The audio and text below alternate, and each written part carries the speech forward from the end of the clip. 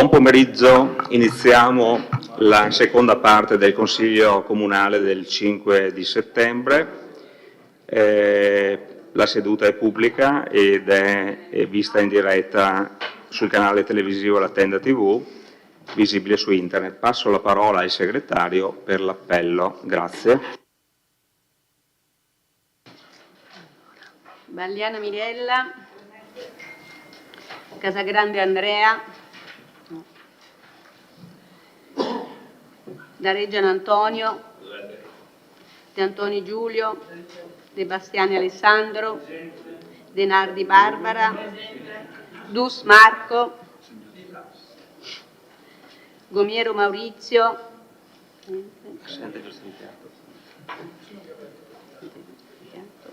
Miatto Antonio, presente. Pagotto Alberto, Parrella Roberto, Rasera Gianni, presente. Rosset Mario, arriva. Salezze Silvia, arriva. Sant'Antonio Paolo, presente. Tonon Roberto, presente. Paraschin Gianni, presente. Per adesso ci sono 5 assenti, 12 presenti. Sì, un attimo così. Allora, adesso la seduta quindi è costituita, nominiamo gli scrutatori.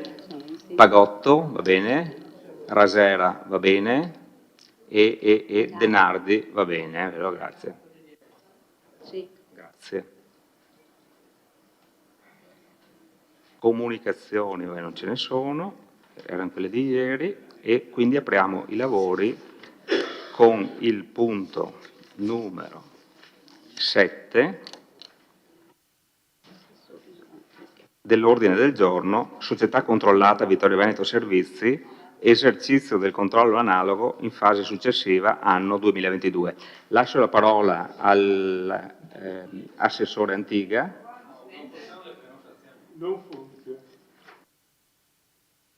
Non funzionano le prenotazioni.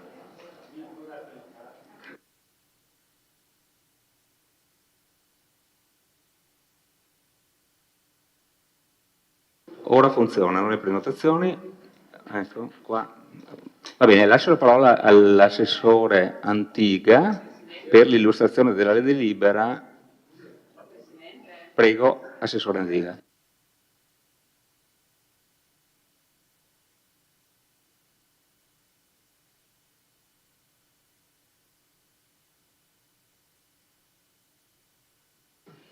Il segretario ha appena fatto l'appello e in questo momento è la minoranza che sta garantendo la fattibilità di questa seduta, perché se i 5 consiglieri comunali di minoranza se ne andassero, fino a 30 secondi fa non avevate più il numero legale.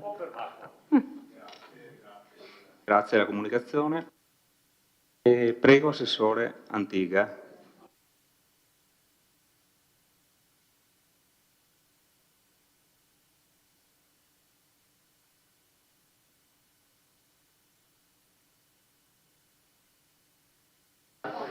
Prego, assessore Antiga, silenzio in aula, visto che non perdiamo tempo e andiamo avanti. Prego, assessore.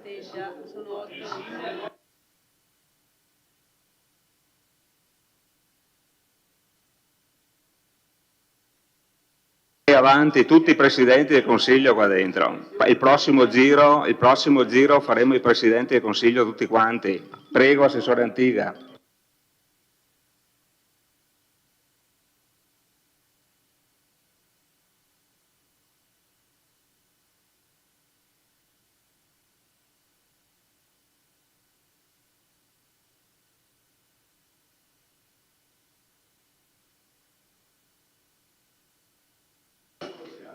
Grazie Presidente. Ripartiamo col punto numero 7. Società controllata Vittorio Veneto Servizi SRL, esercizio del controllo analogo in fase successiva anno 2022. Essendo la società Vittorio Veneto Servizi una società in house controllata, necessariamente come tutti gli anni si passa il vaglio di questa società che presenta i propri bilanci e le proprie iniziative.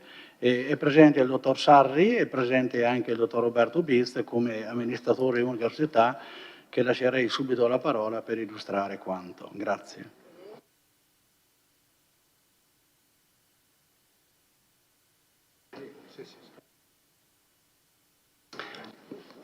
A tutti, prima di introdurre il punto volevo, ogni promessa è debito, quindi volevo rispondere un attimo alla richiesta fatta dal consigliere Tonon ieri sera. Allora, questa mattina ho cercato di fare un ragionamento su quello che mi era stato chiesto ieri, insomma. Allora, io ho ragionato così, ma penso che potrebbe funzionare, nel senso che nella corrispondenza intercorsa e anche nel colloquio di ieri sera comunque, nella corrispondenza intercorsa era emerso la volontà di Vittorio Veneto Servizi di fare circa un mutuo, quindi un finanziamento di circa 1,8 milioni. Ok, quindi questa era l'idea anche dai dati che avevamo visto in 15 anni. Posto che, lo vedremo fra un po', la società è una società in house e come tale soggiace alle regole della società pubblica, anche per quanto riguarda i finanziamenti, sicuramente sarà necessaria un'evidenza pubblica, ma comunque deve soggiacere ai criteri previsti per i finanziamenti degli enti locali. Come tale ho simulato un mutuo con le condizioni che farebbero che noi dovremmo rispettare, quindi alla stessa stregua.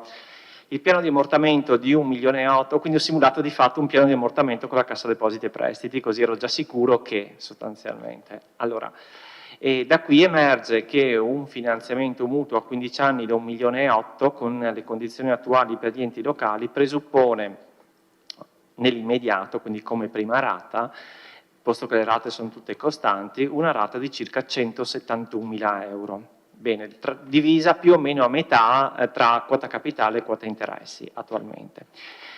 Ora, è sostenibile da Vittorio Veneto Servizi? Bene, allora, come vedremo subito dopo, la società dal punto di vista patrimoniale è ampiamente solida, quindi anche l'operazione di vendita, di fatto, che è un'operazione prettamente patrimoniale, non ha nessun tipo di problema, così come la possibilità del rimborso del prestito. Qualche perplessità me la pongo e dopo la vedremo anche perché dal punto di vista economico, quindi in termini di costi e ricavi e quindi di rimborso della quota interessi. Perché? Perché gli utili di Vittorio Veneto Servizi non sono elevatissimi sostanzialmente, perché ci sono delle quote di ammortamento importanti, soprattutto legate all'avviamento. Quindi alla luce di questo la quota interessi è ampiamente sostenibile, soprattutto la prima che è la più importante, perché poi via via che si paga il mutuo gli interessi scendono, insomma, quindi è ampiamente sostenibile, sì, tenendo conto degli utili conseguiti negli ultimi anni da Vittorio Veneto Servizi. Francamente con i dati di bilancio 2022 non mi spingerei con un finanziamento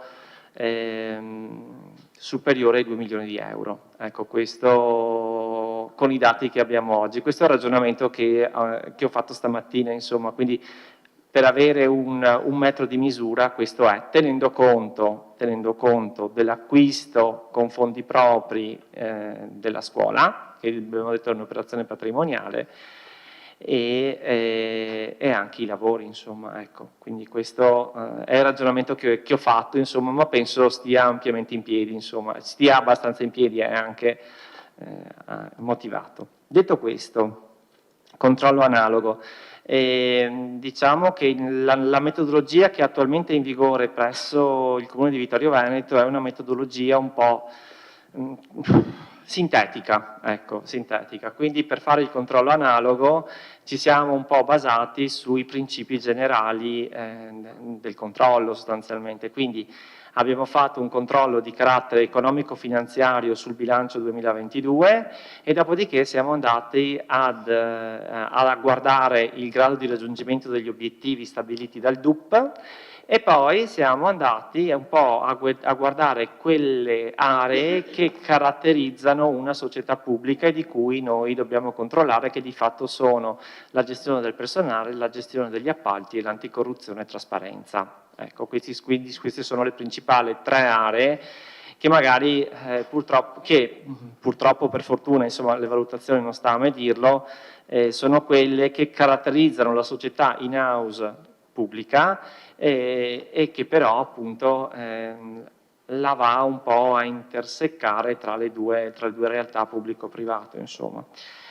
E partirei dal controllo economico finanziario fatto sul bilancio 2022. Allora, come vi dicevo prima, il bilancio di Vittorio Veneto Servizi chiude con un utile di 156.714 che nell'assemblea di approvazione del bilancio si propone da destinare riserva perché, se vi ricordate, nella delibera di Consiglio Comunale che approvava le modifiche statutarie era previsto, ancorché ad oggi non sia ancora efficace, ma comunque era previsto che il Consiglio Comunale si pronunciasse a valere quale atto di indirizzo sulla distribuzione degli utili. Quindi prudenzialmente la società, non avendo questo indirizzo, ha accantonato a riserva disponibile, dopodiché si deciderà cosa fare nel momento in cui il Consiglio ne ha dato l'indirizzo. Per quanto riguarda, ripeto, la situazione economico-patrimoniale di cui io non ravviso grosse criticità, volevo segnalare sostanzialmente un patrimonio netto piuttosto elevato, dato sostanzialmente da riserve disponibili per quasi 2,9 milioni di euro, quindi riserve piuttosto importanti, quindi riserve disponibili. Dato che controbilancia nella parte dell'attivo con un fondo di cassa ampiamente anche lui importante. Abbiamo un fondo di cassa, quindi disponibilità liquide, per 1.459.760. Quindi dal punto di vista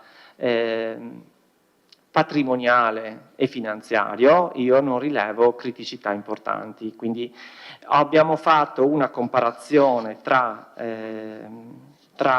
anche le attività, tra le aziende dello stesso settore, quindi quelli con codice Ateco 47, e vedete sicuramente che gli indici di bilancio sono tutti al di sopra della media settoriale, quindi possiamo stare assolutamente tranquilli. Quindi sia per quanto riguarda la solidità che la patrimonialità non ci sono problemi.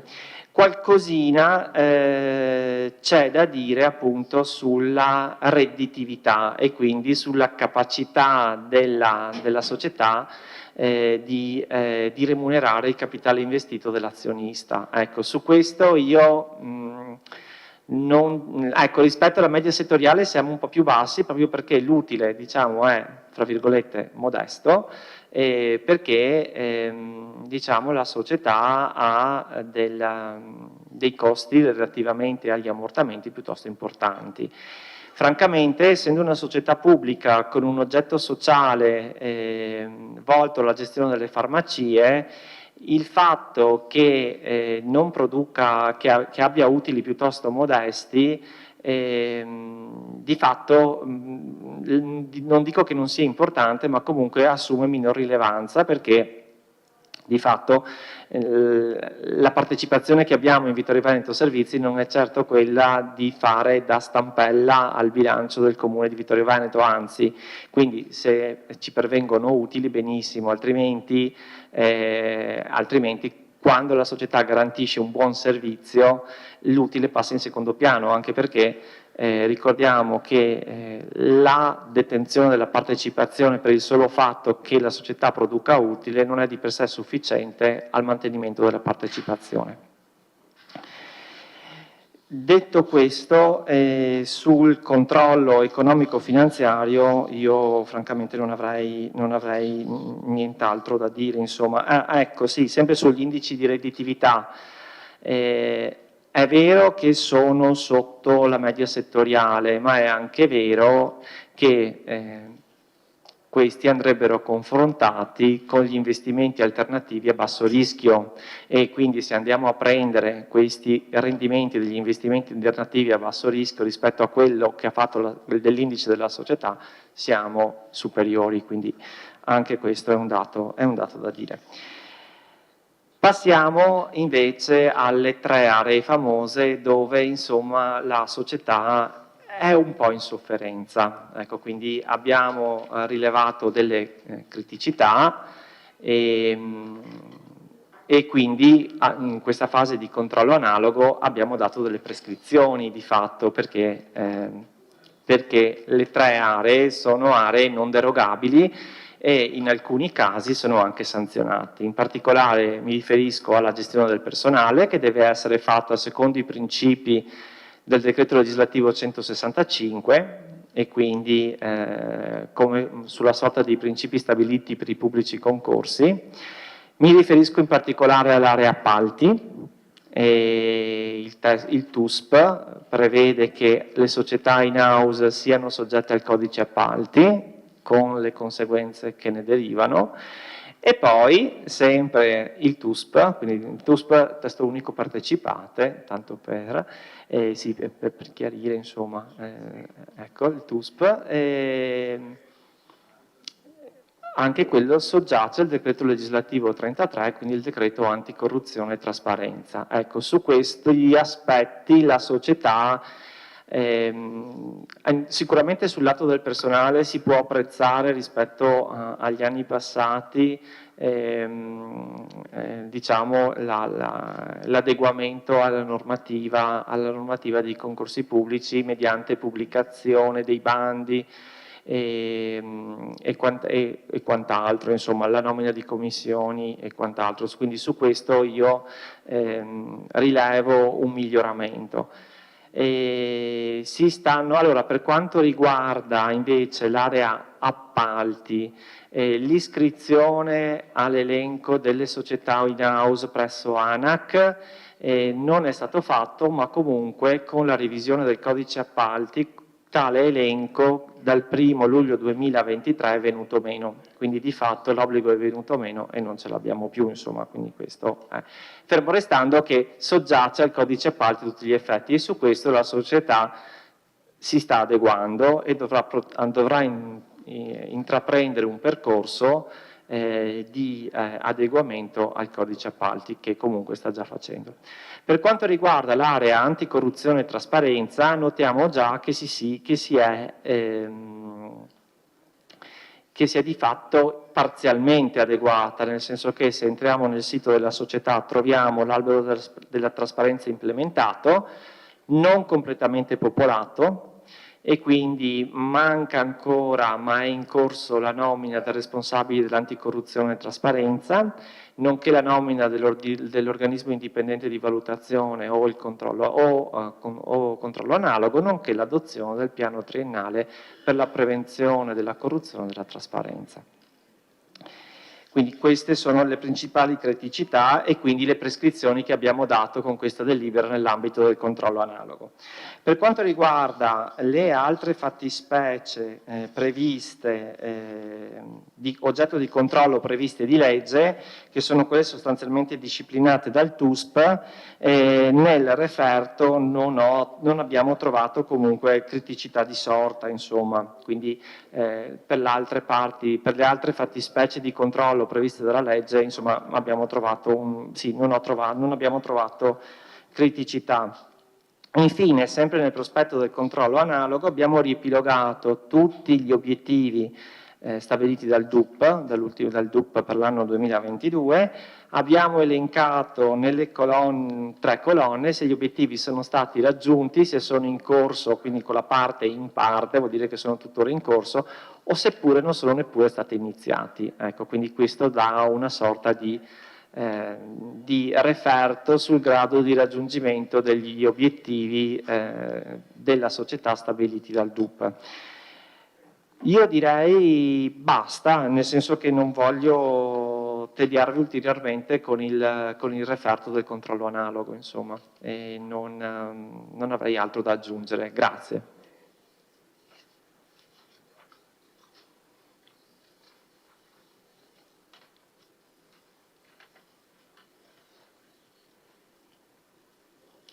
Grazie dottor Sari, grazie per la dettagliatissima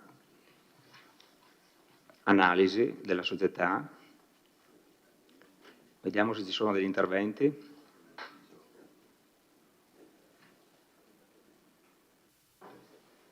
Consigliere Tonon, prego.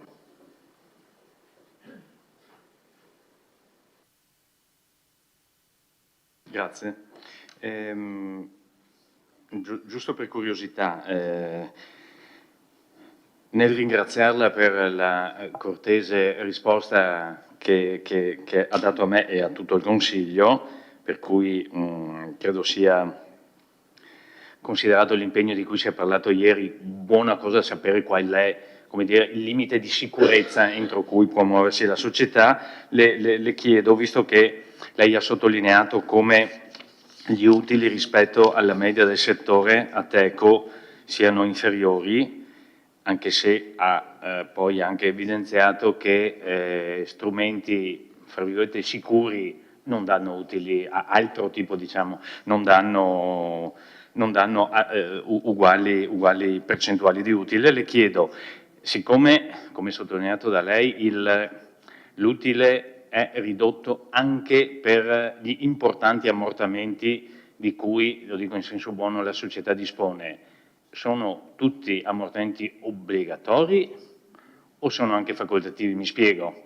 In alcuni casi ci sono alcuni ammortamenti che possono essere, me lo insegna lei questo ovviamente, percentualmente, e si possono spalmare su più annualità, perché è ovvio, non è un giochino, ovviamente è tutto previsto dalla normativa, se fossero facoltativi si potrebbero diluire negli anni e di conseguenza alzare l'utile qualora fosse necessario, mantenendo una gestione come è stata fatta credo negli ultimi 20 anni almeno, insomma, prudente e attenta. È vero che è bene fare come ha detto lei. In questo senso ieri dicevo che presumibilmente per anni, per non pochi anni, non dico tutti i 15 del mutuo ma quasi, la società difficilmente potrà erogare dividendi importanti al Comune, ovviamente. Questa era la domanda. Per quanto riguarda poi il controllo analogo, devo dire che rispetto a quanto avveniva precedentemente, devo rilevare che anche dal punto di vista del Consiglio Comunale la specificazione e la illustrazione di quelli che sono gli obiettivi raggiunti o non raggiunti o in via di raggiungimento, almeno a mio modo di vedere, adesso è molto più chiara. Grazie. Grazie. Consigliere De Antoni. Sì, già in Commissione abbiamo parlato di questo documento che il dottor Sari ha preparato e abbiamo detto che è un notevole passo avanti rispetto alle cose che potevamo vedere prima. Quindi io mi volevo soffermare solo su alcuni punti, cioè alcuni appunto dei vincoli previsti dalla normativa pubblica sono stati rispettati. Ho chiesto anche in Commissione sul personale se questi avvisi che sono obbligatori come venivano fatti e dove venivano fatti. Mi è stato detto che per quanto riguarda gli avvisi per le assunzioni di personale viene fatto un avviso sul settore trasparenza del sito della Vittorio Veneto Servizi e per quanto riguarda le assunzioni dei farmacisti viene mandato questo avviso anche all'ordine dei farmacisti. E io ho detto in commissione, ritorno a dire qui, mi sembrerebbe importante, più trasparente e anche più corretto che questi avvisi venissero pubblicati anche da qualche altra parte, ad esempio sul sito del comune, ad esempio un avviso sul giornale quando ci sono queste assunzioni, perché effettivamente è molto difficile per le persone, per i cittadini sapere queste cose, perché io non sono mai entrato nel sito della Vittorio Veneto Servizi, non so quanti lo facciano quotidianamente per capire se ci sono queste assunzioni, anche perché appunto il servizio deve essere dato principalmente ai cittadini di Vittorio Veneto, che poi sono i reali soci della società. No, cioè, il comune, di fatto siamo tutti noi cittadini di Vittorio Veneto che in qualche modo siamo soci della società. Quindi questa comunicazione che venga fatta principalmente a Vittorio Veneto e venga fatta in maniera che tutti possano prenderne atto. Un articoletto sul giornale, una pubblicità che viene fatta su qualche settimanale o quindicinale potrebbe anche contenere qualche notizia di questo tipo. Il dottor Sarri ha accennato ad altri aspetti, diciamo, su cui appunto anche in sede di commissione ci siamo soffermati e che comunque c'è l'impegno da parte dell'amministratore di arrivare brevemente a recuperare, diciamo, questi aspetti. Io ho lamentato e nuovamente segnalo che quegli obiettivi cosiddetti di carattere sociale che sono riportati nel DUP, anche quest'anno non sono stati raggiunti, anche nell'ultimo anno, perdono, non sono stati raggiunti. E ricordo, dottor Bizz, ricordo quanto lei disse l'anno scorso, quando io insistevo sul fatto, bisogna fare, cioè la farmacia non può essere solo un posto dove vado a comprare i farmaci, ma non può essere equiparata alle altre farmacie private, deve svolgere un importante ruolo sociale. E ho apprezzato molto ieri, o forse era stamattina, non ricordo, ma comunque nell'ultima parte della riunione di ieri, che lei ha detto che, ha detto anche lei, no, le farmacie comunali, oltre a svolgere, diciamo, a essere molto attenti agli aspetti di bilancio, devono anche svolgere un servizio sociale. Lo ha detto ieri, le assicuro, controllate il verbale, perché mi sono preso nota, perché è un cambiamento rispetto all'anno scorso che ho molto apprezzato. Quindi mi auguro che quegli obiettivi che erano inseriti nel DUP 2022, che credo siano stati riportati anche nel DUP 2023-2025, a questi obiettivi si faccia attenzione e entro l'anno si porti qualche risultato. Un altro aspetto su cui volevo soffermarmi era quello della comunicazione fuori sacco del dottor Sarri. Quindi abbiamo parlato di questo mutuo di 1.800.000 che dovrebbe essere, diciamo, le risorse finanziarie necessarie per portare a termine, a portare a compimento il progetto complessivo di 2.700.000, 2.800.000 e speriamo che non sia di più. A questo punto ritorno sulla mia proposta, che naturalmente sarà considerata superata, però ribadisco che non era poi un'idea così stramba quella di dire al Comune, invece che chiedere questi 490.000 euro alla Vittorio Veneto Servizi, che pure ha la liquidità, ma non ne ha tantissima, perché non mi ha detto quanti sono i debiti attualmente della società, ci sono dei debiti tipo pagamenti di farmaci, c'è qualcosa, non ho il numero perché non ho il bilancio, però qualche cosa c'è, quindi non ci sono 2 milioni pronti qua, ci sono anche probabilmente, non so, ci sono sicuramente i pagamenti dei farmaci e altre cose che magari vengono fatti a 30-60 giorni, TFR o altre cose. Allora voglio dire che quell'idea di conferire come amministrazione comunale il bene alla Vittorio Veneto Servizi non era un'idea così sballata e quindi probabilmente se riterrete, alla luce di quello che sarà anche l'approfondimento sui costi reali per realizzare questo intervento, forse un ripensamento potrebbe anche esserci.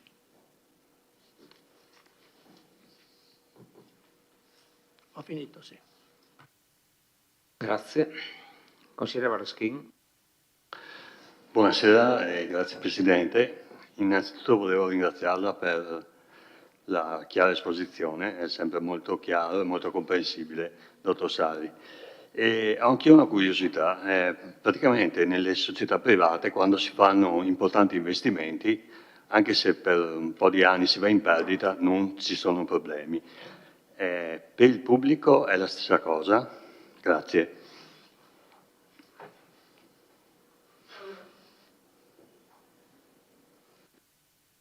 Consigliere Balliana. Sì, grazie. Allora intervengo anch'io e innanzitutto vorrei evidenziare l'importanza del controllo analogo di questo, lo chiamo strumento, ma non so, di questa metodologia che viene applicata, perché effettivamente ci dà una visione completa di quelle che sono, che è la situazione della nostra società e che sinceramente negli anni scorsi avevamo un po' più difficoltà ad inquadrare, anche perché sinceramente non siamo tutti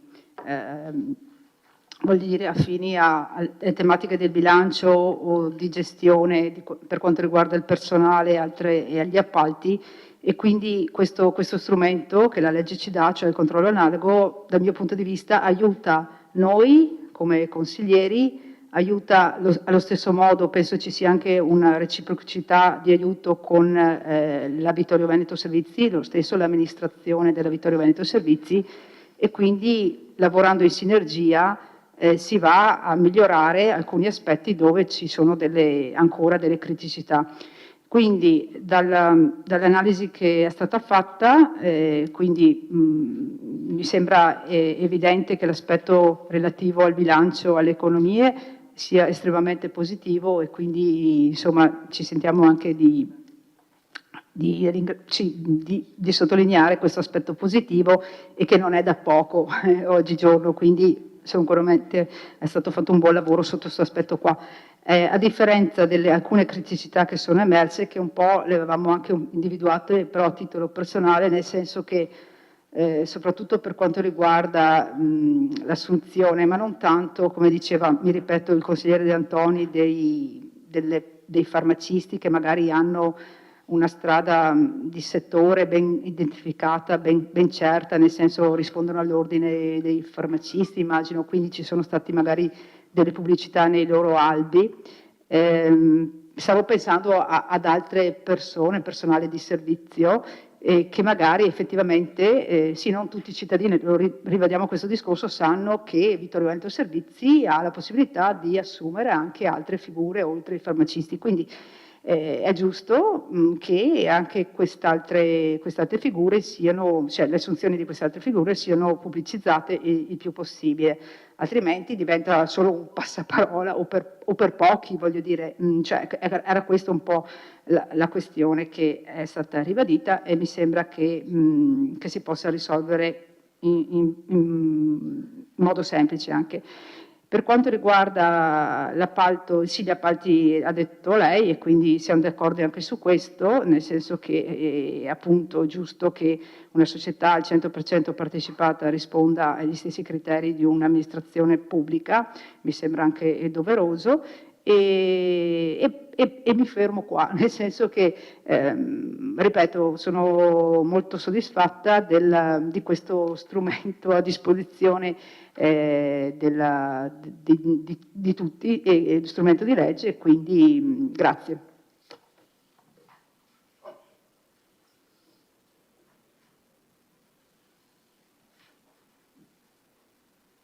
Consigliere Denardi. Grazie Presidente.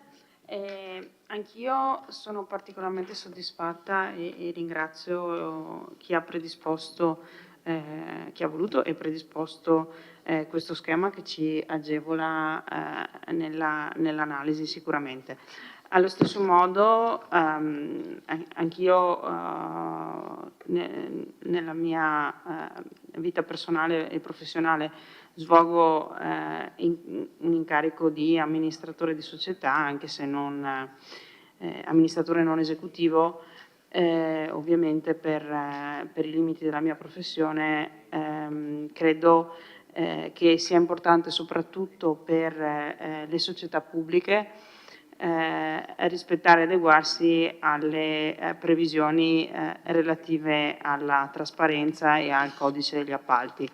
Per cui sono anch'io molto interessata a verificare nel proseguo l'adeguamento alle prescrizioni che sono indicate in alcuni casi anche con urgenza.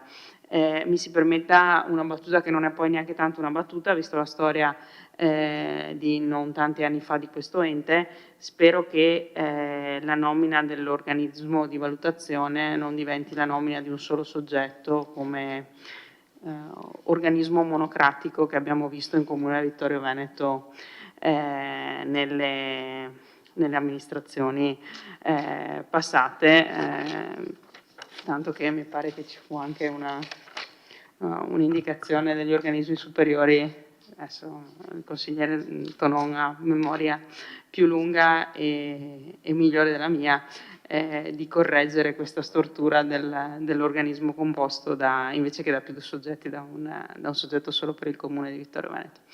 Per cui di nuovo grazie per il lavoro svolto. Dottor Sardi. Intanto vi ringrazio sono io che ringrazio voi perché insomma vedere apprezzato il lavoro svolto dal settore fa sempre piacere. Insomma. Rispondo un attimo alle varie domande. Consigliere Verskin, relativamente alle perdite. È una fattispecie che abbiamo affrontato e anche l'abbiamo affrontata, posso dire, grazie al Comune di Vittorio Veneto, insomma, quindi siamo anche contenti di questo, nell'ambito della MOM praticamente, nel senso che il bilancio della MOM quest'anno ha chiuso in perdita. Okay? Cosa dice la legge? Che se la perdita non è prontamente ripianata, succede che in capo al Comune deve obbligatoriamente accantonare una quota dell'avanzo d'amministrazione in proporzione alla partecipazione ricevuta.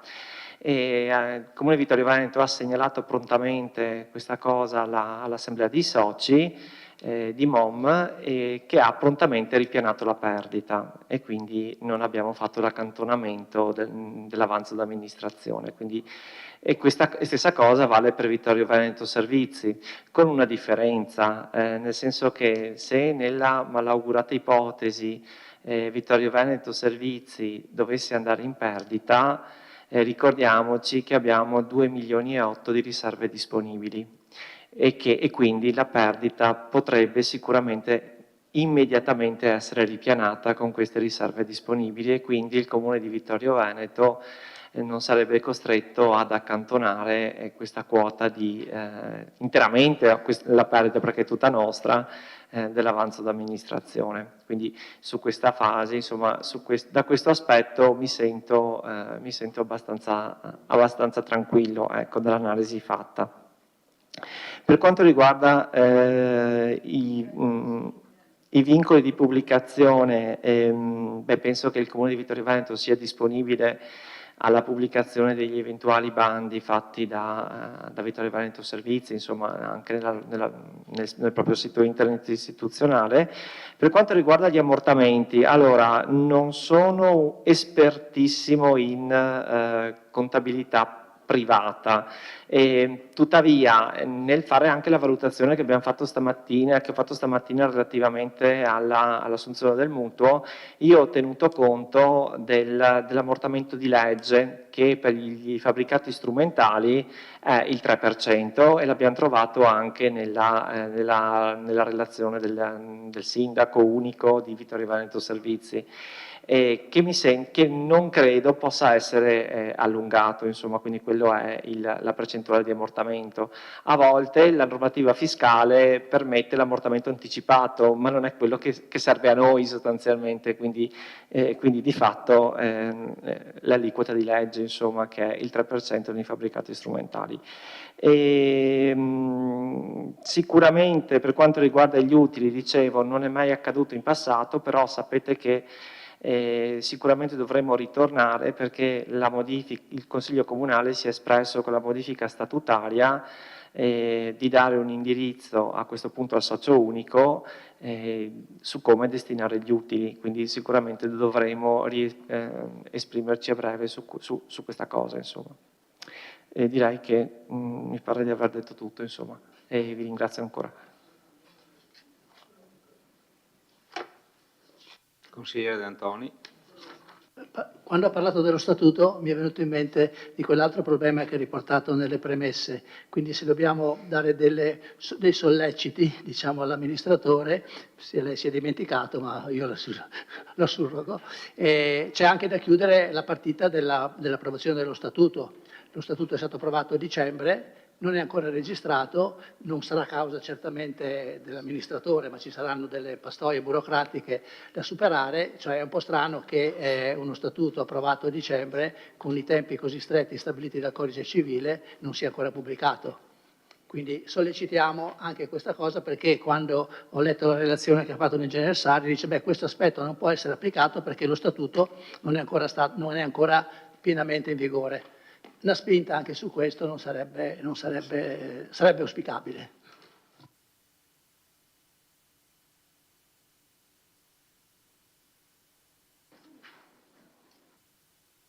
Consigliere Tonon. Sì, grazie. Io mi riferivo soprattutto all'avviamento, nel senso che è ovvio che quello del 3% è fisso, anzi si può anticipare o in alcuni casi addirittura con le rivalutazioni.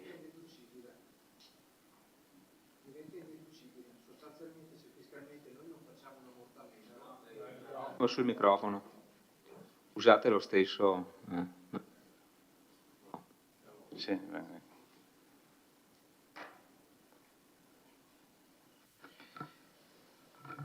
Allora, nel caso in cui, bisogna intanto sottolineare che gli ammortamenti sono di carattere diverso, perché noi abbiamo sì gli ammortamenti legati agli immobili, ma abbiamo gli ammortamenti di arredi e tutt'altro, quindi c'è, come aveva fatto presente il dottor Sarri, c'è quello storico che è quello dell'immobile che è al 3%.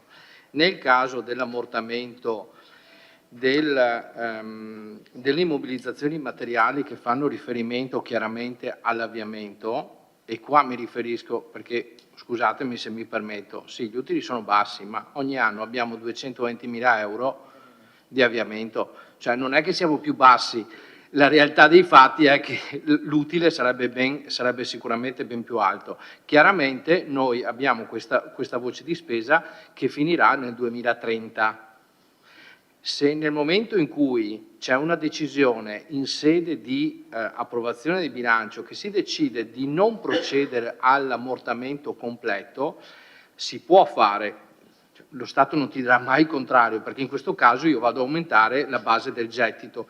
In questo caso significa che quella quota che io non vado a ammortizzare diventerà un ammortamento indeducibile, quindi io non potrò recuperarlo dopo. Cioè è come se io dicessi domani mattina faccio un piano di ammortamento in 5 anni, lo sospendo e lo riprendo. La quota che io ho sospeso non la posso più recuperare. Sostanzialmente questo è il processo.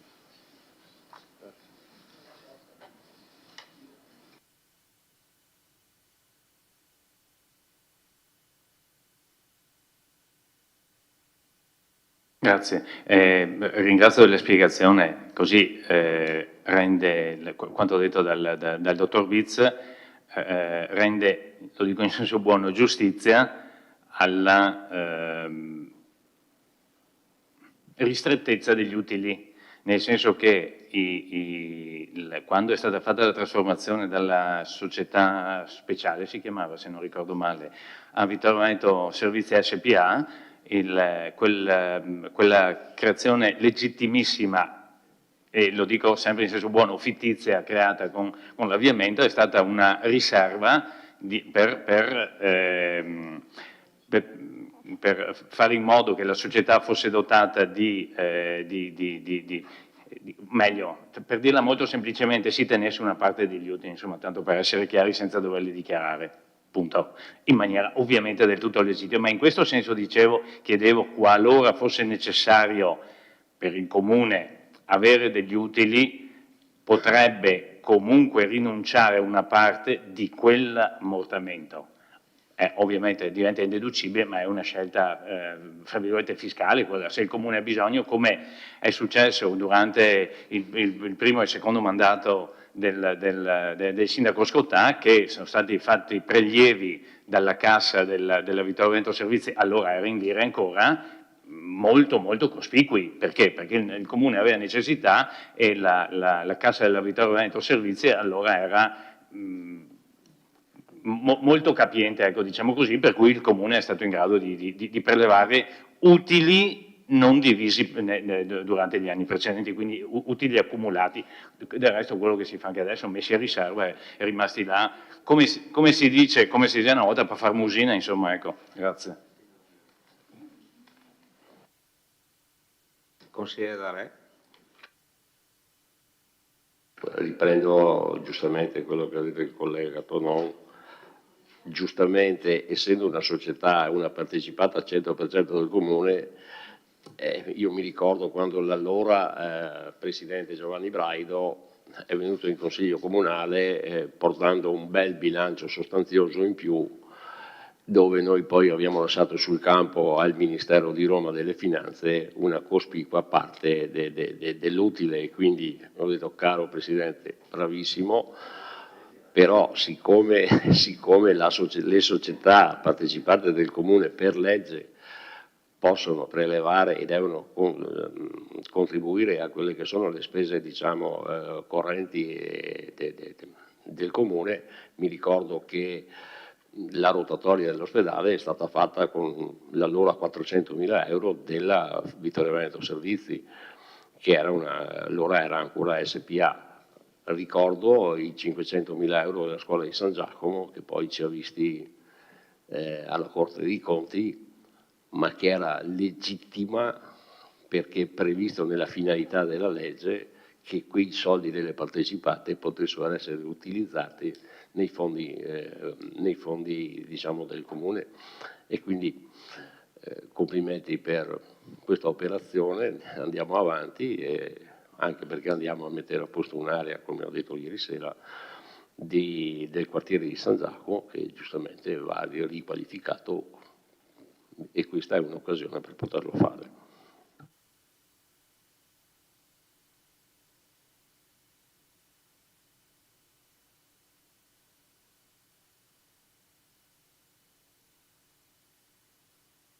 C'è qualche intervento?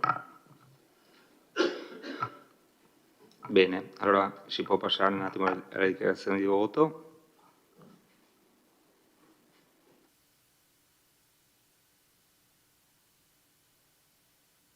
Prego. Quindi da parte del mio gruppo, auspicando che diciamo, le sollecitazioni che sono state riportate nel referto del controllo analogo e quelle che sono state fatte anche in questa seduta vengano accolte rapidamente e vengono risolti tutti i piccoli problemi che ancora ci sono. Io penso anche, lo faccio anche per voi, sì, e anche il gruppo PD, esprimiamo il nostro voto favorevole.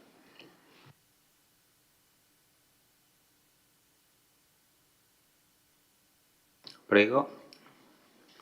Come gruppo Lega noi esprimiamo voto favorevole, approviamo in pieno il progetto, il finanziamento e tutto quanto. Grazie.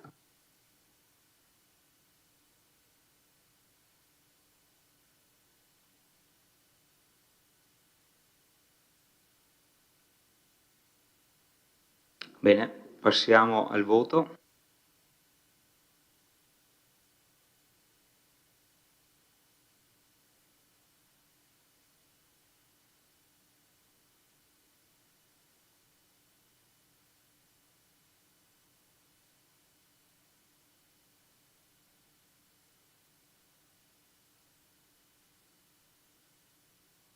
La delibera è approvata con favorevoli 14, contrari 0, astenuti 0.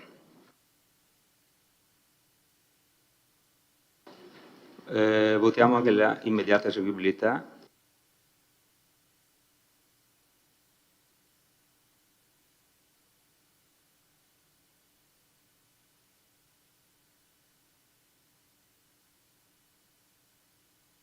E De Antoni.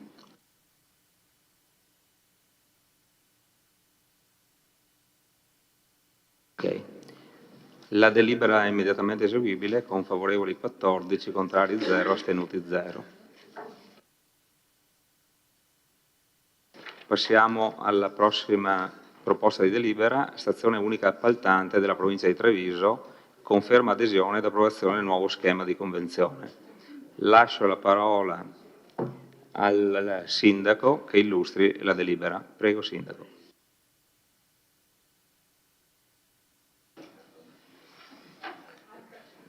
Ecco, quindi c'è a questo punto nel quale andiamo a trattare questa prudenziale azione che andiamo a fare, nel senso che andiamo a rinnovare la possibilità di avvalerci della stazione unica appaltante della provincia di Treviso, cosa che da anni già era in essere, tenendo conto che già Vittorio Veneto ha la possibilità di essere stazione unica appaltante anche per importi di tipo europeo, però visto che avevamo già questa convenzione in essere con la provincia di Treviso, si intende prudenzialmente di continuare a avvalerci di questa possibilità.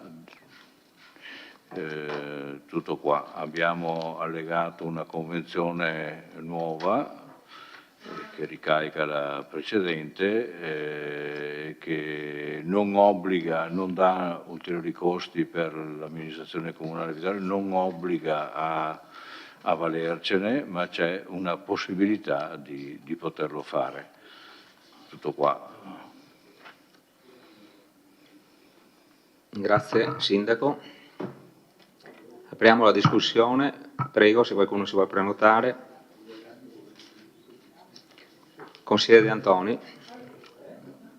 Sì, diciamo, questa proposta di delibera diciamo, la condivido in quanto rientra un po' in quella che è stato più volte un mio sollecito, cioè quello di cercare di mettere assieme le forze di più enti locali per poter essere più preparati e più professionali negli diversi adempimenti, nelle diverse procedure che ci troviamo di fronte, che i comuni si trovano di fronte. Quindi ben venga diciamo, questa diciamo, convenzione con la provincia, con la quale mi sembra anche leggendo gli atti degli appalti, anche recentemente ci sono stati fatti 2 appalti velocemente nei termini e quindi diciamo, sicuramente l'esperienza è andata bene e quindi è giusto continuarla. Io approfitto dell'occasione per diciamo, cercare di far presente all'amministrazione che questo tipo di attività, quindi di essere coinvolti o di coinvolgere insomma, altri enti su queste iniziative sovracomunali, potrebbe essere un po' attivata anche a livello di Vittorio Veneto con i comuni limitrofi. Lo so che i nostri uffici sono sovraccarichi, lo so, però se vogliamo effettivamente essere punto di riferimento per la Vallata, per gli altri comuni, quando poi andremo anche a chiedere aiuti perché c'è bisogno, no? Per l'ospedale sarebbe importante che tutti i cittadini andassero all'ospedale di Vittorio Veneto, se dobbiamo fare delle iniziative, la piscina potremmo farla utilizzare anche maggiormente ancora dagli altri comuni, cioè essere punto di riferimento significa avere le strutture per fare in modo che gli altri cittadini usufruiscano dei servizi sovracomunali che indubbiamente il comune di Vittorio Veneto ha, ma anche significa mettere a disposizione le competenze professionali dei propri uffici per cercare di aiutare gli altri comuni che sono molto più piccoli, che non si possono permettere dirigenti amministrativi come abbiamo noi, per fare un esempio, dirigenti tecnici, per diciamo, aiutarli anche a superare le problematiche che ci sono. Torno a dire, so che è un problema difficile, so che siamo limitati con il personale, abbiamo un sacco di problemi, un sacco di adempimenti, però un pensiero su queste cose, su alcune materie particolari, sarebbe secondo me corretto. Da quello che so, ma dovrebbe essere così, attualmente abbiamo solo l'attuazione del servizio di polizia locale in associazione con gli altri comuni, avevamo quella con i servizi sociali che è stata poi interrotta. Auspico ecco, che ci possano essere altre iniziative, anche se pur non importanti, ma per cercare di aiutare anche gli altri comuni a superare tutte le difficoltà che con queste norme che continuano a cambiare sicuramente ci sono. Anche il servizio diciamo, per gli appalti che abbiamo anche qui avviato in comune, diciamo, una volta che si sarà rinforzato potrebbe essere perlomeno per un certo tipo di appalti siamo rientranti nella norma del codice degli appalti, quindi al di sotto del limite europeo per quanto riguarda le opere pubbliche, mi sembra più basso ma non so di quanto per quanto riguarda i servizi, potrebbe essere un servizio che possiamo dare senza mandare Fregona, Sarmede in provincia, forse alcune cose, questo ci consentirebbe anche di avere forse anche un minimo di risorse umane e quindi anche di rendere più professionale e più approfondito il lavoro che anche i nostri dipendenti fanno. Dico anche che sono favorevole quindi all'approvazione di questa convenzione e basta. Consigliere Vagliana. Grazie. Allora, anch'io sono favorevole alla convenzione con la stazione unica appaltante della provincia di Treviso, cioè del rinnovo di questa convenzione, perché penso che un soggetto come la provincia abbia più possibilità anche da un punto di vista organizzativo, anche di lavorare su appalti abbastanza importanti e quindi da un punto di vista, ripeto, di personale e anche di uffici hanno magari delle capacità proprio per gli uffici che hanno di fare le cose anche in modo più veloce e più strutturato. Invece io volevo chiedere, approfitto di questo argomento per chiedere informazioni rispetto al nostro ufficio che avevamo istituito circa 1 anno e mezzo fa, che avevamo chiamato ufficio gare, mi sembra, così magari non è appropriato il termine, ma vorrei capire come sta procedendo questa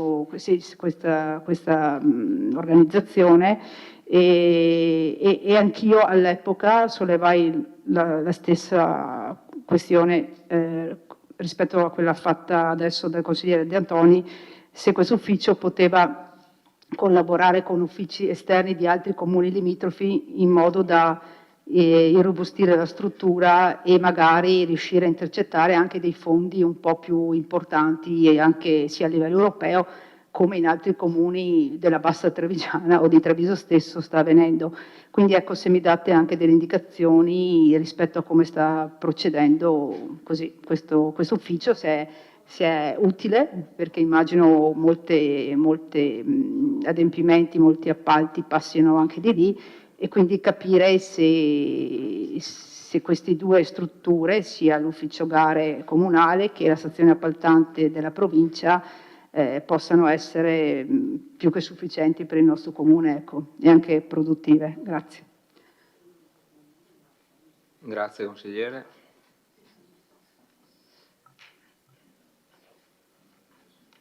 Sindaco, prego. Vi ringrazio per le vostre considerazioni, però mi permetta, consigliere De Antoni, di puntualizzare.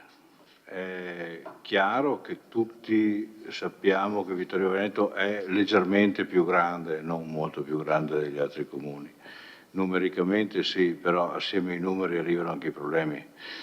E quindi volevo farle presente che la nostra parte la stiamo facendo già abbondantemente nei riguardi dei comuni contermini, nel senso che lo IAT lo paghiamo noi e nessuno dei comuni che sono attenzionati attorno a noi, che sono collegati a noi, offre un singolo euro per la conduzione dello IAT. Ce lo paghiamo tutto noi e non manchiamo mai di fare. Veda l'esempio dell'app turistica che sta concludendosi, ci spendiamo noi per gli altri senza aver nessun ritorno.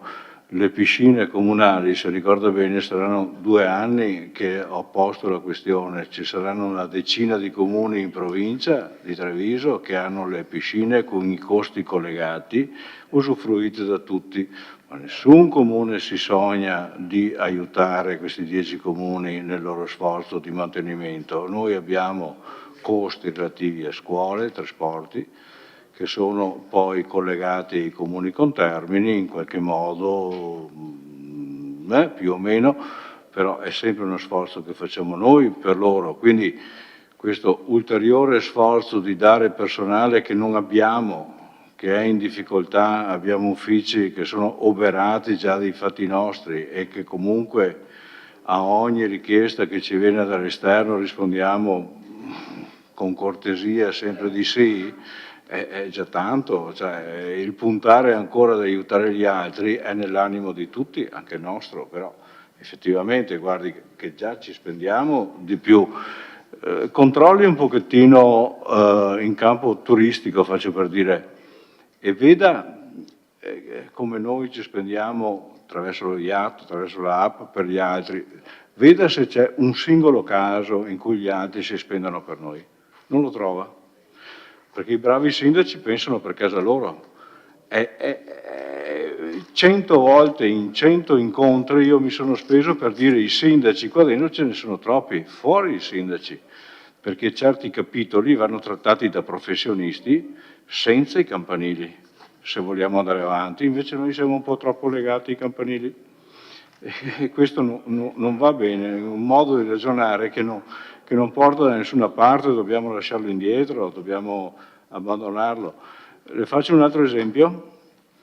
Allora, lei lo sa che esistono i BIM, bacini imbriferi montani? Lo sa che ci esistono i sovracanoni? Bene. I sovracanoni sono delle ammennicoli che arrivano in conseguenza del fatto che si usa a fini idroelettrici l'acqua. Ok? No, il rivierasco è un po' complesso, posso spiegarglielo. C'è un apposito sovracanone che si chiama sovracanone rivierasco. C'è un sovracanone BIM che si chiama sovracanone perché c'è un canone da pagare allo Stato per l'uso idroelettrico dell'acqua, ok? Bene. Allora, nel caso specifico nostro noi ricadiamo in 2 BIM diversi, il Livenza e il Piave.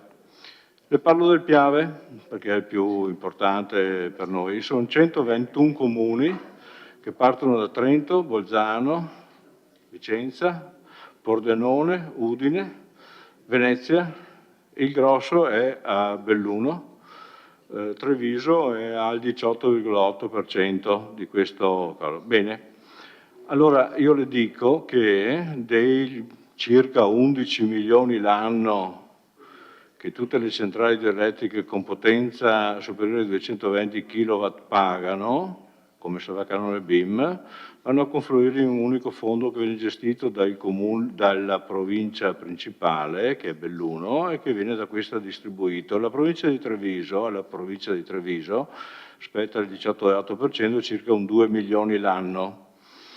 In provincia di Treviso ci sono 34 comuni soci, Vittorio Veneto e altri 33. Bene. Vittorio Veneto è beneficiario, pur avendo il 198% della potenza impegnata a produrre questo sovracanone e circa più del 20, quasi il 25% della potenza di tutti i 120 comuni di tutte le province, è beneficiaria di un aiuto pari a Zenzon di Piave, 1700 abitanti, che quasi non c'entra nulla con la problematica sottesa da questo tipo di contribuzione o che la giustificava. Lei pensa che qualcuno abbia pensato di fare un pochettino di giustizia? A tutt'oggi no, è stato chiesto, lo farò anche ufficialmente. Ma faccio per dire che non è che nessuno pensi a lei, è lei che pensa agli altri e fa bene perché bisogna essere così, idealmente. Di fatto non c'è ritorno. Grazie. Consigliere, Assessore Caldar, prego. Sì, volevo dare qualche dato relativamente alla questione del nuovo servizio appalti, gare appalti. E anche, prima che mi sfugga, anche ricordare che abbiamo anche l'avvocatura insieme a Conegliano. E poi c'è tutto, di fatto, gran parte del sociale che sta già lavorando a livello di ambito. Quindi diciamo che passi avanti se ne stanno facendo in questo senso. Allora, l'ufficio appalti è partito circa prima della scorsa estate. Ovviamente c'è stato un momento di rodaggio per capire, perché era un servizio nuovo, non tanto per noi, ma proprio per gli uffici, nel senso che ha richiesto una riorganizzazione di pensiero anche, no? Perché i due grandi settori, amministrativo e tecnico, erano abituati a farsi, con il supporto della provincia, a farsi le gare. Questo è stato un anno, diciamo, veramente di lavoro, di confronto, anche di scontro, e adesso speriamo di aver trovato la riformulazione esatta, migliore, per fare anche, perché le persone già c'erano che sono andate all'ufficio, sono state assegnate all'ufficio, a questo nuovo servizio, lavoravano con noi da molti anni, per cui c'è stato anche un lato umano, diciamo, no? Sul quale abbiamo provato a lavorare, e adesso proprio dal 1° settembre l'abbiamo riorganizzato secondo quello che, a parere non solo nostro ma anche di chi ci lavora dentro, dovrebbe essere la formula vincente, che prevede 5 persone, il responsabile e 4 persone che si occupano quindi del provveditorato, delle gare degli appalti. E per esempio, io parlo per esperienza diretta, per la parte nostra scuola sociale, che sono appalti, diciamo, contenuti come costo all'interno di ciò che noi possiamo fare, li abbiamo portati avanti bene, insomma, ogni tanto ci si confronta con la provincia, però è un lavoro in divenire che mi pare stia funzionando. Grazie.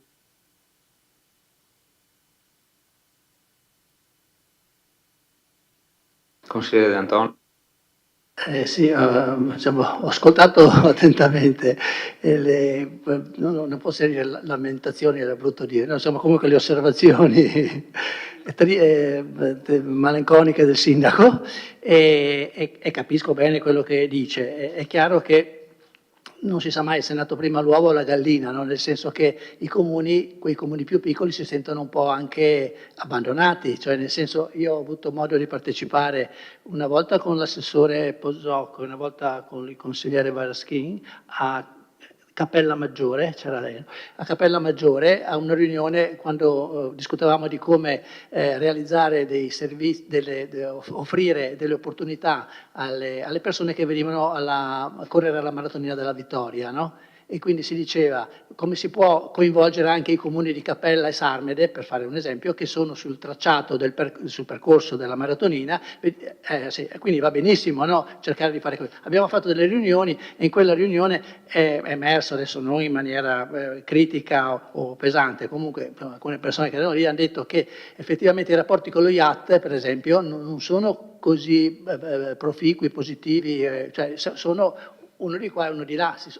Chi è causa? Il comune, lo IAT, non so, però voglio dire c'è da lavorare su questo, quindi anche cercare di favorire quella che è, diciamo, i servizi che noi già diamo a spese nostre, a maggior ragione, cioè possiamo anche fare forse una riunione, non so se sarà stata fatta, una riunione con tutte le amministrazioni interessate e dire queste cose, perché le dico appunto che c'era l'assessore, adesso non mi ricordo chi c'era quella volta, l'assessore del comune di Cappella, e in qualche modo diceva ma lo IAT per noi non fa niente, ecco, questa è la soluzione. Può darsi di sì, può darsi di no, non so, però ecco, mi viene da dire che forse bisogna cercare di spingere anche su questa attività assieme, perché se stiamo qui a aspettare che gli altri ci diano i soldi, che non ce li danno, e gli altri si lamentano perché non gli diamo il servizio, alla fine la cosa resta qua. Ma se noi che siamo più grandi e più forti, non tanto più grandi, ma abbastanza più forti, possiamo anche cercare di fare la prima mossa, no? Offrire la possibilità di fare questo.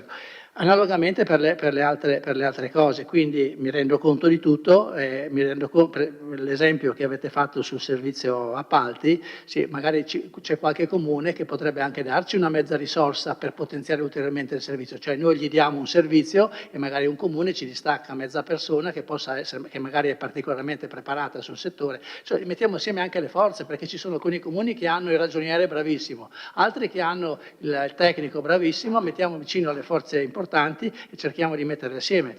Lavoro difficile, lavoro lungo, lavoro che ci costerà magari, però cioè, se diciamo no e basta, non andiamo avanti.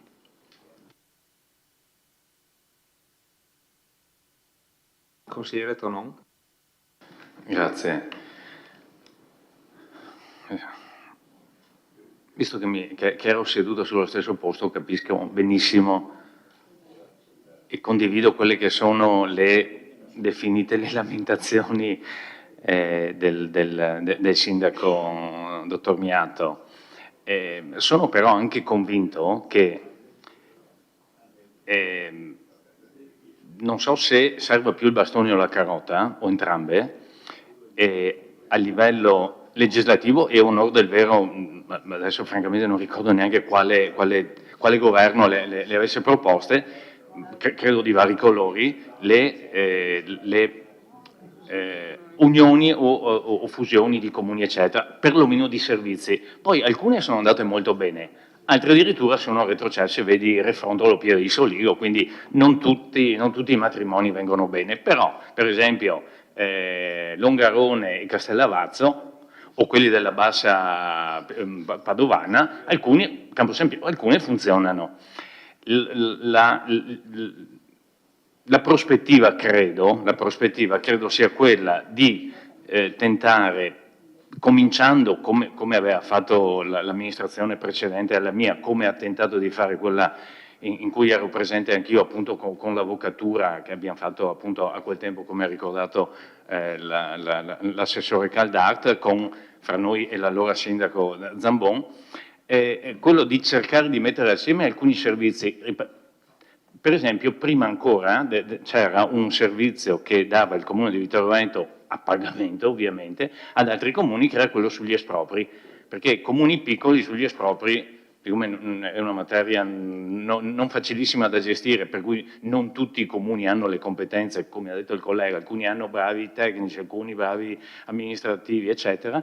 Quindi, dicevo, il tentativo è quello di mettere assieme alcuni servizi perché secondo me è inevitabile col tempo, con la riduzione del personale che ha ricordato il sindaco, che vengano a mancare non a Vittorio, ma tanto più nel comune, nel senso che se un comune che ha 100 dipendenti gliene manca uno,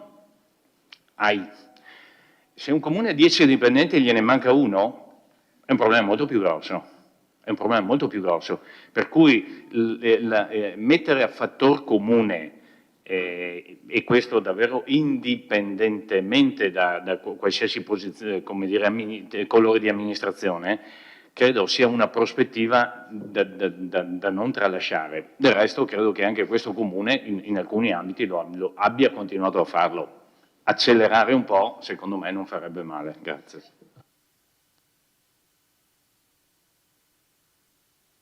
Consigliere Valiana. Grazie. No, faccio un altro intervento perché poi è stimolante il confronto e quindi siamo andati anche un po' oltre al punto, proprio all'ordine del giorno, ma volevo solo fare questa considerazione, che anch'io sono assolutamente d'accordo nel trovare una sinergia con tutti i comuni e nel portare avanti i servizi, e si andrà sicuramente verso questa strada. Basta vedere la questione sul sociale, sull'ambito sociale che sta seguendo. È vero anche che secondo me negli anni 70 c'era ancora questa idea di comuni mandamentali, cioè io mi ricordo Vittorio Veneto che era mandamento nel vero senso della parola, e raggruppava tutti i servizi e voglio dire erano sul nostro territorio e c'era proprio questa vocazione. Eh sì, ma io nel 76, nel 77 già, cioè non verso l'80 già masticavo un po' di... No, avendo familiari in amministrazione pubblica, quindi qualche notizia mi arrivava, sindaci vari. Allora, no, ripeto, sì, quindi in quegli anni c'era questa idea di mandamento che poi secondo me man mano si è persa. Tanto è vero che sono emersi i campanilismi, che in questo periodo secondo me sono anche eccessivi. Quindi io sono assolutamente per un'idea dell'unità, dell'unione dei comuni, il più possibile spinta su questo fronte. Detto ciò, però, su alcuni servizi ho qualche riserva quando non ci sono le risorse, sia umane che economiche, sia di personale che economiche, per tenerli in piedi in modo adeguato. E in questo modo mi riferisco soprattutto, per esempio, al servizio consorziato dei vigili urbani della Polizia Municipale, che io lo ribadisco ancora una volta qui in questa sede, dal mio punto di vista, così come formulato e con questa carenza di personale e con il grande territorio che ha il Comune di Vittorio Veneto, purtroppo il fatto di consorziarsi con altri comuni, anche se per solidarietà va bene, però veramente vengono penalizzati, lo so, però vengono penalizzati in questo caso sia i nostri, cioè i cittadini che il territorio stesso. Quindi bene i servizi purché ci siano un apporto di persone, di personale e anche da un punto di vista economico. Grazie. Grazie, consigliere.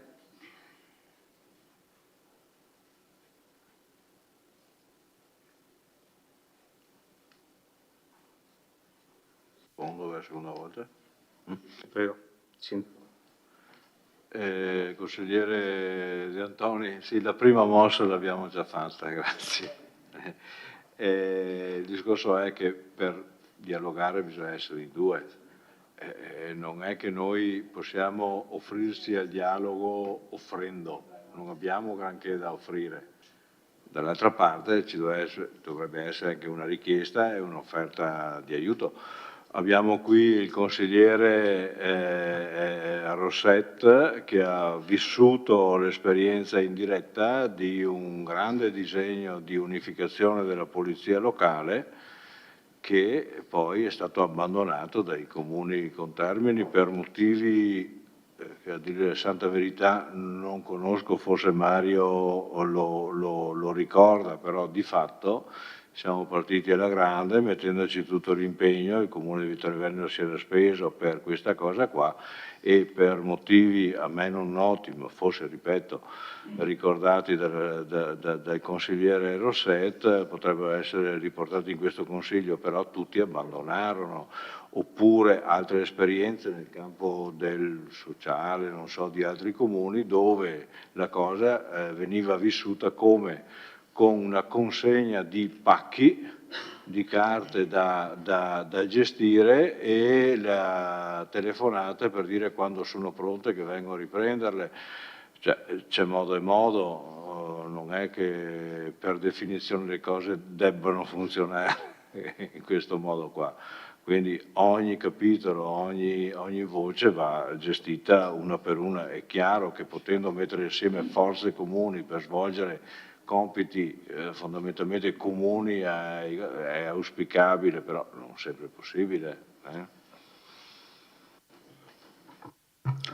Se posso dare un piccolo contributo anch'io con la mia esperienza, posso dire che qua ognuno potrebbe dire la propria, no? Sarebbe bello accentrare, sarebbe bello distribuire, cioè, alcuni servizi secondo me possono essere accentrati subito. Ad esempio, facciamo degli esempi, sistemi informativi, non me ne voglia, non so, gli uffici che nomino, piuttosto che anagrafe. Cioè, l'anagrafe si fa a Vittorio Veneto, una carta d'identità, come si fa a Conegliano, come si fa, ed è immediato se si vuole centralizzare, no? Quindi se si vuole trasportare in un elemento comune. Basterebbe una piccola legge dello Stato che dicesse da domani le carte d'identità vengono fatte in un unico punto piuttosto che i sistemi informativi. Ci sono dei servizi invece che non possono essere accentrati, ad esempio polizia urbana, dal mio punto di vista, e questo è il mio pensiero strettamente personale, polizia urbana, servizi per esempio sanitari che vediamo anche che magari non competono a noi, no? Che vengono in alcuni casi accentrati, però la popolazione si lamenta, no? I servizi sanitari. Perché? Perché se tu accentri un certo tipo di servizio devi avere anche le infrastrutture che ti permettono di poter accedere a quel tipo di servizio centralizzato. Quindi alcuni, secondo il mio punto di vista, immediatamente possono essere accentrati e quindi consorziati. Basterebbe un piccolo sforzo, ma non dei comuni. Parlavo 20 anni fa, 15, con un dirigente della regione perché cercavo di andare a vendere dei servizi ai comuni e mi diceva, si occupava proprio degli enti locali, 581 comuni, se qualcuno non fa una piccola legge affinché tu possa dire che i dati di sta cosa qua vengano accentrati, nessun comune li farà, perché è più semplice per tenersi i dati sotto la sedia, il server, e avere milioni di problemi piuttosto che andare ad accentrare determinate cose. Quindi questo è un po' quanto io ho rilevato in questi anni dal punto di vista lavorativo e anche di esperienza amministrativa.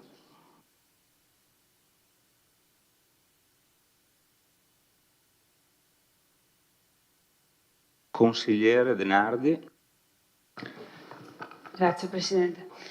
Capisco che possa essere antipatico ovviamente per un amministratore aspettarsi il sostegno e il supporto degli amministratori dei comuni circonvicini. Il sindaco ha citato: noi abbiamo la piscina, nessuno ci dà soldi per mantenere la piscina, detta proprio in termini brutali. Però è anche vero che tutta una serie di servizi che Vittorio Veneto ha ingenerano, presumo, un indotto che altri comuni non hanno. Dubito che ci siano le folle di giovani che da Vittorio Veneto partono per andare, che ne so, in cima a Sarmede per andare a bere il sabato sera. È più probabile il contrario, cioè che qualche giovane di Sarmede venga a Vittorio. Certo, dopo è molto più probabile che qualche giovane di Sarmede venga in museo a Vittorio Veneto che non i giovani di Vittorio Veneto vadano in museo a Sarmede. Soprattutto, no, è molto probabile che invece vadano a vedere determinate mostre a Sarmede, perché Sarmede da questo punto di vista è un luogo attrattivo ormai consolidato con le attività relative alla mostra dell'illustrazione dell'infanzia, ad esempio. Però non credo che Sarmede venga a chiedere soldi a noi per fare la mostra dell'illustrazione dell'infanzia. Per cui, insomma, i ragionamenti sono anche bionivoci a volte. Le persone che vengono a Vittorio Veneto e vanno in piscina, è vero che pagano il biglietto di accesso tale e quale i vittoriesi, ma magari andando in piscina si fermano al supermercato a fare la spesa quando escono. Magari vanno al bar delle piscine e spendono al bar delle piscine ingenerando indotto, e così con tante altre cose. Lei sindaco non è convinto? Chiudiamo la piscina allora. Sì. Io credo che siano servizi che vanno a favorire la nostra comunità, le comunità circonvicine, e in un sistema in cui in genere, mi hanno spiegato, i grandi si fanno carico anche dei problemi dei più piccoli, non ci vedo nulla di trascendentale nel limite in cui questo mantiene e regge un equilibrio generale. Io sabato sono andata al lago di Revine con mia figlia. Il comune di Revine ha sistemato l'area di Santa Maria e ne ho fruito anch'io senza pagare le tasse. Prego? Beh, se uno va su in bicicletta non paga neanche il parcheggio. Prego? Prego? Comunque, insomma, è giusto, i parcheggi si pagano anche a Vittorio Veneto, non c'è niente di trascendentale. Però sicuramente i 2-3 euro che si pagano di parcheggio sono nulla in confronto al beneficio di poter fruire di un'area verde di quel tipo. Per cui piuttosto io sono sempre stata favorevole a un'iniziativa nazionale che scoraggi la permanenza dei piccoli comuni e favorisca la fusione. So di essere particolarmente, non l'unione, la fusione. So di essere particolarmente fuori dal trend generale, però questa è la mia posizione. Ci hanno provato, ricordo che venne fatta, mi pare nel 2011, un provvedimento che prevedeva l'obbligatoria fusione dei comuni sotto una determinata soglia. In provincia di Treviso ce n'era solo uno che era sotto la soglia e si salvò perché, essendo l'unico, non si poteva fundere con nessuno, perché nessun altro aveva l'obbligo. Alla fine lo eliminarono questo vincolo. Solo una cosa al Presidente: parlava di carte d'identità, al di là evito di riaprire la vexata questione vittoriese sulla situazione dell'anagrafe, ma quando qualche anno fa venne stabilito la centralizzazione dell'emissione, non della realizzazione, l'emissione fisica, la costruzione della carta d'identità al Ministero degli Interni per gli ovvi necessità, diciamo, tecniche collegate alla carta d'identità elettronica, l'ANCI si oppose. Non i piccoli, i grandi, tutti quanti insieme, gli enti locali si opposero a questa cosa, venne fatta lo stesso. Diciamo che forse probabilmente andrebbe migliorato il sistema di consegna, visto quello che talvolta succede. Però anche all'epoca la sola emissione fisica, non il contatto con il pubblico centralizzato, venne visto come un atto contro natura. Grazie. Consigliere Rosset. Grazie Presidente. Non è la prima volta che in questo Consiglio Comunale viene tirato in ballo ancora il distretto di polizia locale TV 3A si chiamava. Vi leggo una cosa, non sono parole mie. Il distretto di polizia locale TV3A salta e i 100.000 euro di finanziamento regionale tornano a Venezia. La Regione aveva assegnato 100.000 euro al costituendo consorzio di cui la nostra città era capofila, ricorda l'assessore al bilancio Giovanni Napol. Poi il progetto è naufragato perché i comuni contermini hanno fatto scelte diverse. Il sindaco d'Are e l'assessore alla sicurezza Rosset avevano, secondo me, lavorato correttamente per costituire il distretto. Purtroppo altri comuni hanno fatto scelte diverse, per cui non c'è rimasto altro da fare che prenderne atto e restituire il contributo. I patti erano chiari, non fai il consorzio, ci ridai i soldi. Quindi adesso spero non siano chiarite una volta per tutte come è andata a finire la questione del distretto di polizia locale. Grazie. Grazie consigliere. Consigliere De Bastiani.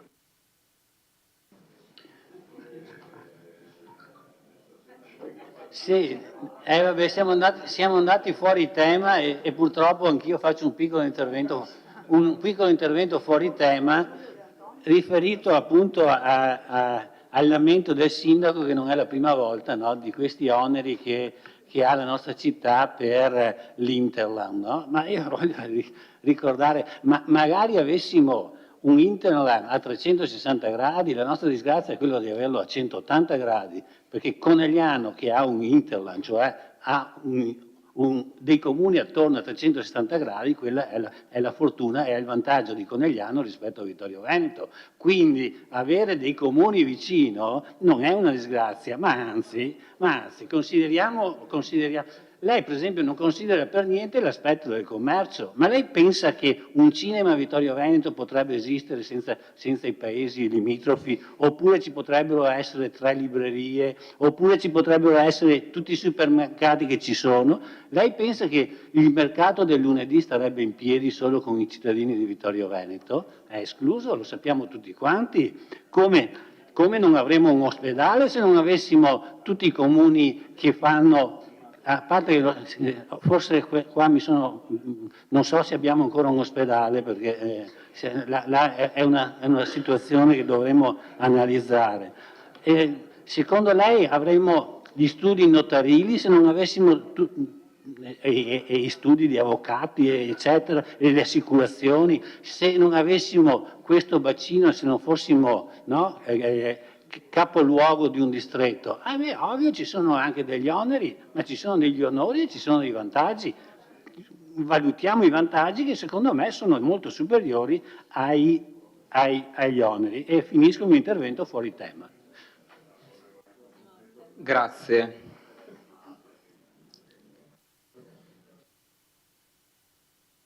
Bene. Allora, passiamo alla dichiarazione di voto. Prego con le dichiarazioni di voto.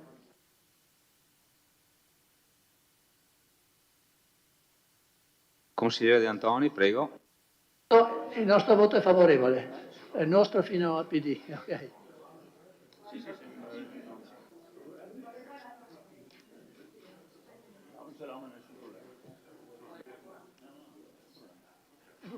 Guarda, c'è questa di Casagrande. Questa di Casagrande. Forza. Stava dichiarando il voto il consigliere De Antoni. Sì, l'ho dichiarato favorevole a nome mio del gruppo PD. Perfetto, grazie. Consigliere Rosset, prego. Anche il nostro voto è favorevole, grazie. Grazie, consigliere Rosset. Bene, passiamo alla votazione.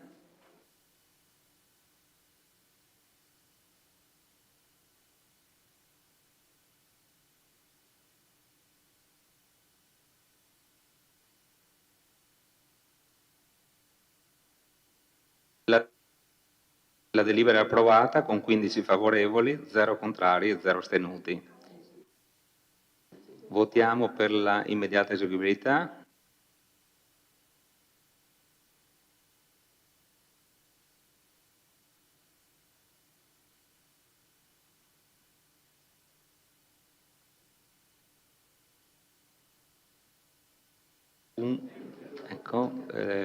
La delibera è immediatamente eseguibile con favorevoli 15, contrari 0, astenuti 0. Passiamo ora alla prossima proposta di delibera,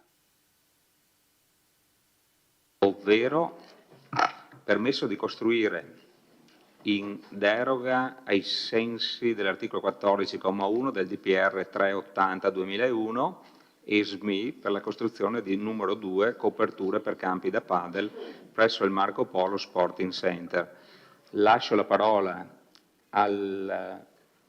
direttamente ai tecnici, all'ingegner Della Giustina.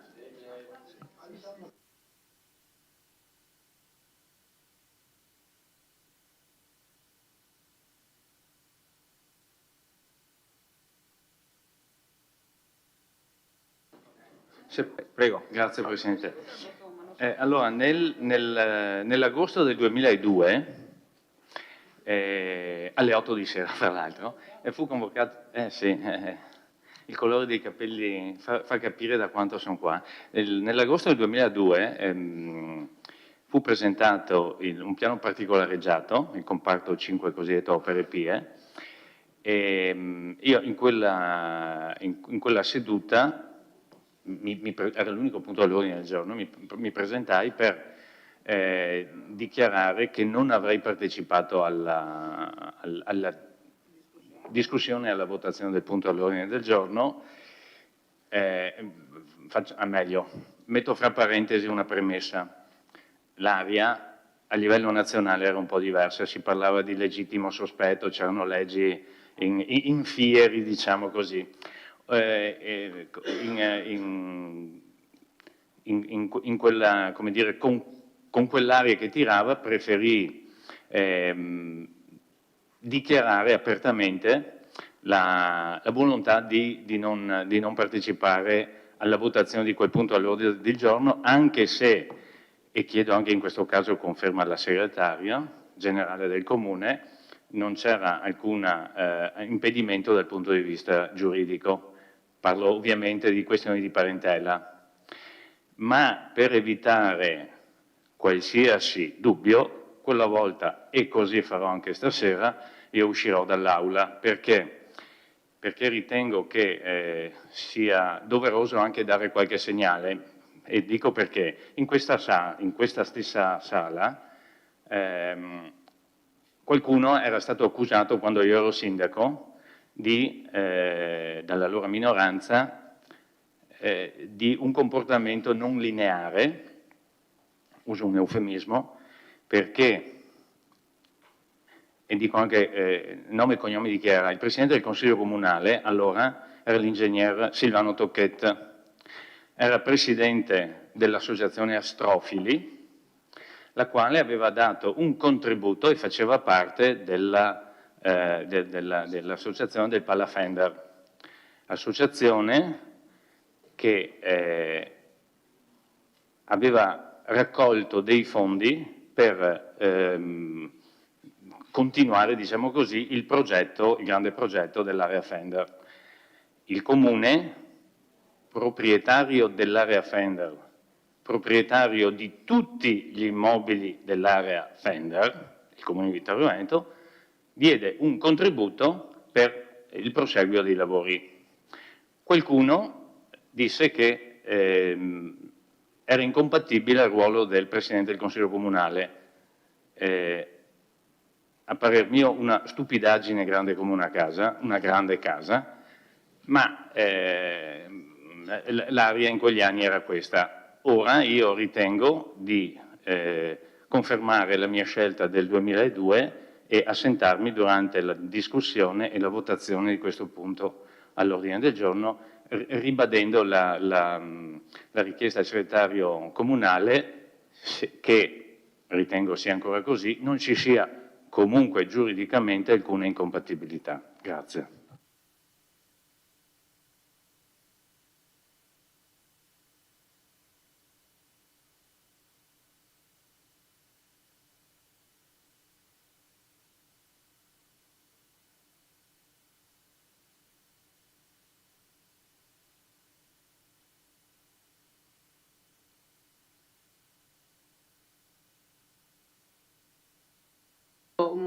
Bene, non c'erano legami di parentela, si riferiva soltanto al contributo erogato, non ho capito la questione.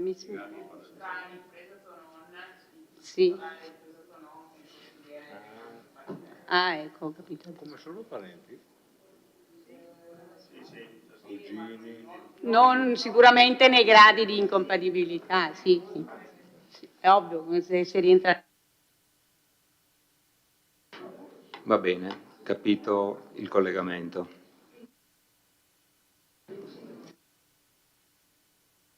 Lascio la parola all'ingegnere Della Giustina.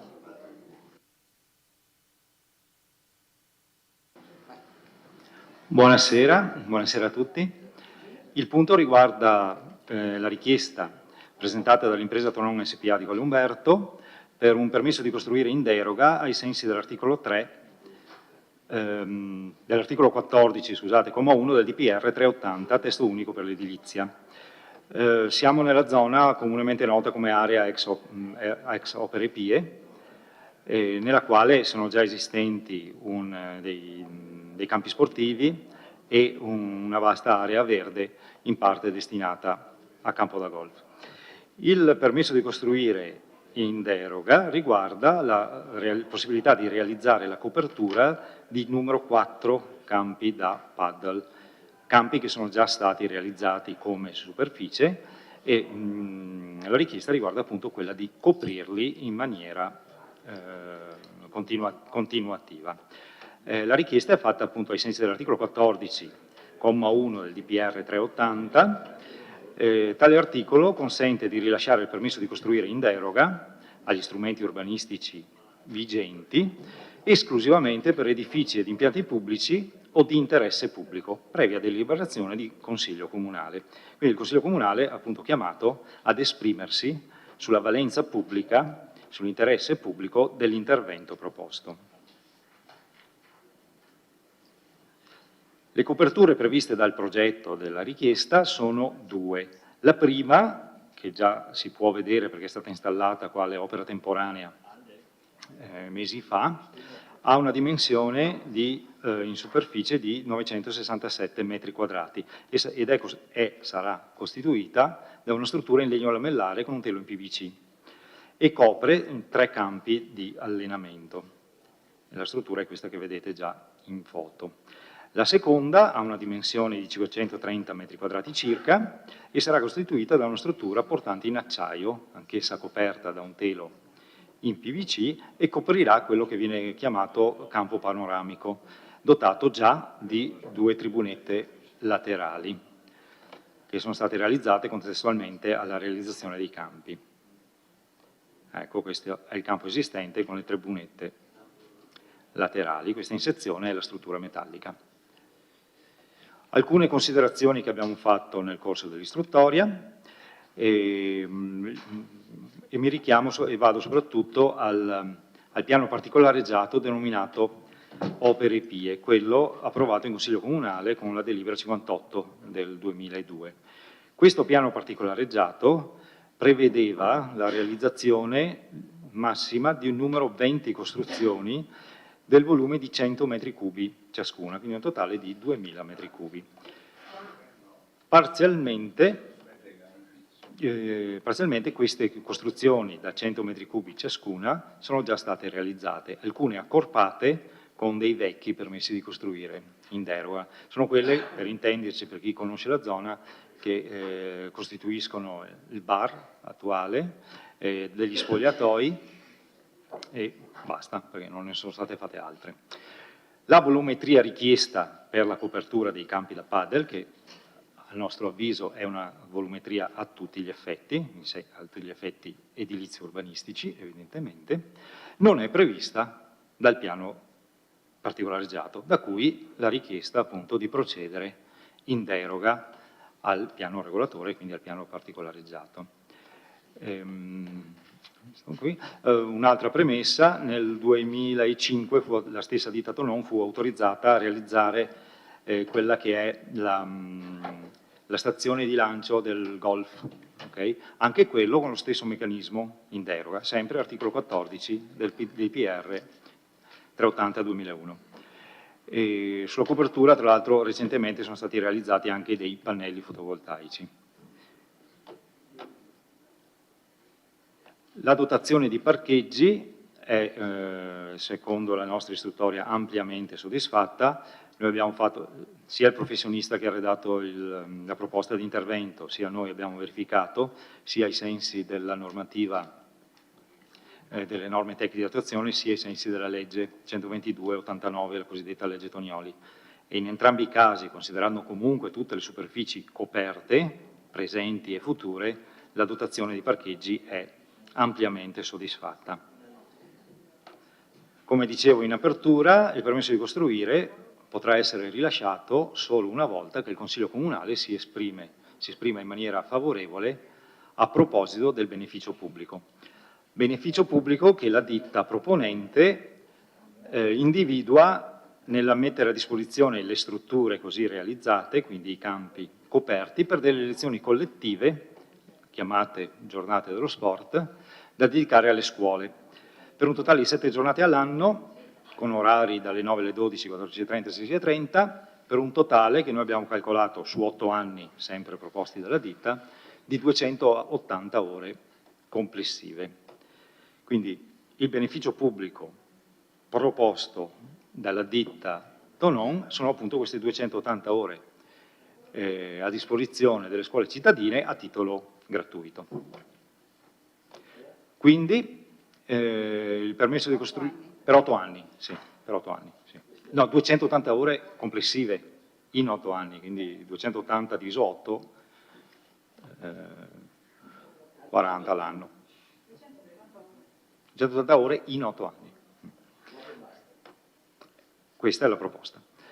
Il permesso di costruire potrà essere rilasciato una volta che comunque sarà pagato il contributo di costruzione, sarà pagato il contributo straordinario e sarà sottoscritta un'apposita convenzione a formalizzare il beneficio pubblico.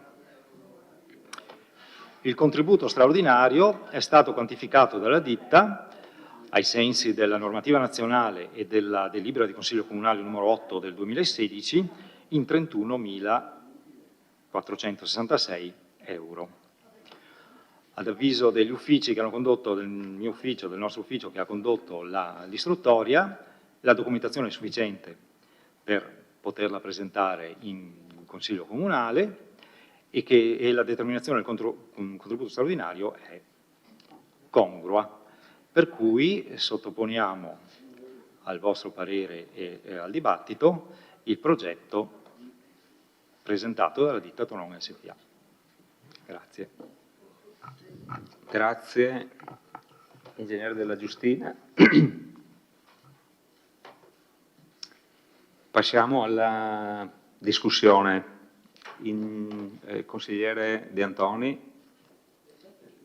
Sono il primo, non so perché sono da questa parte. Ormai è il posto numero 1 assicurato. Grazie. Prego. No, una volta che ho visto gli elaborati, purtroppo solo venerdì, ho cominciato a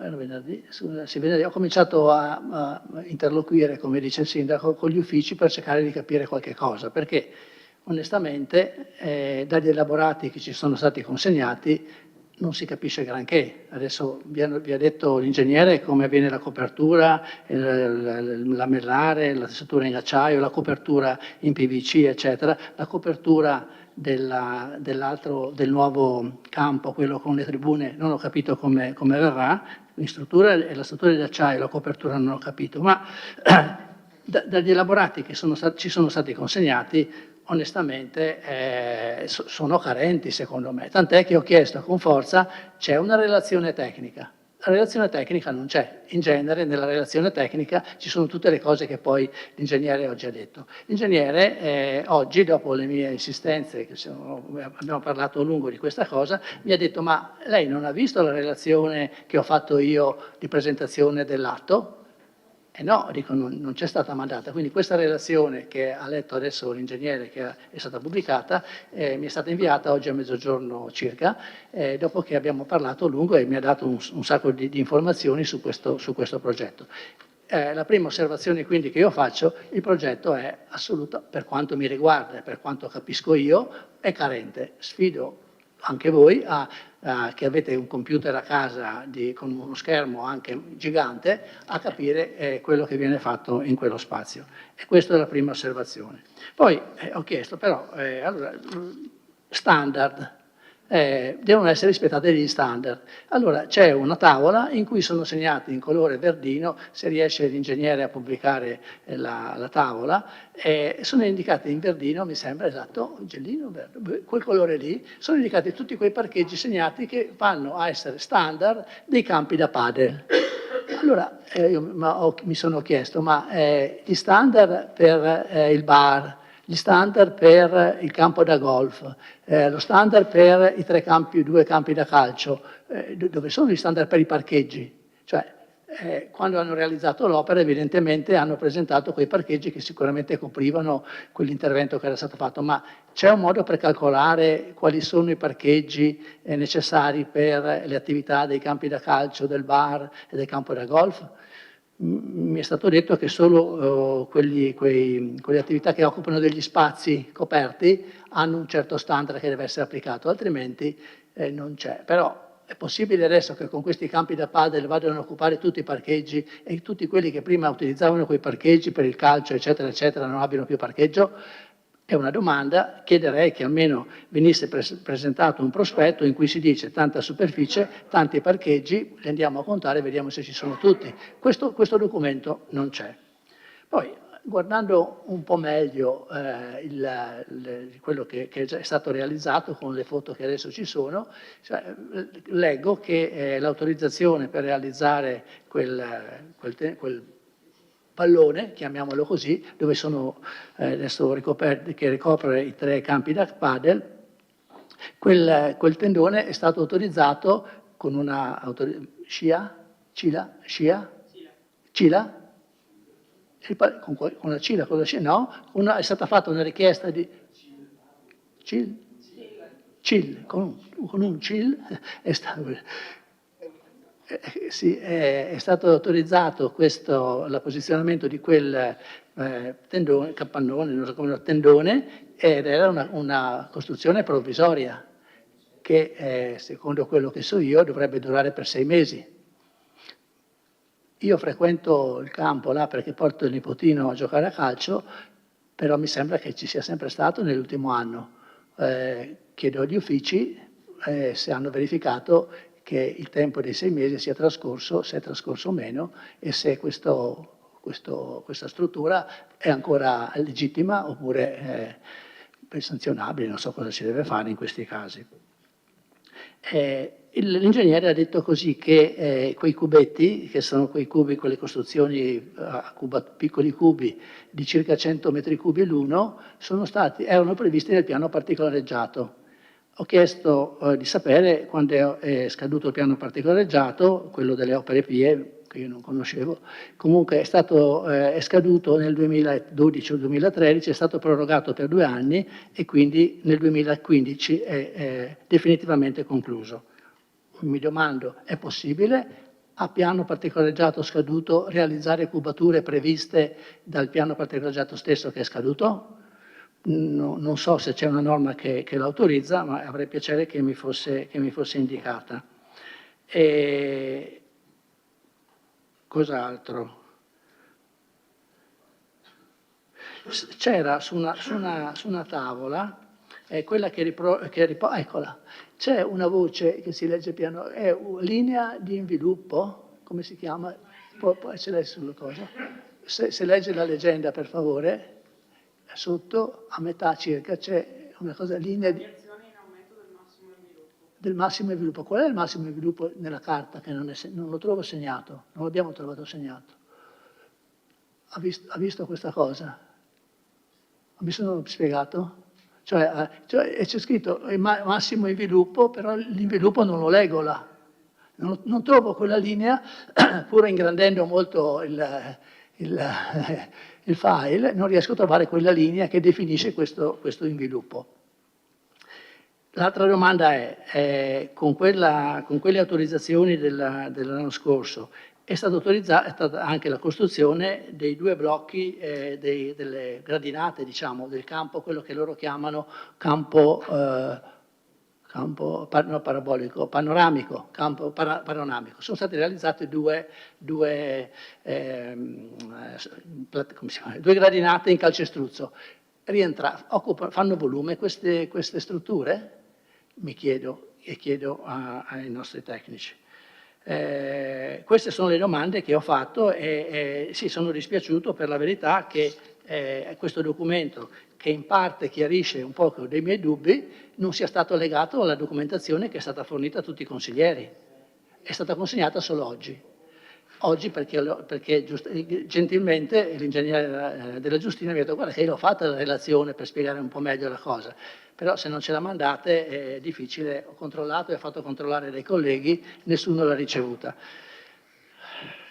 Sì, ci mette in difficoltà a dare un parere su questa iniziativa con tutti questi punti di domanda. Comunque spero che almeno alcuni mi possiate rispondere. Grazie. Consigliere Dus. Buonasera innanzitutto. Non so se il titolo, l'oggetto sia corretto o forse si doveva parlare di sanatoria. Cioè le strutture di cui stiamo discutendo sono strutture esistenti che dovevano rimanere lì per un determinato periodo, eppure quel periodo poi si è prorogato. C'è addirittura un impianto fotovoltaico. Sì, non so. Trovo curioso questo accelerato su questo punto, perché noi abbiamo un capannone che abbiamo dovuto montare e smontare perché... No? 6 mesi scadevano, monta, smonta, smonta, rimonta. E qui abbiamo dei palloni aerostatici enormi, se voi andate in Montaltare li vedete bene, cioè almeno li vedete bene quello blu, quantomeno, e quindi come impatto è un impatto abbastanza importante sulla città, devo dire la verità. E trovo anche curioso perché poi, questo succede spessissimo, ahimè. Allora, in via Galileo Galileo, nelle civili abitazioni, non è possibile installare impianti fotovoltaici. E però lì, alla COP, possiamo realizzare la qualunque fondamentalmente. Cioè, è una cosa che da normale cittadino, francamente, faccio ancora fatica a capire la ratio.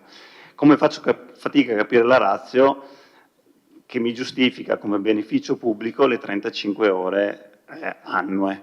per un totale di 1.700-2.000 euro annui, cioè 35 ore. Sì, francamente, come beneficio pubblico... No, 8 gli anni, mi pare. Sì, però 35 ore all'anno, per 8 anni, sì, sì. Sì, dopo va bene, dopo come andrà lo dirà la storia, insomma. Per cui, oltre alle perplessità tecniche sollevate appunto dal consigliere De Antoni, io appunto avevo queste qui da fruitore anche dell'area, che è un'area che sicuramente ha avuto un suo sviluppo importante per la città in questi anni e lo sta avendo tuttora, perché sì, è un'area di grande sfogo per molti tipi di attività. Detto questo, sappiamo che ci sono delle regole stringenti che valgono per tutti e per cui rimaniamo nel solco di quelle regole là, direi. Ecco. Grazie. Consigliere De Nardi. Grazie. Io ho qualche altra domanda oltre a quelle che ha già fatto il consigliere De Antoni, sulle quali anch'io sono interessata alla risposta, per cui evito di ripeterle. Ma soprattutto per quanto riguarda l'opera temporanea, che interpolando insomma, la relazione che ci è arrivata oggi in tarda mattinata con le indicazioni che ci erano state date a richiesta via mail ieri, pare sia stata figlia, diciamo, di una CIL del giugno del 2022, se non sbaglio. Quella, per capirci, la copertura che pare essere ancora in piedi, insomma. Io volevo capire tecnicamente cosa è successo del piano particolareggiato, nel senso, diceva prima il collega De Antoni che è scaduto dopo 15 anni, quindi presumo nel 2017, se è del 2002, se no non fate conti mali. 2015, ecco, ok. Terminato appunto questo periodo, tecnicamente cosa è successo? Insomma, è sparito, non ha più valore, vale ancora cosa? E quali e quante siano le opere realizzate in relazione a quel piano? E in particolare rispetto, venivano citati qui nella relazione, la pagina, 20 costruzioni del volume di 100 metri cubi ciascuno, quale sia, a prescindere dal fatto che magari sia stata, presumo, unificata più costruzioni magari, quale sia rispetto al totale della volumetria prevista, quelle 20 per 100 ciascuna, la volumetria poi effettivamente realizzata. E rispetto al piano, quali sono gli elementi che oggi sono stati realizzati e quali quelli che non sono stati realizzati.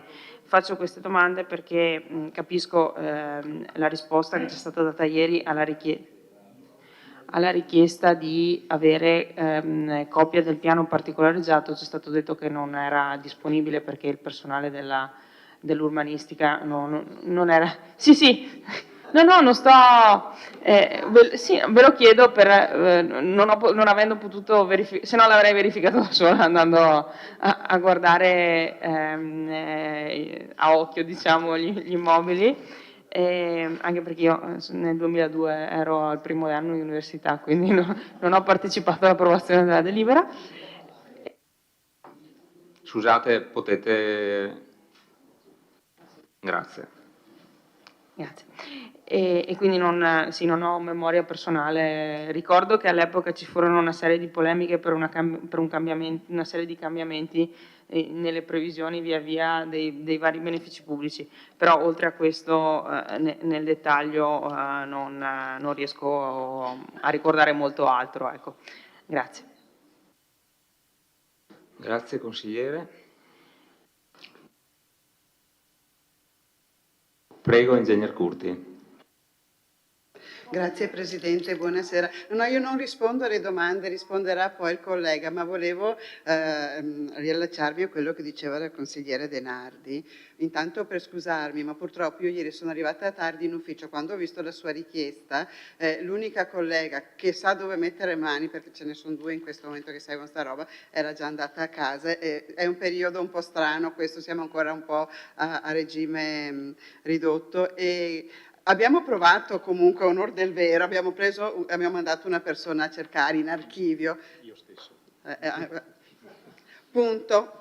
Ci piace molto l'archeologia e tutte queste cose un po' strane, sa, questi ambienti. No, mi chiedo scusa perché effettivamente... No, mi spiace di non aver potuto fornire questo documento. No, ma volevo comunque scusarmi perché se si può mettere a disposizione i documenti si lavora tutti meglio. Purtroppo ieri non ce l'abbiamo proprio fatta con i tempi a fornirlo, era solo questa. Io propongo di finire le domande e poi passo la parola all'ingegnere Della Giustina. Consigliere Bagliana, prego. Allora, io intanto faccio le richieste tecniche, magari poi l'intervento lo faccio dopo. Io volevo sapere, innanzitutto, se vengono anche conteggiati o sono obbligatori anche gli oneri di urbanizzazione, perché ho visto che ci sono come si chiamano gli altri, gli oneri di costruzione, e chiedevo, allora, gli oneri di urbanizzazione no, perché c'è il beneficio pubblico, poi me li spiegate, sì, ok. E poi un'altra cosa che ho notato, anch'io sono curiosa rispetto alla questione delle tribune che ci sono già e quindi capire il susseguirsi delle varie pratiche che si sono di volta in volta presentate e che era tutto provvisorio, però tutto è rimasto, è là insomma, quindi non c'è nulla di provvisorio. Poi invece volevo capire per la questione degli spogliatoi, perché non so se sono prefabbricati o sono spogliatoi realizzati, non ho capito, perché io passando sinceramente non sono andata ai campi di padel, nel senso ci vado ma non arrivo fino giù e quindi mi sembra di passare dietro e vedere dei prefabbricati per quanto riguarda gli spogliatoi. Poi invece sulla questione organizzativa organizzativa del complesso avrei delle questioni da rilevare, ma le faccio dopo durante l'intervento politico. Ecco, grazie. Grazie, consigliere. Bene, lascerei a questo punto la parola all'ingegnere Della Giustina per le risposte. Prego. Allora, vado un po', forse salterò tra una domanda e l'altra dei vari consiglieri e spero di dare una struttura organica e comprensibile. Allora, intanto faccio una premessa. La relazione che vi ho letto prima, quella è una relazione che prepariamo noi come ufficio a vostro beneficio, cioè si cerca di sintetizzare e di illustrare nella maniera più chiara possibile qual è l'oggetto sul quale dovete esprimervi. Su questo volevo puntualizzare una piccola cosa. È vero che ieri l'ho mandata al consigliere De Antoni perché me l'ha richiesta, però oggi perché me l'ha richiesta. Però in realtà si vede anche dalla schermata questa, quella relazione l'ho completata il 28 agosto e il 28 agosto l'ho stampata assieme a tutti gli altri documenti cartacei in 3 copie e consegnata all'ufficio segreteria a vostra disposizione. L'ho messa cartacea perché le altre 2 volte che io l'avevo trasmessa digitale, l'ufficio segreteria all'ultimo momento mi aveva chiesto le copie cartacee, perché i consiglieri chiedevano cartacee e io ero diventato un attimo matto a stampare in fretta e furia quello che serviva. Stavolta ho detto no, stavolta mi premunisco e stampo 3 copie cartacee e ho sbagliato di nuovo perché dovevo mandarvele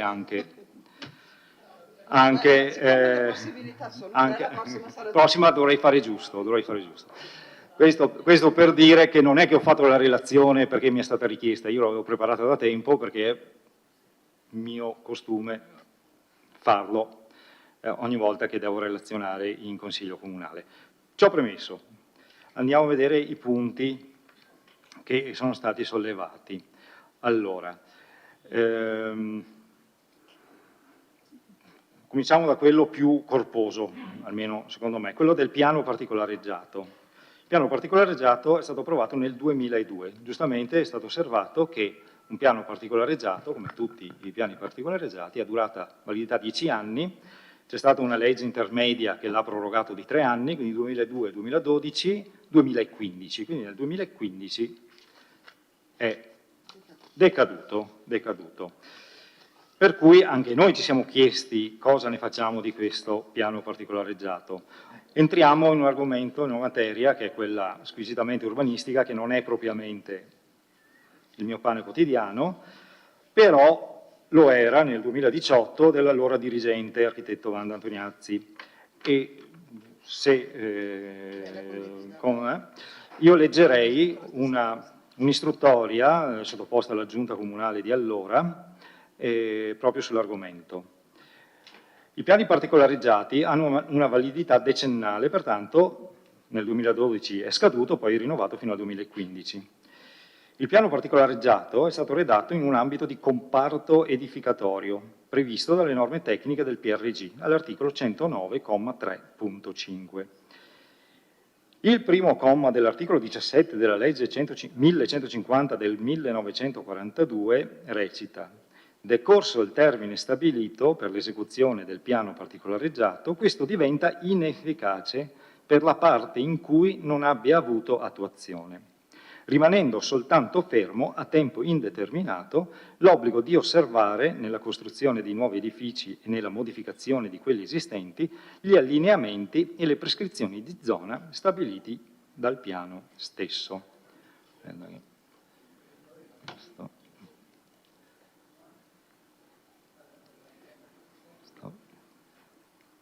Il piano in questione è questo che io vi faccio vedere, è quello che era allegato fin dall'inizio ai documenti allegati alla proposta di delibera, questo come vedete senza timbri. Poi ieri, andando in cerca del piano particolareggiato originale, che non ho trovato, però ho trovato una scannerizzazione che è questa qui, è una scannerizzazione dell'originale approvato. E qui ci sono i timbri che lo attestano. Quindi questo, forse da questa parte è più leggibile perché i colori sono più vividi, è il piano particolareggiato originale. Ma torniamo alla nota dell'allora dirigente. Il piano attuativo, ancorché scaduto, perché siamo nel 2018, è quindi da ritenersi ultrattivo. Me l'ha spiegato il dirigente un'ora fa cosa vuol dire ultrattivo, quindi tranquilli, non lo sapevo neanch'io, significa che in qualche maniera continua ad avere una certa efficacia. Per alcune parti, infatti, c'è comunque l'obbligo di osservare nella costruzione di nuovi edifici e nella modificazione di quelli esistenti gli allineamenti e le prescrizioni di zona, tenuto conto soprattutto dello stato di realizzazione delle opere di urbanizzazione. Tutto ciò premesso, si conclude, in linea generale, pertanto, si può attestare che l'istanza di edificare corpi di fabbrica fino a saturare la volumetria complessiva di 20% metri cubi, quelli a cui facevo riferimento prima, è conforme al piano regolatore generale e al piano particolareggiato, nella misura in cui vengano realizzati come elementi singoli, ovvero distribuiti come nella planimetria di piano particolareggiato. Senz'altro, si può attestare che l'istanza di edificare corpi di fabbrica fino a saturare la volumetria complessiva dei 2000 metri cubi, 20%, è conforme al piano regolatore generale e al piano particolareggiato, nella misura in cui vengano realizzati come elementi singoli, i cubettini a cui facevo riferimento prima, ovvero distribuiti come nella planimetria di piano particolareggiato. Cito questo perché? Perché da una parte rispondo alla domanda che è venuta da più parti sugli spogliatoi e sugli altri cubettini sparsi. Continuo a chiamarli cubettini non in senso per capirci, non perché siano costruzioni di minor valore. Questi spogliatoi qui che sono stati realizzati erano qui, quindi la scia del 2021, se non sbaglio, con la quale vengono previsti, si inserisce nel piano particolareggiato, quindi era una scia che aveva titolo per poter essere ritenuta efficace. Al contrario, la proposta che è stata fatta nel 2018 di ampliare il bar esistente, in questa zona qui, siccome non prevedeva costruzioni isolate di 100 metri cubi l'una, ma le prevedeva accorpate al bar esistente, è stato un permesso di costruire in deroga. Anzi, mi perdoni, è stato un permesso di costruire in deroga, poteva essere un piano di costruire in deroga oppure in applicazione del piano casa, che era fattibile. Hanno scelto questa seconda ipotesi. Quindi comunque non era conforme al piano particolareggiato, si è dovuto ricorrere a uno strumento straordinario. Le possibilità erano due, o deroga o piano casa, hanno scelto piano casa e così è stato realizzato. I volumi invece che si propongono adesso, cioè le coperture, evidentemente non rientrano in nessuno di questi casi, per cui deroga. Questo per rispondere alle costruzioni, all'ampliamento del bar e degli spogliatoi. Fotovoltaico sulla stazione di lancio del golf, quella era sempre ricompresa nella scia che ho citato prima del 2021 e la differenza tra qui e via Galilei, in realtà non c'è differenza, in via Galilei gli impianti fotovoltaici si possono realizzare tanto quanto qui, con una piccola differenza, che via Galilei è in vincolo paesaggistico. Per cui in taluni casi, cioè quando la copertura è fatta in copie tradizionali, eccetera, eccetera, è necessario l'autorizzazione paesaggistica. Questa è l'unica differenza. Per il resto, sia in via Galilei che in via De Nadai, la realizzazione di impianti fotovoltaici attualmente, con la normativa attuale, è attività edilizia libera. In questo caso c'è addirittura una scia che li giustifica. Tribune. Le tribunette laterali del campo di padel cosiddetto panoramico erano ricomprese sempre nella stessa scia, che prevedeva spogliatoi, nuovi campi da padel, che prima non c'erano, e tribunette e impianto fotovoltaico. La tribuna, fin tanto che non è coperta, non ha significato edilizio urbanistico e si configura come un arredo della zona. Soprattutto queste tribune che magari hanno 3 gradini, insomma sono relativamente piccole, per cui non sono soggette a nessun tipo di permesso particolare, ma in ogni caso erano oggetto di scia. Contributo straordinario e oneri. Contributo straordinario e oneri. Allora, il contributo straordinario è dovuto sempre ai sensi comanda sempre il testo unico sull'edilizia. Il contributo straordinario è perché il Consiglio Comunale, nel riconoscere il beneficio pubblico dell'intervento, autorizza una realizzazione che secondo il piano regolatore non si potrebbe fare. La legge dice, ok, te lo lasciamo fare in deroga, però paghi, contributo straordinario. Sono comunque edifici però, sono comunque volumi e superfici, per cui sono assoggettate anche a oneri di urbanizzazione e costo di costruzione, che insieme danno il contributo di costruzione, sempre secondo il DPR 380. Contributo straordinario, 35 ore all'anno, e questo è quello che propone... Beneficio pubblico, scusate. Beneficio pubblico, 35 ore l'anno, questo è quello che propone la ditta. Sta al Consiglio valutare se è congruo, vantaggioso, eccetera. Verifica parcheggi. Premessa. Le superfici sportive scoperte non generano standard da parcheggio. quei parcheggi che sono stati realizzati, quando sono stati realizzati i campi da calcio e i campetti di allenamento, erano stati realizzati non tanto in osservanza di uno standard che era richiesto, ma semplicemente per rendere la struttura il più appetibile possibile per atleti e pubblico. Per cui erano dei parcheggi, dal punto di vista, attenzione, strettamente edilizio urbanistico, molto ridondanti rispetto agli effettivi standard richiesti. Come ufficio abbiamo fatto una verifica conteggiando sia le superfici attuali che le superfici ipoteticamente da realizzare in futuro, cioè le due coperture, e l'abbiamo fatta in entrambe con due normative differenti. Uno sono le nostre norme tecniche di attuazione, articolo 14, l'altra è la legge 122 del 1989, la cosiddetta legge Tognoli. Il professionista, nel suo, vediamo se lo trovo, eccolo qua, nella sua tavola che è allegata tra i documenti che vi sono stati messi a disposizione, ha fatto la verifica secondo oggettivamente più gravosa, cioè quella della legge Tognoli. La legge Tognoli quantifica le superfici a parcheggio in base al volume, quindi nel caso specifico, molto particolare, di un volume grande rispetto alla superficie, perché andiamo molto alti con queste coperture, era la verifica più gravosa da fare. Per questo nella planimetria che lui ha allegato si vede tanto giallino-verdino, perché il volume è enorme. La legge Tognoli dice 10 metri quadri di parcheggio e aree di manovra ogni un metro quadro ogni 10 metri cubi, abbiamo 14.000 metri cubi, la differenza è, la divisione è notevole, no? Per cui 1400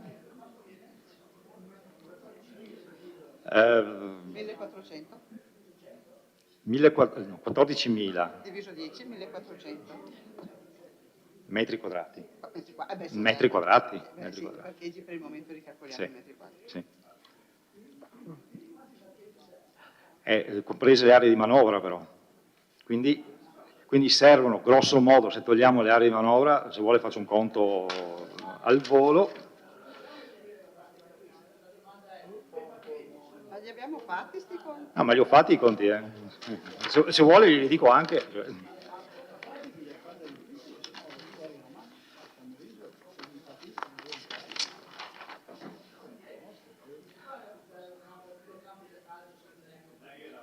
No, allora, gliel'ho detto in premessa, di questo punto specifico. I campi da calcio scoperti non generano richiesta di parcheggi. Io sto ragionando chiaramente in termini edilizio-urbanistici, non in termini di un campo da calcio deve avere i parcheggi. È chiaro questo, ma questo è prassi quotidiana, buonsenso, opportunità. Io devo ragionare in termini di normativa. La normativa a cui fa riferimento è la legge Tognoli e le NTA. In entrambi i casi abbiamo fatto la verifica e in entrambi i casi la dotazione di parcheggi, considerando tutto, è ampiamente verificata.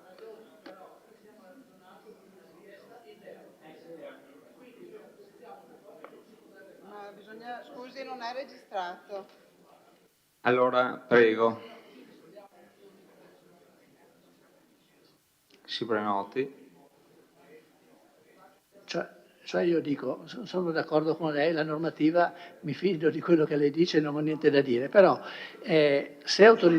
quando abbiamo autorizzato i campi da calcio, quello ha presentato 150 parcheggi e quindi ok, sono sicuramente sufficienti a coprire il fabbisogno di parcheggi per quei campi.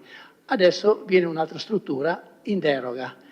Calcoliamo il numero dei parcheggi che sono richiesti e sono sufficienti tutti quelli lì.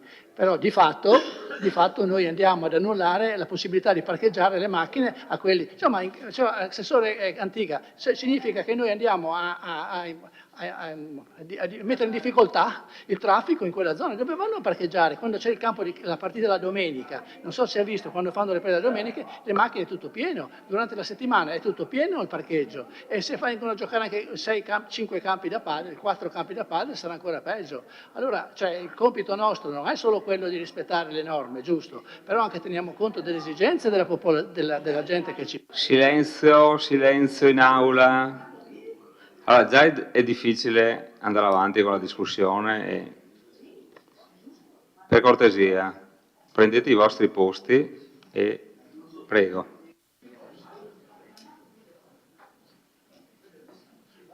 Ok, andiamo avanti con le... Scusi, mi scusi se l'ho interrotta. Ingegnere, prego.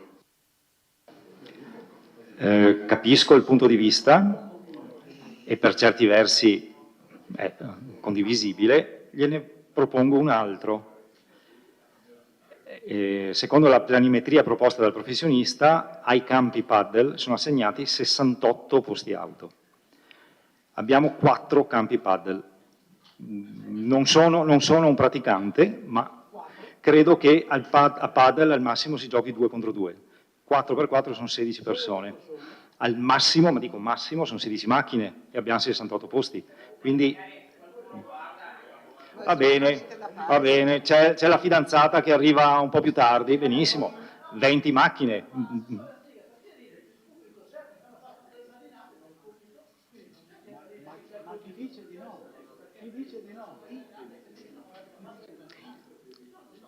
Allora, qua potremmo iniziare, potremmo iniziare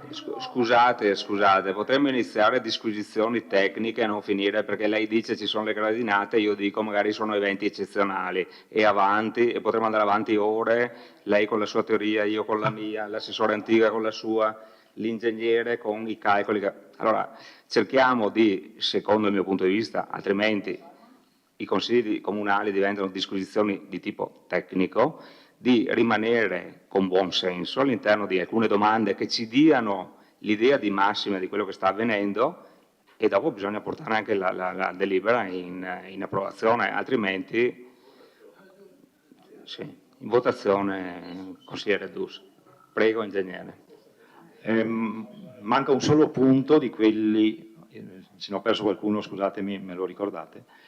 Manca un solo punto, che è quello della temporaneità della struttura esistente, che in effetti è stata installata come struttura temporanea, con una comunicazione inizio lavori, CIL, cui facevo riferimento prima, che effettivamente ha una validità di 180 giorni solari, secondo noi.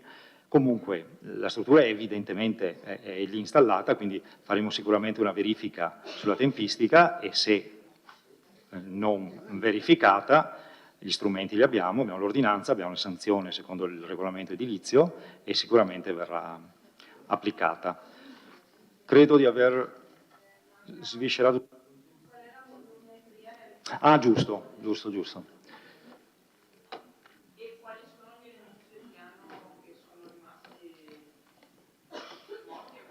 Sì. Allora, guardando la planimetria originale, no, non originale ma scannerizzata, allegata all'originaria delibera, quello che è stato allora, quello previsto è quello che vedete in rosa arancione, quindi facendo riferimento a edifici noti, la Coop col negozio di abbigliamento e il bar, che è questo, la parte residenziale per quel che riguarda il primo blocco di appartamenti, condomini, il secondo notoriamente non è stato realizzato. A sud-est questa volumetria non è stata realizzata. Questo qua. Ah, ok. Questo. Scusa perché non riuscivo a vedere.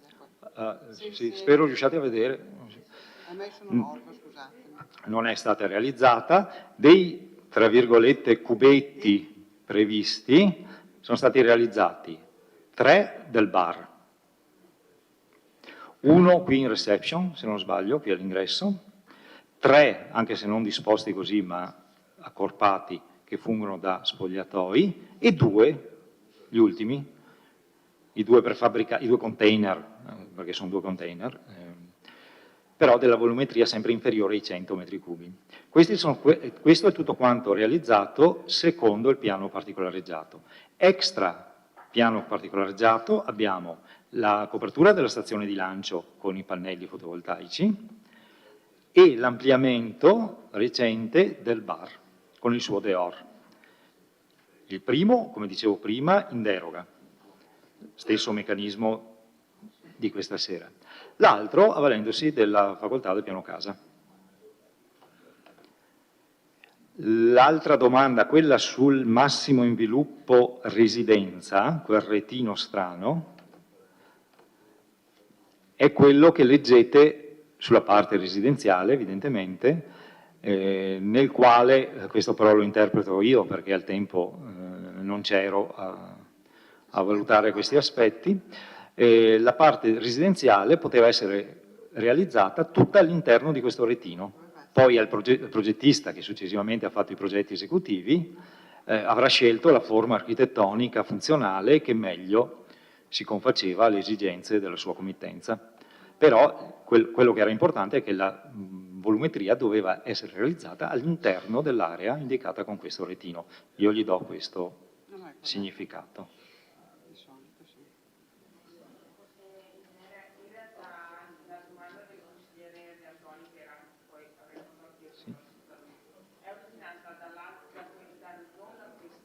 Questa?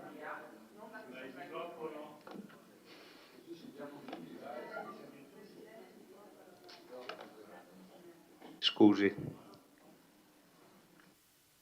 Prego. Sì, allora la domanda sulla richiesta variazione in aumento del massimo inviluppo è originata non da questa planimetria, ma appunto da questa, non da quella che lei ha reperito. No, non è uguale. Perché se voi vedete, allora erroneamente a questo punto io e i colleghi pensavamo che questa fosse allegata all'istanza e rappresentasse la richiesta di variazione. Infatti c'è scritto richiesta variazione, non è esattamente identica all'altra che lei ha recuperato.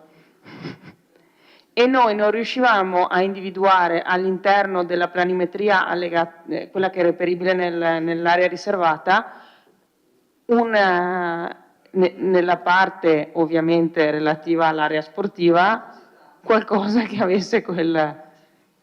Ah, ok, bene, allora, mi sento meno... Sì, ma non riuscivo... Cioè, siccome la richiesta riguardava l'altra parte, non capivamo cosa c'entrasse la Coop con questa cosa. Era da qui che nasceva la nostra domanda. Pensavamo fosse stata realizzata ad hoc dal professionista per rappresentare graficamente le modifiche. In realtà scopriamo adesso che è quella AG, diciamo.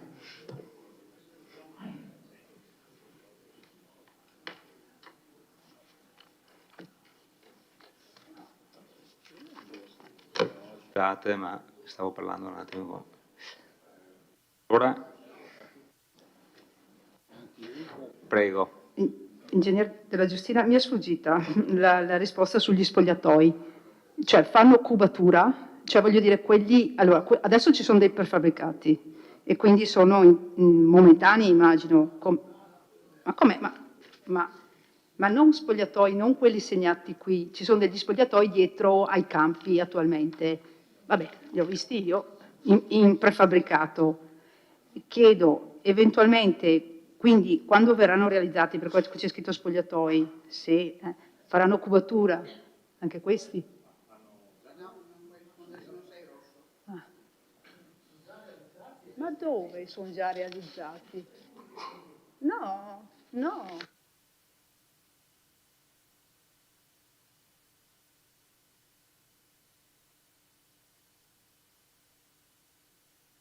Prego, consigliere Rosset. Grazie Presidente. Io ho molta confusione in testa e adesso faccio delle domande perché voglio capire come votare a questo punto all'ordine del giorno.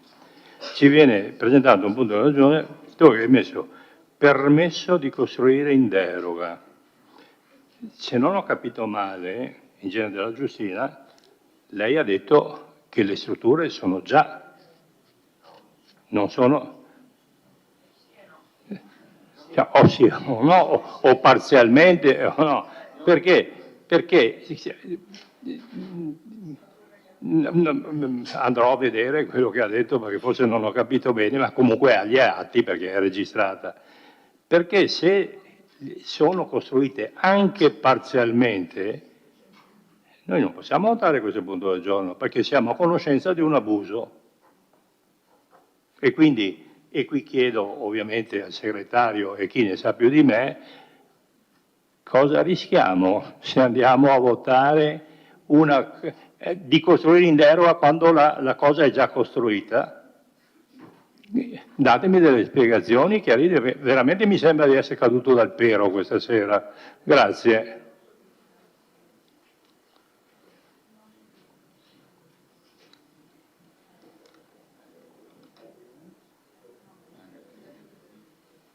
Se le va buio, beh, oddio.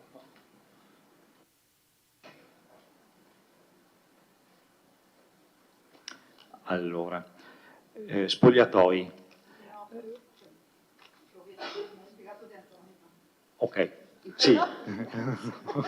Grazie. Giusto, è titolato, è titolato. Allora vengo alla questione dell'esistente e non esistente. Allora, la struttura che si può vedere anche oggi, ritengo, a meno che non l'abbiano smontata oggi, è stata montata a titolo temporaneo. La normativa prevede che strutture ad uso temporaneo si possano montare, possano rimanere in opera a 180 giorni nell'anno solare e dopo smantellate. La richiesta di permesso di costruire in deroga, leggo io, è una richiesta per far diventare stabile una cosa che in questo momento è temporanea. Sì, la domanda è stata presentata quando la CIL era efficace. Cioè, eravamo sicuri, ecco, questo poi lo posso già dire. Prima ho detto che andremo a verificare tempi, eccetera, ed eventualmente sanzionare. Una cosa che posso dirvi per certo è che la richiesta di permesso di costruire in deroga è stata presentata all'interno di quella finestra di 180 giorni di validità della CIL, scusate, della CIL. Di questo ve lo posso già dire. Che poi nel frattempo istruttoria, integrazioni, valutazioni varie, eccetera, sia passato del tempo, questo lo andremo a verificare e se del caso sanzionare.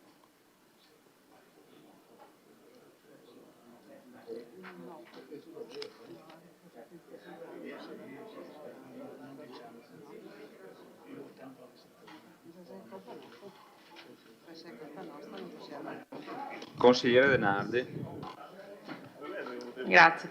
Siamo davanti ai campi da padel di Schrödinger, come il gatto. Sono contemporaneamente esistenti e non esistenti, le coperture ovviamente, non i campi.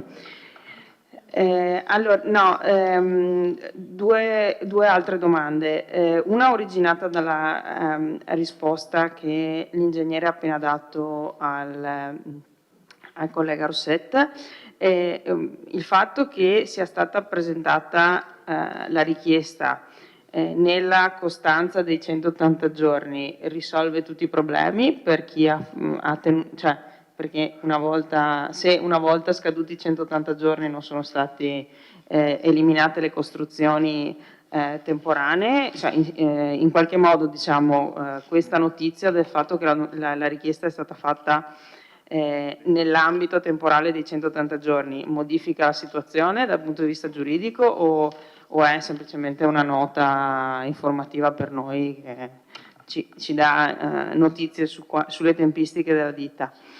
E un'altra cosa, nell'ipotesi in cui venisse concessa la deroga e quindi il permesso a costruire, le strutture che adesso sono realizzate, la proposta di delibera dice la ditta richiedente intende realizzare 2 coperture per campi da padel. No?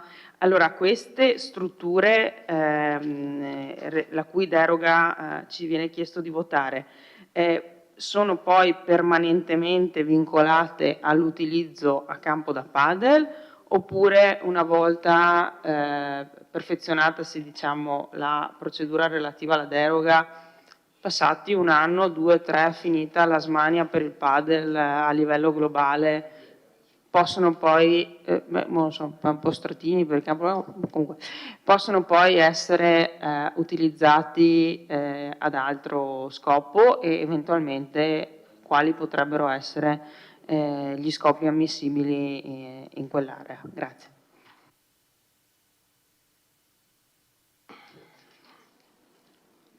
Prego.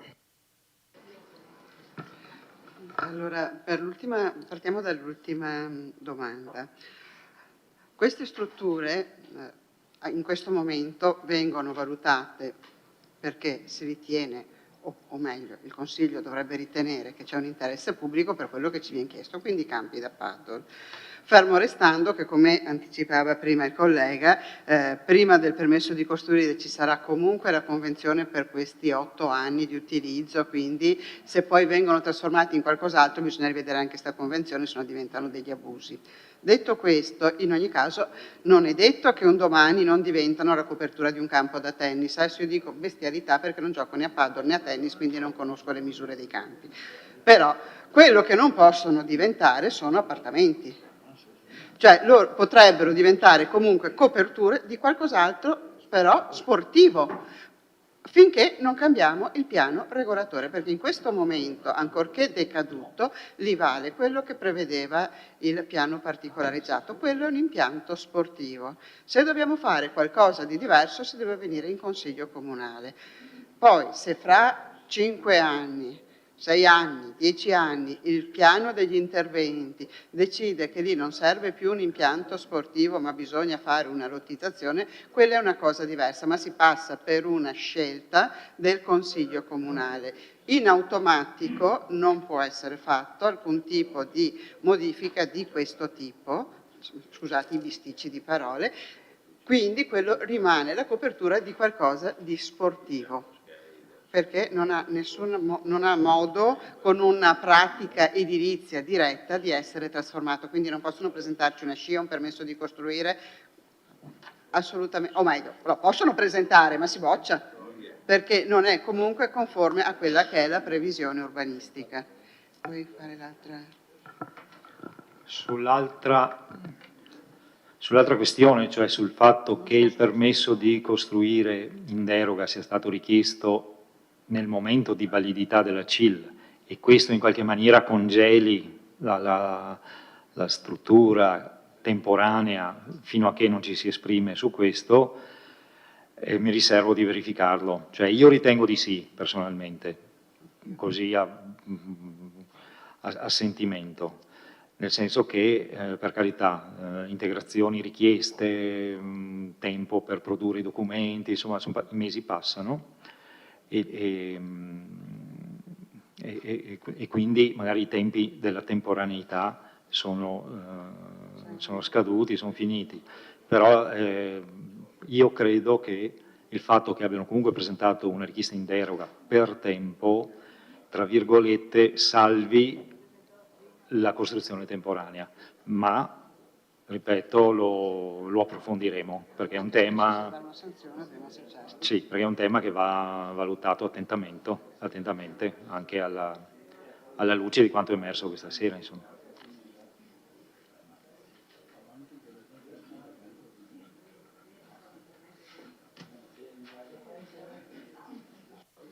Consigliere Denardi. Sì, solo un chiarimento all'ingegner Curti. Lei mi dice solo sportivo, no? Solo sportivo o inteso sportivo in quanto l'area e servizi?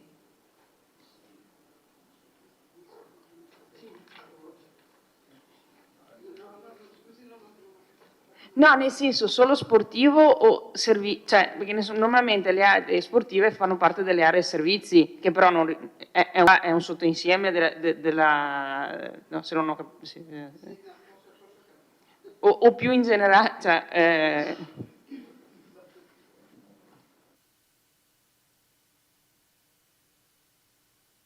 Consigliere Dus. Sì, due osservazioni. La prima è molto interessante questo punto di vista, cioè che si possono, tra virgolette, congelare i termini di validità. Cioè, mi piacerebbe approfondire questa cosa perché potrebbe essere uno strumento utile per molti a questo punto. E quindi non lo so, cioè, francamente non lo so e proprio perché non lo so e da quello che capisco anche lei ha bisogno magari di approfondire la cosa, sono in grande difficoltà nel poter serenamente sostenere questo punto che prevede appunto quello che è diciamo un superamento del fatto che questi avrebbero dovuto smontare la struttura. Allora, finito? No, non ho finito. Quindi credo che sia un punto abbastanza dirimente questo, perché come diceva il consigliere Rosset, e come dicevo inizialmente anch'io, in qualche modo con questo permesso di costruire andiamo a fare una sanatoria a questo punto. Sarebbe una sorta di sanatoria, il che dobbiamo iniziare a chiamare le cose con il proprio nome a quel punto. Ecco. Che ci possono stare se si ritiene che ci sia l'interesse pubblico, se si ritiene l'area strategica, se si può trovare lo strumento, eccetera. Torno invece su una battuta sulla questione di Via Galilei, perché poi i cittadini si trovano con delle pratiche in itinere, eccetera, ed è vero che le aree sono simili, è pur vero che c'è il procedimento in sovrintendenza in Via Galilei e che però dopo ti boccia l'impianto fotovoltaico. E qua invece non c'è, quindi non parliamo di aree completamente simili, ecco. Lo sono magari dal punto di vista urbanistico per alcuni aspetti, per altri no.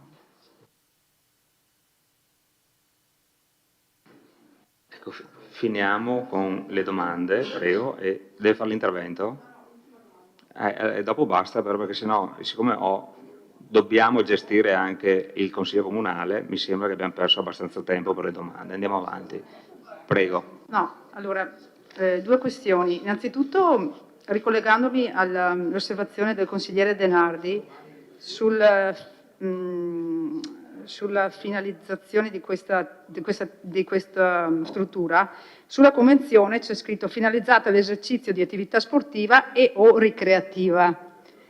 Nel termine ricreativa, dal mio punto di vista, ci sta dentro un po' di tutto, perché sì, eventualmente, esatto, chiedo, perché eventualmente chiederei di togliere, ma non perché io sia contraria eventualmente a fare attività, cioè nel senso che anche perché guardando attualmente lo sviluppo, insomma, poi ci viviamo, voglio dire, non è una cosa che è a Milano e noi la vediamo, la frequentiamo e quindi capiamo, insomma, attualmente ci sono anche delle attività di tipo ricreativo all'interno, proprio in ambito di ristorazione, anche bar, cioè commercio, musica, cioè voglio dire, quindi ci sono varie attività e ben vengano, non sto dicendo di no.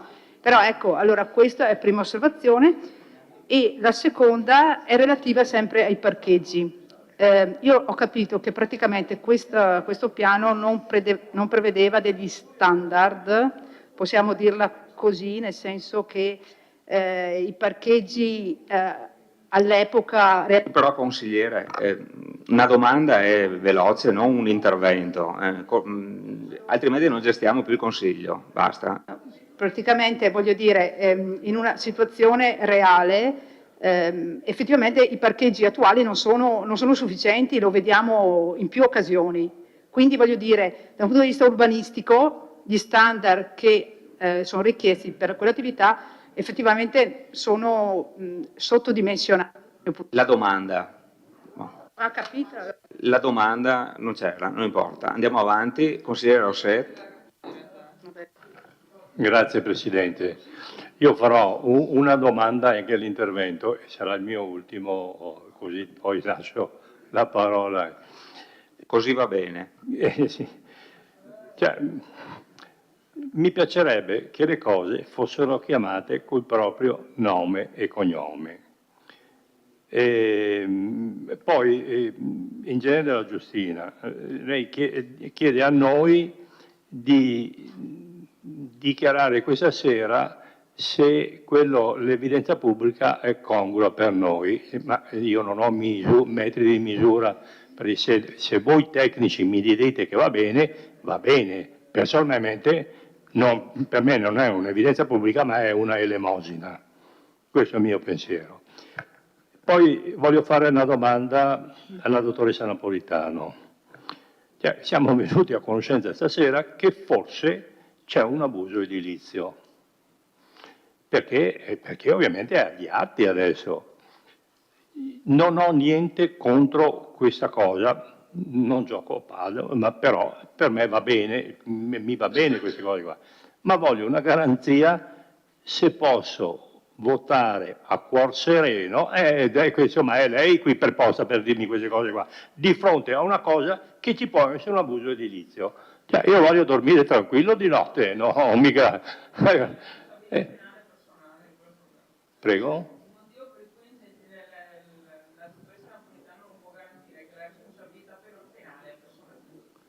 Sì, ma mi dirà, cioè, forse c'è un abuso edilizio. Comunque poi qualcuno farà la dichiarazione di voto. A me va bene personalmente questa operazione, ma facciamo le cose un po' alla luce del sole, no? Mezze nascoste, mezze si sa, non si sa. Grazie. Grazie consigliere Rossetto, lasciamo la parola al segretario. Puntualizzare una cosa, ribadisco quanto ha detto già il consigliere De Nardi, ma sono due procedimenti completamente diversi, cioè c'è una richiesta di permesso a costruire in deroga, a cui si darà una risposta. Per quanto riguarda l'abuso, vanno messe in atto le procedure dell'abuso, oltre che sanzione, l'ordinanza di demolizione, che è un procedimento che è collaterale, cioè non è che perché si concede una deroga, si mette una pietra tombale, immagino io, anche se non sono un urbanista e un'esperta edilizia, si mette una pietra tombale sugli abusi edilizi. Ecco.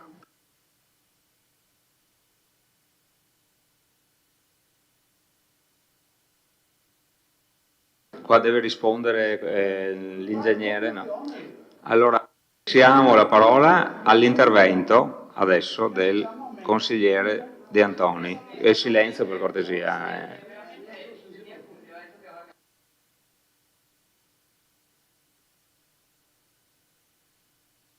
Prego. Cioè, dovete rispondere a delle domande per chiudere il giro delle domande. Prego. Allora, partiamo dalla prima che mi chiedeva se è effettivamente sportivo o servizi, che si ricollega però all'osservazione che ha fatto la consigliera Bagliana. Effettivamente trae in inganno, e secondo me qua il Consiglio potrebbe modificare la Convenzione, nel senso si può tranquillamente togliere, perché quest'area, ricordiamoci, non è una zona F, è un'area che, se andiamo a vedere il PRG, è disciplinata da una scheda norma, la scheda norma rinvia al piano particolareggiato, che non ha detto che io la sottofaccio una discoteca, ha detto che la faccio degli impianti sportivi. Per cui è corretto in entrambe le osservazioni, no, cioè corretto nel senso che è assolutamente condivisibile di poter togliere dalla Convenzione il riferimento al ricreativo. Per quanto riguarda il discorso dei parcheggi, potremmo star qua a parlarne 15 giorni, quindi cercherò di essere assolutamente sintetica. Noi ci rifacciamo a una normativa che per certi versi è lacunosa e soprattutto è vecchia, perché il nostro riferimento è del 1968. Io purtroppo c'ero già, lei no, però è sveccio. Ecco. E fa chiaramente, ha in mente un'Italia e delle esigenze totalmente diverse. Noi quando andiamo a dimensionare i parcheggi abbiamo il dimensionamento per il residenziale, il commerciale, l'artigianale, industriale, stop. Nessuno ha mai detto quanti parcheggi servono per una palestra, per un campo da calcio, perché? Perché in realtà la palestra e il campo da calcio sono considerati a loro volta servizi, quindi in teoria il servizio, l'opera di urbanizzazione non dovrebbe aver bisogno, ma non è vero e lo sappiamo benissimo. L'altra lacuna deriva dal piano regolatore. Ci sono alcuni piani regolatori che prevedono per le zone F, quindi per le zone a servizi, per fare un impianto sportivo tu devi darmi almeno tot parcheggi, il nostro no. Quindi cosa è stato fatto per avere una patente di legittimità? L'unica norma che noi abbiamo a disposizione, in realtà come diceva prima il collega sono due, sono il nostro articolo 14 e la legge Tonioli. Entrambe queste norme secondo me mai si adattano, no secondo noi mai si adattano alla situazione perché legano la quantità dei parcheggi alla quantità di volume che si realizza. Ed è particolarmente sbagliato quando parliamo di volumi di questo tipo dove a fronte di 1000 metri quadri ho 6.000-7.000 metri cubi e io non credo che si giochi a paddle su più livelli. Ecco. Però questa è l'unica, per questo vengono fuori queste come dire, incongruenze. Dopodiché, quando è stato fatto l'impianto, furono pensati dei parcheggi, perché chiaramente uno che investe per fare dei campi da calcio ritiene che chi ci va debba poter parcheggiare. Oggi io non ho altre norme per dire che voglio parcheggi in più. Se io li chiedo, sono bontà loro se ce li danno, ma non ho purtroppo uno strumento che mi consente di chiederli. Spero di essere stata chiara, perché il discorso dei parcheggi è molto complesso.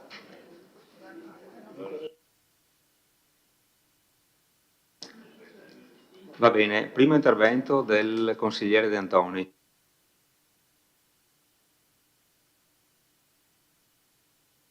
Sì, allora una prima precisazione al Presidente. Facciamo tante domande e chiediamo tanti chiarimenti perché i documenti che ci sono stati mandati non erano completi e non ci hanno consentito di capire tutte le cose che c'erano dietro a questi elaborati. Come ha detto c'è stato questo qui per cui l'ingegnere ha mandato la relazione all'ufficio affari generali che l'ha inserita nel faldone dei documenti, a noi consiglieri comunali, sindaco, non è arrivato questo documento ed è arrivato solo oggi. Io non sono tenuto, se mi mandate una PEC dicendomi che questi qui sono i punti all'ordine del giorno e questi sono gli allegati che me li dovete mandare un giorno dopo la convocazione del consiglio comunale, io non sono tenuto ad andare anche in ufficio a vedere la parte cartografica, il carteggio e vedere se ci sono delle carte che non mi avete messo a disposizione. Questa cosa è venuta...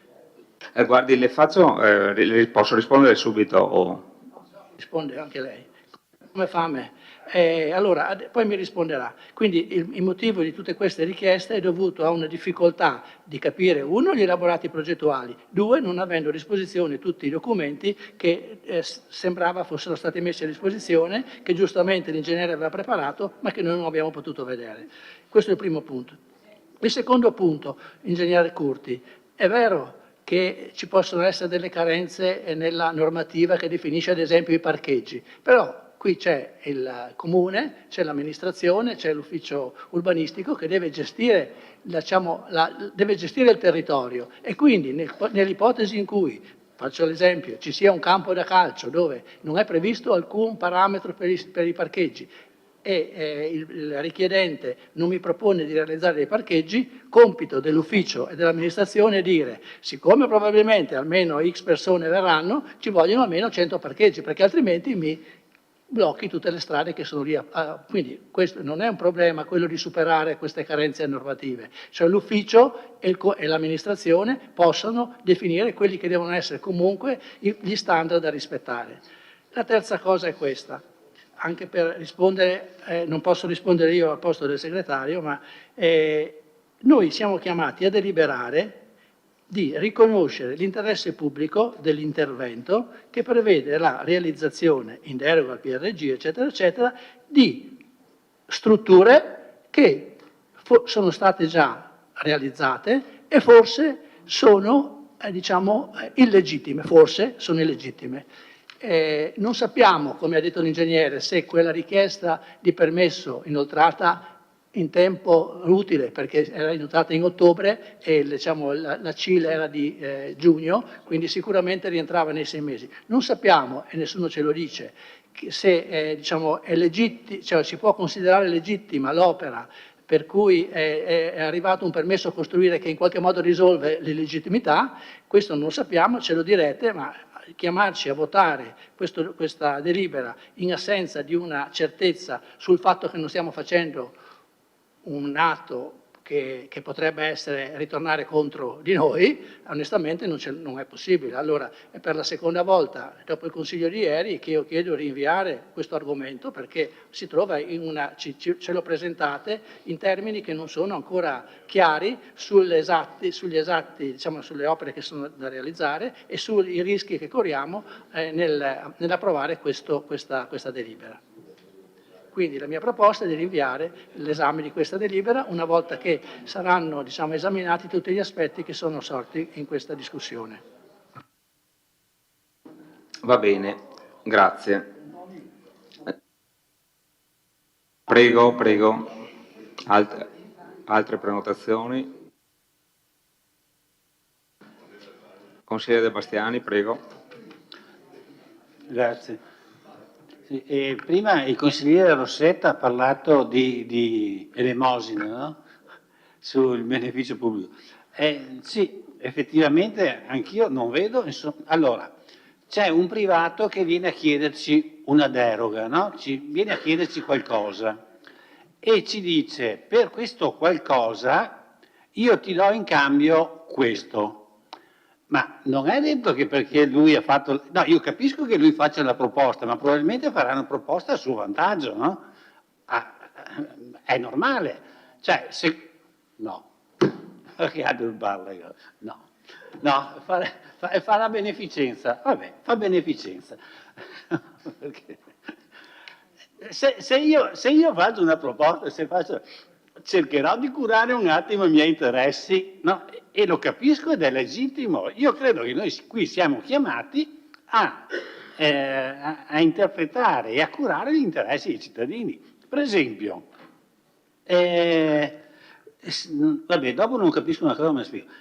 Per un totale di 8 anni, ma se questo privato ci chiede questa deroga, che per lui è un vantaggio, no? Immagino. Che è un vantaggio permanente, immagino, no? No. Finché vuole lui. È permanente. È permanente. Sì. Dai, è permanente. Non sono permessi né interventi fuori microfono, quindi prego la Giunta cortesemente. Continui il suo intervento e non si rivolga alla Giunta. Basta. A Taser però, no? Che ho fatto. Sì. Questo sì, silenzio per cortesia, altrimenti andiamo avanti a oltranza. Allora, ci chiede questo benefit, questo vantaggio permanente, per sempre. Lui dice finché dura, se dura per sempre è per sempre. E allora perché lui ci ristora solo per 8 anni? Se lui ha un vantaggio per sempre, noi avremo il comune avrà un ristoro per sempre? No, non funziona così. Cioè, io capisco la proposta che fa lui, ma la proposta che faremo noi gli diremo: vabbè, ti diamo questo vantaggio per sempre e tu ci ricambi che dopo, tra l'altro, no, non stiamo parlando di milioni, no? Che stiamo parlando di 7 giornate all'anno. E allora se le 7 giornate all'anno, invece di essere per 8 anni, sono per sempre, non penso che mandiamo in rovina l'impresario che ci propone le elezioni collettive, che io presumo e spero che siano a carico suo, però non è scritto chi paga queste elezioni collettive, il comune. Non so, non è scritto. Scusate, assessore, per cortesia, lasci finire il consigliere, prego. Verrà indicata la struttura per lezioni collettive E non è specificato se le lezioni sono offerte non è scritto. Potrebbe essere anche dire io vi faccio fare le lezioni collettive e dopo vi fai la fattura a finire. Beh, non è scritto, dai, ma voglio dire. E ribadisco, noi diamo un vantaggio a un privato per sempre, che lui ci ristori di questo minimo vantaggio che il consigliere Rosset ha chiamato elemosina, ma ci faccia l'elemosina per sempre, a mio avviso. Dopo. Consigliere Baliana. Ecco, io partirei un po' da un livello un po' più alto, dal livello urbanistico della zona. E abbiamo detto che la zona non è assoggettata a vincolo paesaggistico, mi sembra di capire, mi confermate, non c'è vincolo paesaggistico. Però, però voglio dire, allora è evidente che quella zona è una zona gradevole alla vista, nel senso che tutto quello che è stato costruito finora non è stato impattante, almeno questo dal mio punto di vista è un parere personale, e si configurava anche con la parte residenziale dietro, cioè c'era una forma anche di richiamava insomma le metrature dietro, insomma la zona era, secondo me, fino ad ora è stata riempita anche in deroga con criteri insomma che mi trovavano anche d'accordo. Ora, sinceramente, la situazione che troviamo adesso, da un punto di vista estetico, ma puramente estetico, secondo me non è gradevole, non è assolutamente gradevole, sarà efficiente magari, però assolutamente non è impattante da un punto di vista visivo, anche per il contesto di tutta l'area e di tutta la zona, anche del viale del Cansiglio con gli alberi. Comunque, insomma, voglio dire, questo è il primo aspetto che secondo me non è secondario, e noi siamo consiglieri comunali della città e abbiamo anche l'obbligo, dal mio punto di vista, di dare le deroghe in modo corretto e anche su strutture che abbiano anche che siano anche belle e che non siano impattanti da un punto di vista visivo. Cioè, vedere quella situazione con le colline dietro crea veramente qualche difficoltà, al di là che è efficiente, sicuramente efficiente. Detto questo, ribadisco, eventualmente il Consiglio avrebbe anche il potere, di chiedere una copertura diversa, eventualmente, se ritenesse evidente che quella copertura è impattante, ripeto, se la maggior parte dei consiglieri ritengono questo. La seconda copertura che verrà realizzata sarà sempre in telone, però effettivamente non c'è scritto all'interno della relazione e quindi magari su questo non lo so cosa dire. Come sarà realizzata? Non lo sappiamo come sarà realizzata. Altra cosa che mi fermo anch'io a discutere è la questione, non sto vedendo il tempo, Presidente, ma è la questione del beneficio anche della situazione attuale dell'area.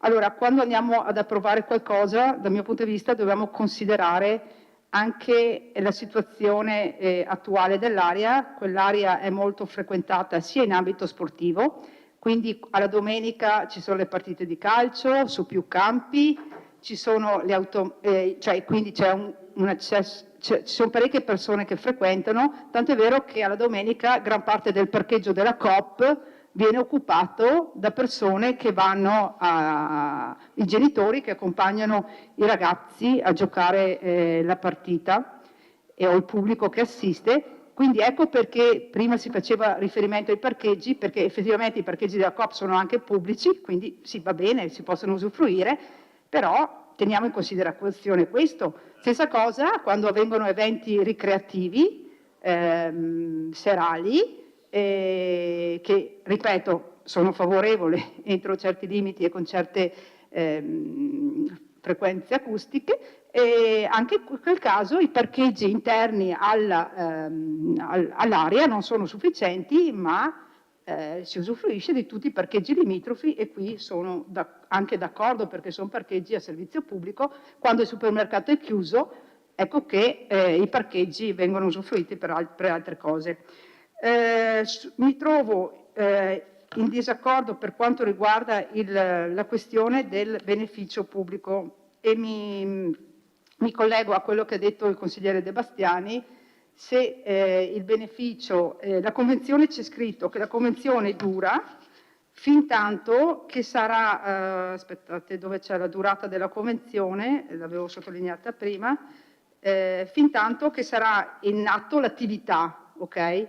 Quindi la convenzione questa è valida fin tanto che sarà in atto l'attività, e quindi di conseguenza dovrebbe essere, il beneficio pubblico dovrà esserci fin tanto che è in atto l'attività, dal mio punto di vista, e quindi non 8 anni, ma fino appunto alla dismissione eventuale dell'attività.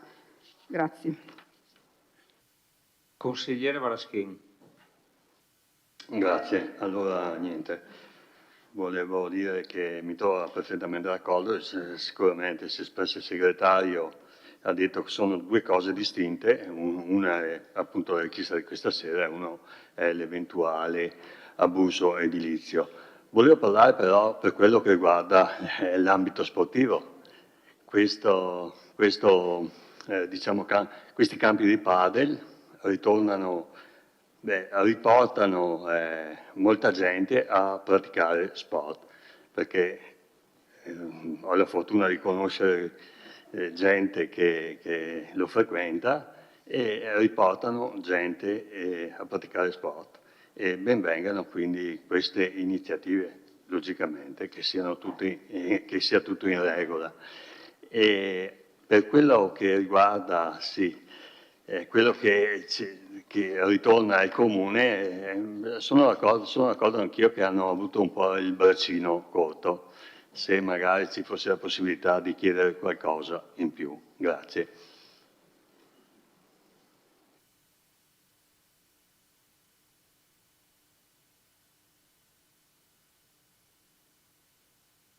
Altre prenotazioni?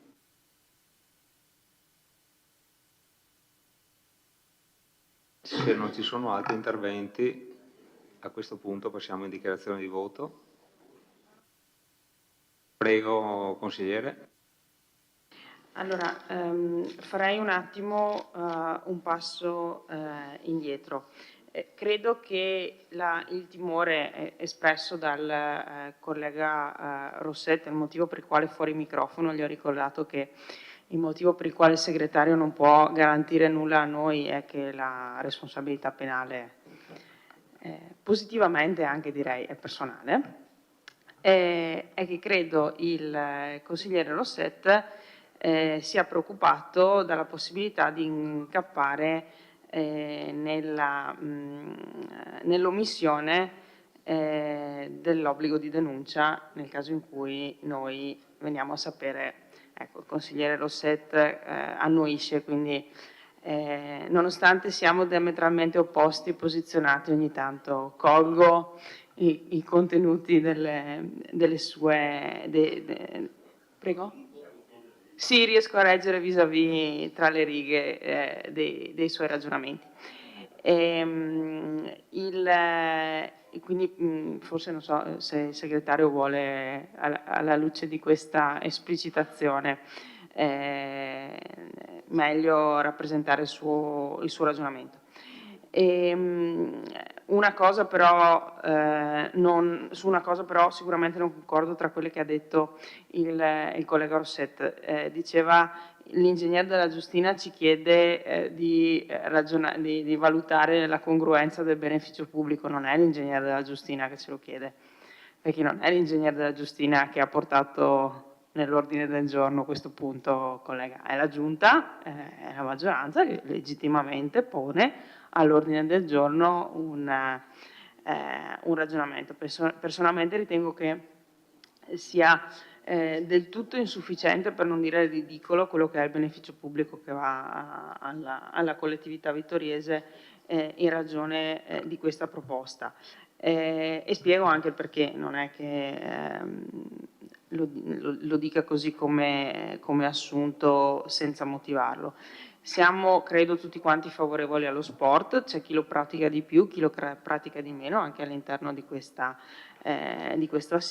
assise. Sappiamo che, ad esempio, il collega De Antoni è sicuramente tra i più sportivi qui dentro, ma ovviamente credo siamo tutti d'accordo che l'attività sportiva fa bene e che sia bello che i movimenti sportivi crescano e che coinvolgano sempre più persone, non solo per un fatto di salute, ma anche per un fatto di socialità, ovviamente.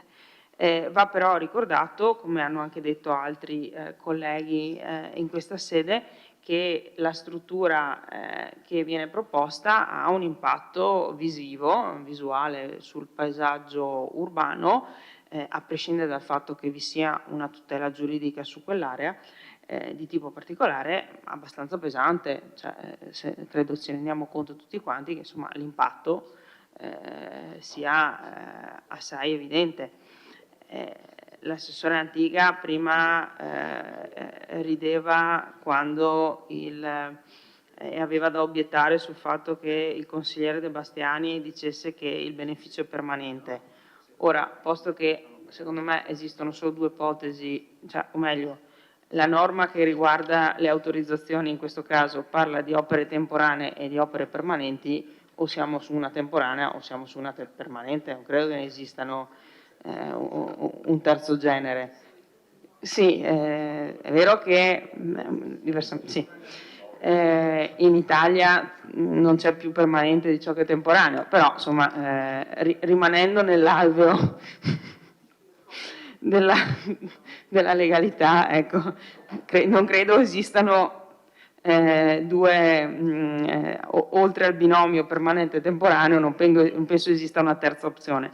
Per cui se il beneficio, la struttura è permanente, è chiaro che il ragionamento non può essere che il beneficio per il privato è temporaneo. È chiaro che prima o poi la struttura dovrà essere rifatta, perché probabilmente fra 200 anni quella struttura, in senso oggettivo, materiale, probabilmente dovrà essere rifatta come quasi tutte le strutture, ma l'autorizzazione permane. Non è che sì, se mi autorizzano a fare un immobile e devo farci i lavori di manutenzione, non è che l'autorizzazione iniziale sparisce, è sempre quella. Mi fa un po' ridere, onestamente, non capisco cosa. Prima l'ingegner della Giustina, nello stimare il possibile numero di soggetti e il possibile numero di auto, diceva: ci sono 4 campi, si giocano in 2 alla volta, quindi 4 per 2 fa 8. 4, 16. Però è una cosa... Prego?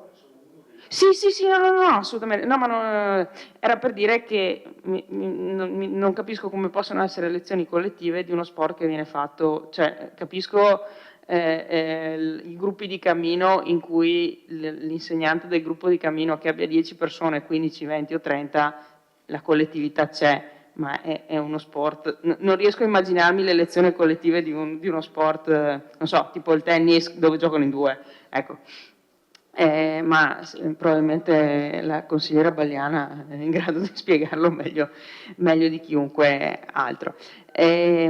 Appunto, ho espresso già prima quelle che sono, a mio avviso, perplessità, anche dal punto di vista poi tecnico. Mi associo alle perplessità già espresse anche dagli altri consiglieri su una situazione, diciamo così, nella migliore delle ipotesi confusa. Io comprendo che siano argomenti complessi, ma la stessa dichiarazione dell'ingegnere della Giustina, che ha istruito la pratica, che mi dice: non so se il fatto che abbiano proposto la richiesta nella vigenza dell'autorizzazione temporanea e che adesso l'autorizzazione temporanea ha sviluppato il suo arco temporale, se questo significa che la struttura è dal punto di vista della legittimità congelata perché non gli abbiamo ancora risposto alla seconda istanza, oppure se il fatto che sia stata presentata la seconda richiesta nella vigenza della prima non cambia niente, ingenera delle domande. Mi dà l'idea che questa, come diceva il collega De Antoni, questa proposta di delibera abbia bisogno di ulteriori approfondimenti e ulteriori ragionamenti. Anche a mio avviso, visto che quasi tutti praticamente abbiamo detto che il beneficio pubblico è irrisorio rispetto al beneficio che ottiene il privato, quantomeno per dare spazio all'amministrazione di confrontarsi col privato e valutare una differente, diciamo così, contropartita per la collettività vittoriese. Grazie. Grazie. Altri interventi? Consigliere Baglià. Sì, secondo intervento. Allora, prima mi sono dimenticata di fare anche un'altra osservazione relativamente al progetto stesso, nel senso che faccio una semplice presa d'atto rispetto a quello che sta succedendo adesso. Allora, adesso per esempio ci sono questi campi di padel in cui le persone giocano fino a ora tarda e io ho segnalazioni da parte dei residenti dietro che fino a mezzanotte, mezzanotte e mezzo ci sono appunto questi giocatori in campo, poi ci sono gli spogliatoi a ridosso della zona residenziale e che quindi c'è tutta una situazione particolare che si sviluppa dovuta all'attività stessa. Allora, sono d'accordo che, come diceva il consigliere Varaschin, è un elemento importante quello di,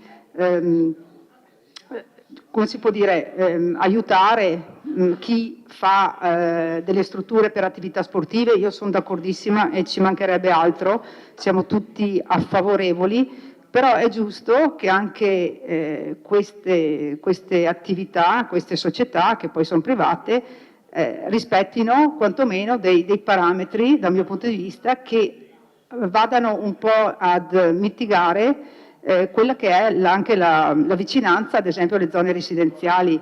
Ecco che dico che non so se eventualmente per il discorso spogliatoi voi avete anche valutato la zona dove sono stati messi e eventualmente appunto la rumorosità per quanto minima, perché magari, sì, voglio dire, non è molta, però impatta anche su chi, ripeto, abita nelle vicinanze.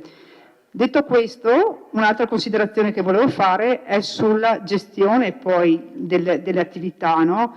Quindi penso che, adesso non so se c'è un regolamento che i gestori debbano rispettare rispetto a degli orari. Abbiamo appena votato il piano acustico ieri sera e penso che ci siano degli orari da rispettare. Ecco, magari invito anche l'amministrazione ad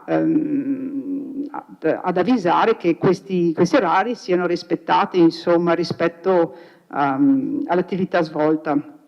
Ecco, detto questo, la cosa che volevo anche evidenziare è che prima ho parlato di questione estetica e possiamo eventualmente soprassedere, dal mio punto di vista, superare la questione estetica, cioè ci chiudiamo gli occhi perché, voglio dire, dentro ci sono attività sportive e quindi potrebbe essere anche questo un obiettivo condiviso, quindi dal punto di vista estetico possiamo, ripeto, superarlo, però rimane il punto, secondo me, il punto principale del beneficio pubblico. Questo non può essere superato, perché se tu mi chiedi un impegno di deroga, non solo di volumetria, ma anche, mi ripeto, anche da un punto di vista di impatto visivo e di impatto estetico, il tuo beneficio pubblico, quello che tu dai alla collettività, deve essere proporzionato anche al disagio. Quindi voglio dire, io ripeto che almeno che la Convenzione preveda che sia il beneficio pubblico si trasformi in possibilità da parte delle scuole e dei ragazzi di accedere ai campi di padel per tutta la durata dell'attività stessa, anche perché sappiamo che i famosi 7 giorni si riducono forse a 1-2, perché c'è un problema di organizzazione. Poi non ho capito, 7 giorni c'è scritto giornate dello sport, cosa vuol dire 7 giorni tutti attaccati e poi gli altri mesi no? Cioè anche questa, la cadenza di frequenza delle scuole all'interno di queste strutture, ogni quanto avviene? Qua c'è scritto, la convenzione è qua, l'abbiamo la convenzione, c'è scritto 7 giorni giornate dello sport. Giornate dello sport intanto sono 3, non sono più 7, però detto questo, appunto ripeto, io sono per il minimo che il beneficio pubblico sia permanente.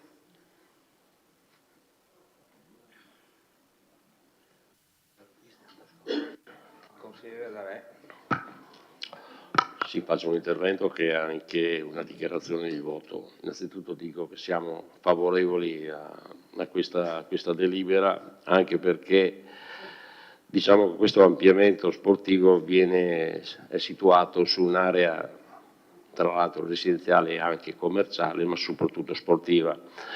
Ci sono campi da calcio estremamente belli, frequentati, c'è il golf, che sicuramente è un fiore all'occhiello anche come manutenzione. Ci sono poi diciamo anche la parte ricreativa che riguarda i bambini, che effettivamente è un posto frequentato e fatto bene. Siamo tutti d'accordo che la struttura magari non è esteticamente bella, ma quella è la struttura per poter fare quello sport, cioè il padel. Ripeto, siamo su un quartiere residenziale, secondo me, tra i più belli della città, ben realizzato, centrale, non ci sono problemi di parcheggi, quindi credo che questo possiamo discutere sulla convenzione, ma credo che dare l'ok a questa delibera sia, soprattutto vista la frequentazione di questi campi, assieme al contesto generale, e quindi ripeto, il nostro non è altro che un parere favorevole a questa giunta.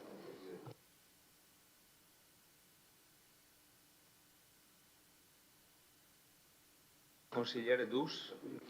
Sì, da questa parte dei banchi nessuno è contrario alla realizzazione e allo sviluppo di quest'area dal punto di vista sportivo che, come ho detto inizialmente, viene riconosciuto da tutti come importante sia appunto per lo sviluppo sportivo, ricreativo, eccetera, eccetera. Stiamo solo, però, mi dispiace che qui non stiamo parlando se siamo a favore o contro quell'area. C'è un permesso a costruire, ci sono delle cose amministrative, dei temi amministrativi, sui quali dobbiamo esprimere e alzare la nostra manina e prenderci il nostro pezzettino di responsabilità. Quel pezzettino di responsabilità dice che se siamo a favore o meno della proposta che è stata presentata. La domanda che torno a fare è: ma come posso essere io a favore di una proposta se a monte c'ho forse un problema di tipo amministrativo? Cioè, questo chiedo. Posso io dire sono a favore del beneficio pubblico su una struttura abusiva? Che potrebbe potenzialmente essere abusiva? Che verificheremo successivamente se è abusiva oppure no? Tutto qua. Per il resto, il consigliere D'Arè, perfettamente d'accordo. Quell'area lì va bene così, è giusto che si sviluppi, è giusto che abbia uno sviluppo, eccetera. Torno a dire, purtroppo qui dobbiamo votare non su se quell'area là ci piace il colore del tendone oppure no, ma qua dobbiamo votare il permesso a costruire in deroga, punto, cioè stop, pura amministrazione.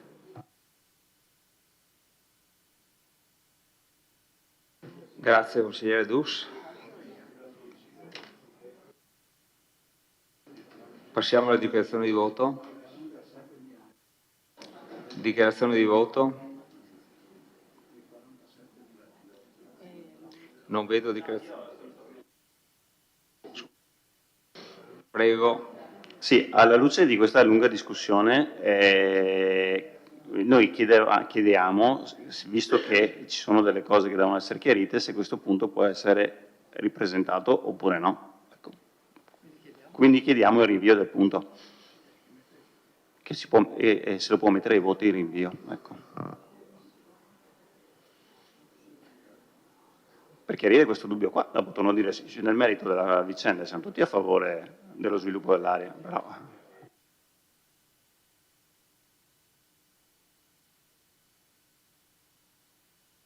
Prima di mettere ai voti il rinvio del punto, la richiesta, sentiamo Alessandro De Bastiani. Prego. Sì, e allora condivido la proposta fatta dal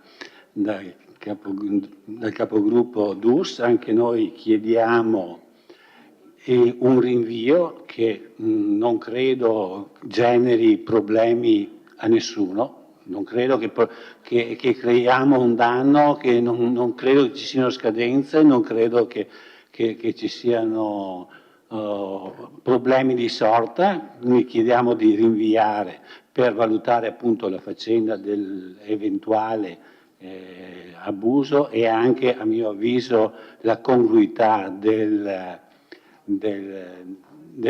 ristoro. Non capisco una cosa, siamo qua tutti quanti tranquilli che ragioniamo con calma e l'assessore Antiga, che non è vice sindaco, non è assessore allo sport, non è assessore all'urbanistica, non ha altre competenze su questo tema, è tutta la sera che si agita su questo punto qua. Non so se vuoi spiegarmi il motivo. Grazie. Grazie, consigliere. Allora, velocemente mettiamo ai voti la richiesta di rinvio del punto in oggetto. Ultimo.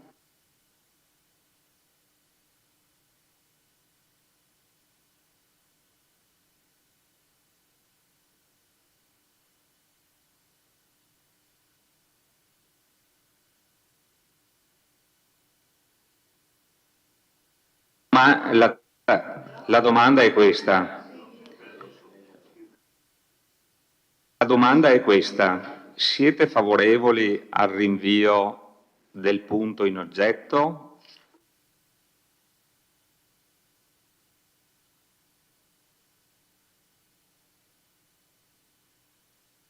Favorevoli 5, contrari 8 e quindi...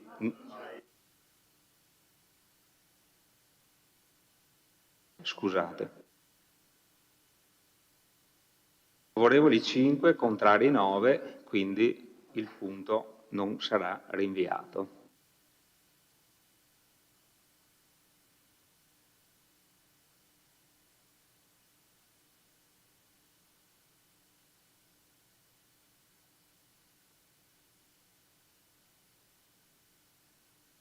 Perfetto. Bene, allora procediamo con la votazione.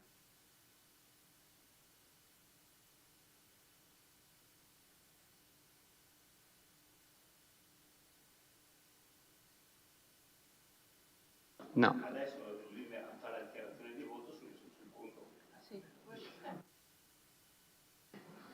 Prego con la dichiarazione di voto. Sì, dichiarazione di voto, prego.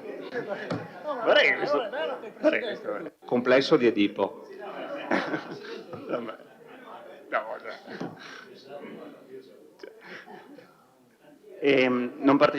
La dichiarazione di voto è che non parteciperemo al voto, stante le perplessità che abbiamo sopra enunciato. Cortesemente potete passare il badge, che così il calcolo è automatico.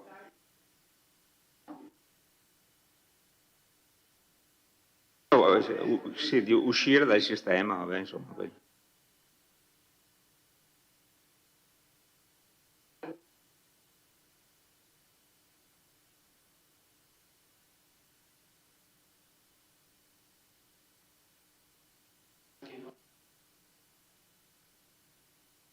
Dichiarazione di voto, prego De Bastiani. Anche noi usciamo dall'aula perché non sono state accolte le nostre richieste. Grazie. Tu disconnetti. Ok.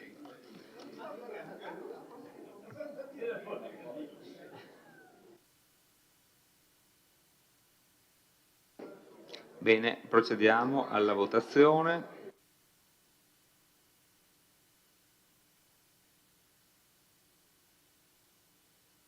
Presenti 9, sì.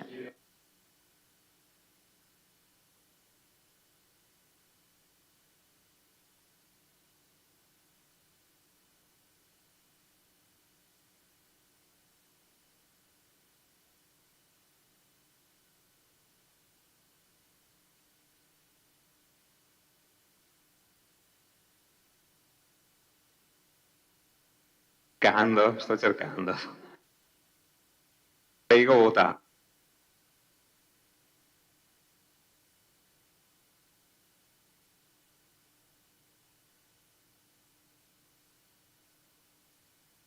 Favorevoli 9, contrari 0, astenuti 0. La delibera è approvata.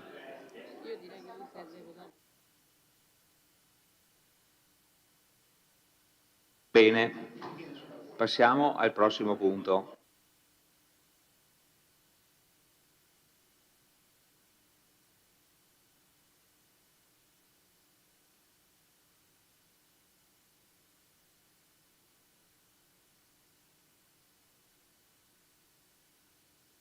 Prossimo punto.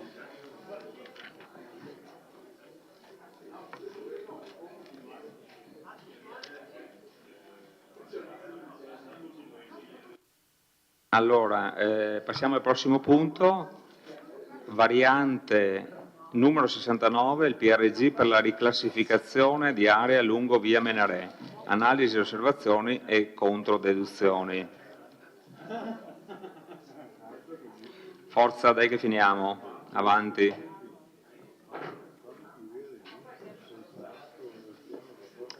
Chiedo all'assessore o al sindaco all'ingegner Curti di illustrare il punto.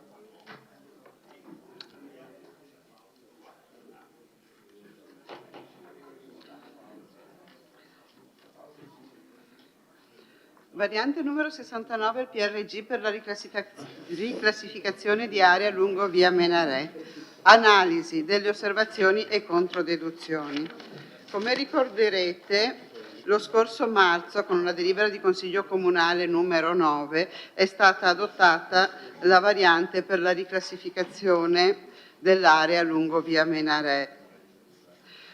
Successivamente, come previsto dalla normativa, la variante è stata depositata per 10 giorni presso gli uffici urbanistici del Comune, presso la segreteria della provincia di Treviso. Nei 20 giorni successivi chiunque poteva presentare osservazione.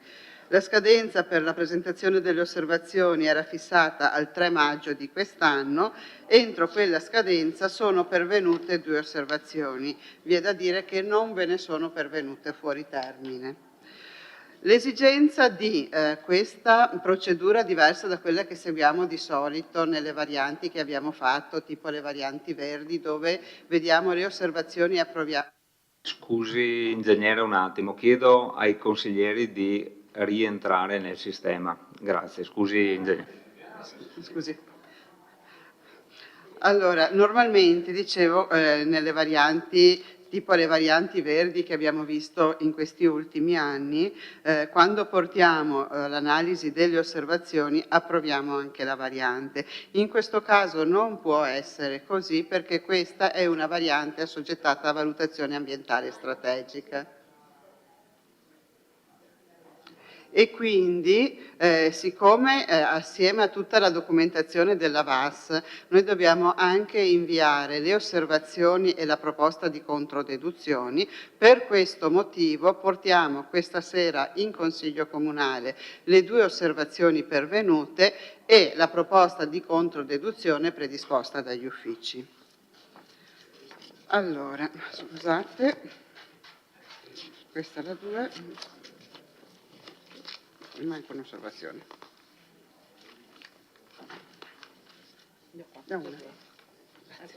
Allora, osservazione numero 1.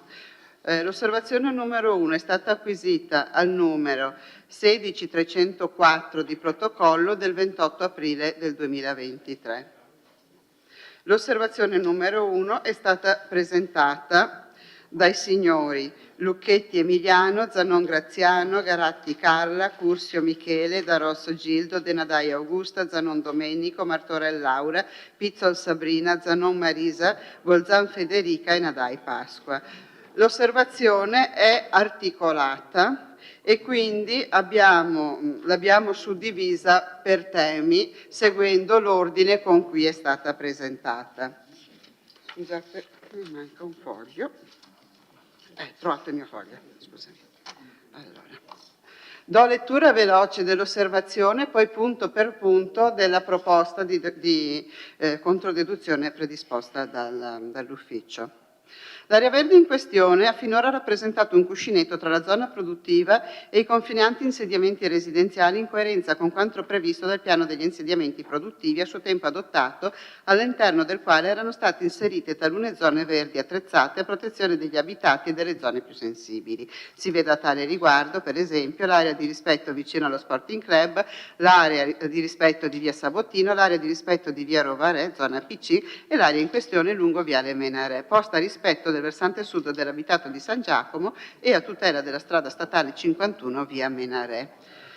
Questa prima parte è una serie di considerazioni di carattere introduttivo che può essere accolta in quanto sono semplicemente delle osservazioni che prendono atto di quello che era il PIP. Il cambio di destinazione urbanistica finalizzato alla sua alienazione, cui farà evidentemente seguito la costruzione di edifici ad uso produttivo commerciale, sembra non tenere in adeguata considerazione le finalità originarie del PIP, che aveva opportunamente destinato tale area da un lato a protezione e rispetto delle zone abitate limitrofe e dall'altro a tutela della strada statale viale Menarè, cercando di limitarne l'eccessivo congestionamento attraverso il mantenimento della destinazione a verde dell'area in questione.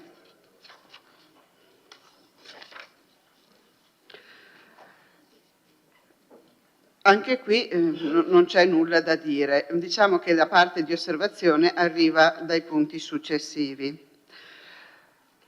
Il livello di traffico della strada statale 51, nel tratto dove sorge l'area, compreso tra l'incrocio di Viale Menarè e Via Campardo, Via Rovarè e l'incrocio Viale Menarè e Via Donatori del Sangue, è andato sempre più crescendo nel tempo, per effetto dell'espansione delle attività produttive della zona industriale e delle zone limitrofe.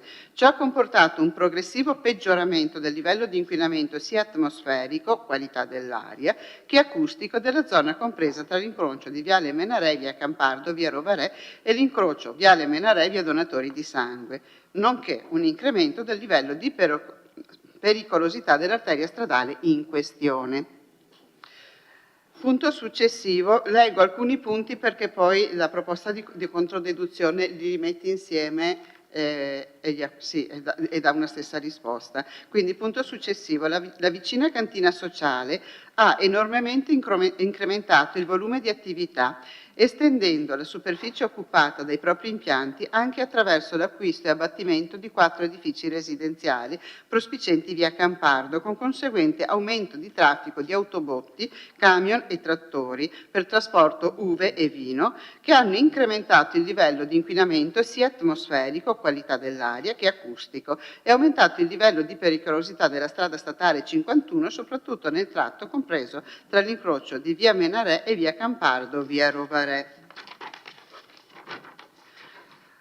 Ancora, La ditta Barel EC, confinante a ovest con l'area oggetto della variante, ha aumentato significativamente la propria attività di carico-scarico di camion, cisterne di gasolio e benzina, da 5 al giorno di 2-3 anni fa agli attuali circa 30-40 al giorno. Ciò ha generato nella zona un elevato livello di inquinamento acustico per l'elevata numerosità degli impianti di carico-scarico carburante dei camion cisterna che iniziano la propria operatività molto presto al mattino e continuano per gran parte della giornata. La rumorosità è connessa sia all'attività di carico-scarico degli impianti sia alla rumorosità dei camion cisterna che rimangono costantemente in funzione durante la suddetta attività di carico-scarico. Oltre all'inquinamento acustico si rigistra inoltre un conseguente inquinamento atmosferico per effetto delle esalazioni derivanti dall'attività di carico cisterne di gasolio e benzina e della presenza di un elevato numero di camion cisterna che si immettono sulla statale 51 da via Donatori di Sangue e inquinamento luminoso per effetto dei fari notturni che illuminano a giorno l'area occupata dalla ditta Barel EC sopracitata e le vicine zone residenziali. Punto successivo, il numero 4, nella zona si registra inoltre un elevato inquinamento olfattivo per la presenza di emissioni odorose delle deiezioni delle galline del vicino allevamento della ditta Casagrande, posto a sud dell'area, la cui operatività si è notevolmente incrementata negli ultimi anni con relativo ampliamento degli impianti. Tale problematica presenta effetti di inquinamento olfattivo che si estendono per un'ampia zona circostante arrivando fino a Colle Umberto ed è già stata segnalata da decenni all'ULSS e a codesta amministrazione, senza che tuttavia abbia trovato soluzione. Anzi, la situazione è risultata, come detto precedentemente, ulteriormente peggiorata negli ultimi anni, essendo stato autorizzato un considerevole ampliamento delle dimensioni degli impianti di allevamento senza un corrispondente risolutivo intervento sulle relative esalazioni. Punto numero 5. Si registra altresì la presenza di emissioni odorose derivanti dai processi produttivi di altre fabbriche poste nell'adiacente zona industriale Tegora Canadese, nonché elevati livelli di rumorosità derivanti dai macchinari esterni in funzionamento della vicina ditta Falmec. Allora, questi punti che vanno dal numero 1 al numero 5, quelli che ho letto in sequenza, per quanto riguarda i punti 1, 2, 3, 4 e 5, si rileva che sono considerazioni condivisibili sulla situazione ambientale esistente nel contesto, ma non pertinenti con questa variante. Per quanto sopra, queste considerazioni fanno considerare questa parte di osservazione non pertinente. 2, 3. Punto numero 6. La prevista futura costruzione di nuovi impianti sportivi, eliporto nel vicino aerocampo, con apertura di nuovi accessi su via Menarè e sulla traversa via Francesco Baracca, immetteranno ulteriore traffico sulla statale 51, con un ulteriore peggioramento del livello di inquinamento sia atmosferico, qualità dell'aria, che acustico. Per quanto riguarda il punto 6, il patto adottato prevede sull'area del nuovo aerocampo la realizzazione di servizi di interesse comune. Il punto 6 non è pertinente con la variante. Punto numero 7. L'avvio di una nuova attività produttiva commerciale nell'area in questione, con conseguente accesso sul viale Menarè, determinerà un aumento del livello del traffico con conseguente ulteriore peggioramento del livello di inquinamento atmosferico acustico, nonché incremento del livello di pericolosità dell'arteria stradale in questione.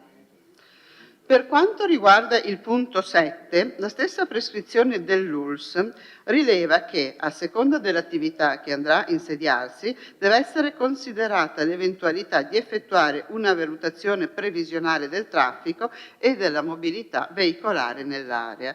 In questo senso il punto 7 è accoglibile. Punto numero 8. L'avvio di una nuova attività produttiva commerciale nell'area in questione determinerà inoltre, da un punto di vista sostanziale, un ulteriore consumo di suolo che non risulta coerente con l'obiettivo europeo di azzeramento del consumo di suolo entro il 2050, adottato anche a livello regionale.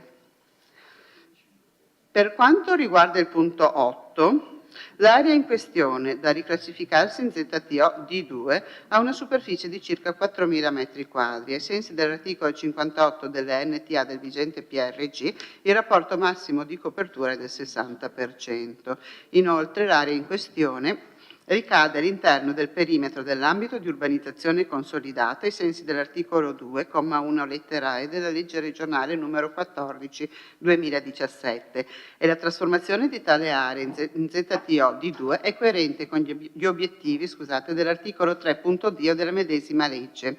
La pianificazione territoriale urbanistica privilegia gli interventi di trasformazione urbanistico-edilizio all'interno degli ambiti di urbanizzazione consolidata che non comportano consumo di suolo. Per quanto detto, il punto 8 non è accoglibile. Pertanto, continua l'osservazione, a nostro avviso appare più opportuno che tale area mantenga la sua destinazione a verde.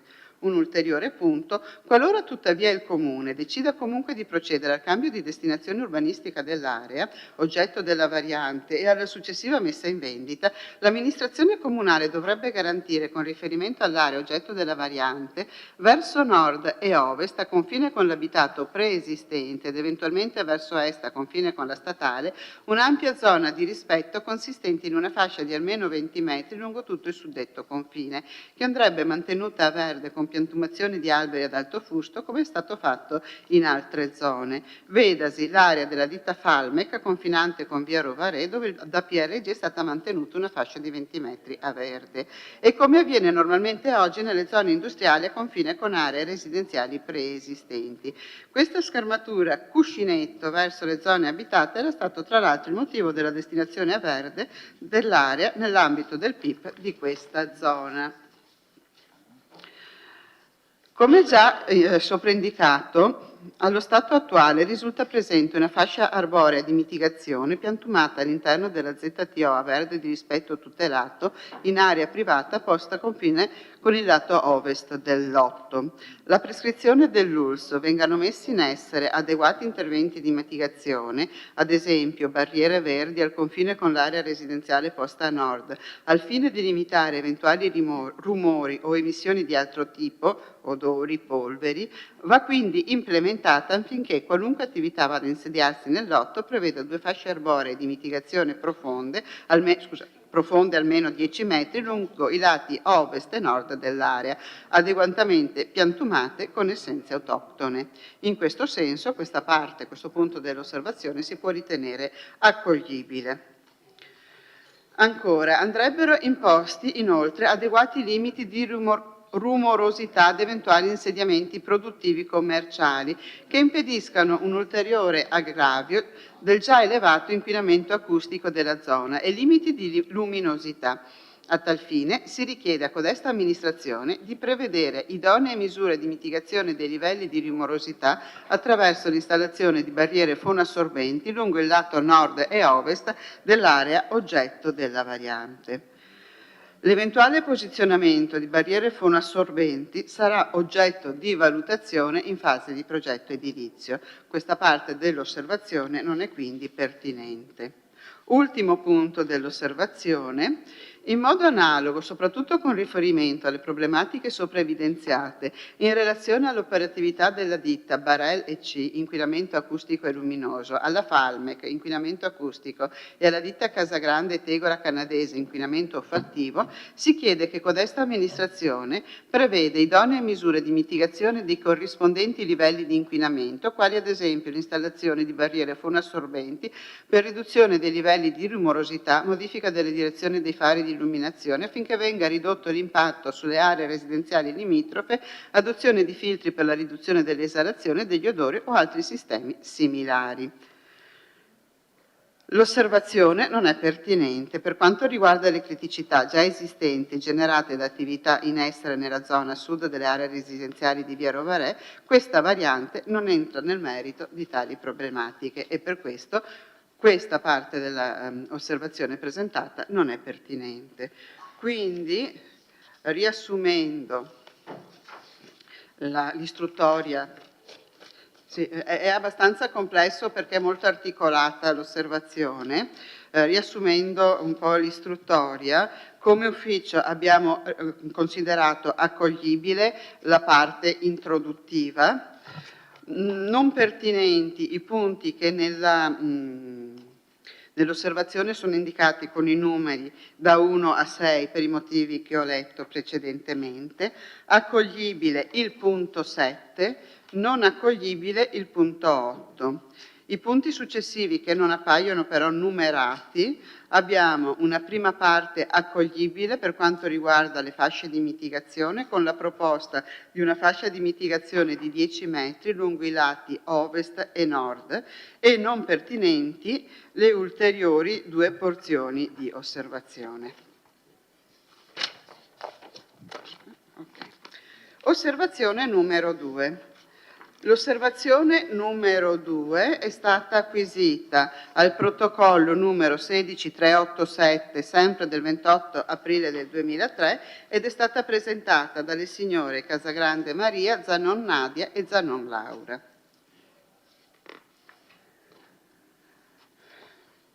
Abbiamo una premessa, secondo quanto affermato nella relazione tecnica e documentazione fotografica allegata E, l'area oggetto della delibera, di seguito denominata l'area, è un'area circoscritta circa 4.000 metri quadrati e ben definita del territorio del comunale di Vittorio Veneto, giuridicamente assegnata al patrimonio indisponibile del comune di Vittorio Veneto in quanto area verde compresa nelle aree definite standard pubbliche dell'insediamento produttivo. L'area verde funge da cuscinetto tra la zona produttiva e i confinanti insediamenti residenziali. Per venire incontro ad alcune manifestazioni di interesse all'acquisizione dell'area, nel presupposto che venga modificata l'attuale destinazione urbanistica da zona verde a zona produttivo-commerciale, con conseguente possibilità edificatoria, codesta amministrazione ha deliberato nella riunione del Consiglio Comunale del 23 marzo ultimo scorso di approvare la variante in oggetto che comporta la sottrazione dell'area alla destinazione d'uso collettivo e quindi il cambio di destinazione urbanistica da zona verde a zona produttiva commerciale con conseguenti possibilità edificatorie. Poiché lo standard pubblico non può essere sottratto alla destinazione d'uso collettivo, salvo l'ipotesi che tale aree risultino in eccedenza rispetto ai minimi di legge, codesta amministrazione, verificati il fabbisogno calcolato con riferimento agli anni di realizzazione del PIP e le dotazioni dello stesso, ha riscontrato che tale area risulta eccedente rispetto ai minimi di legge e può essere quindi sottratta alla destinazione d'uso collettivo, deliberando il conseguente cambio di destinazione urbanistico finalizzato all'azione. Osservazioni. Prima osservazione. Si precisa innanzitutto che l'area in oggetto confina in particolare con via Menarè per l'intero lato ovest, con area residenziale, oltre che per l'intero lato nord, anche per gran parte del lato ovest. Per la precisione confina ad ovest per sole 20 metri con area produttiva PIP e per circa 45 metri con area privata verde a servizio abitativo. Nella delibera di Consiglio Comunale numero 9 del 23/3/2023, di seguito la delibera, e nei relativi allegati tale aspetto risulta erroneamente riportato. In particolare, A. La delibera riporta erroneamente che l'area in oggetto confina con l'area residenziale posta a nord-est, rectius nord-ovest. La relazione tecnica allegato E afferma che l'area risulta inserita tra gli insediamenti residenziali immediatamente a nord e gli insediamenti artigianali a sud e a ovest.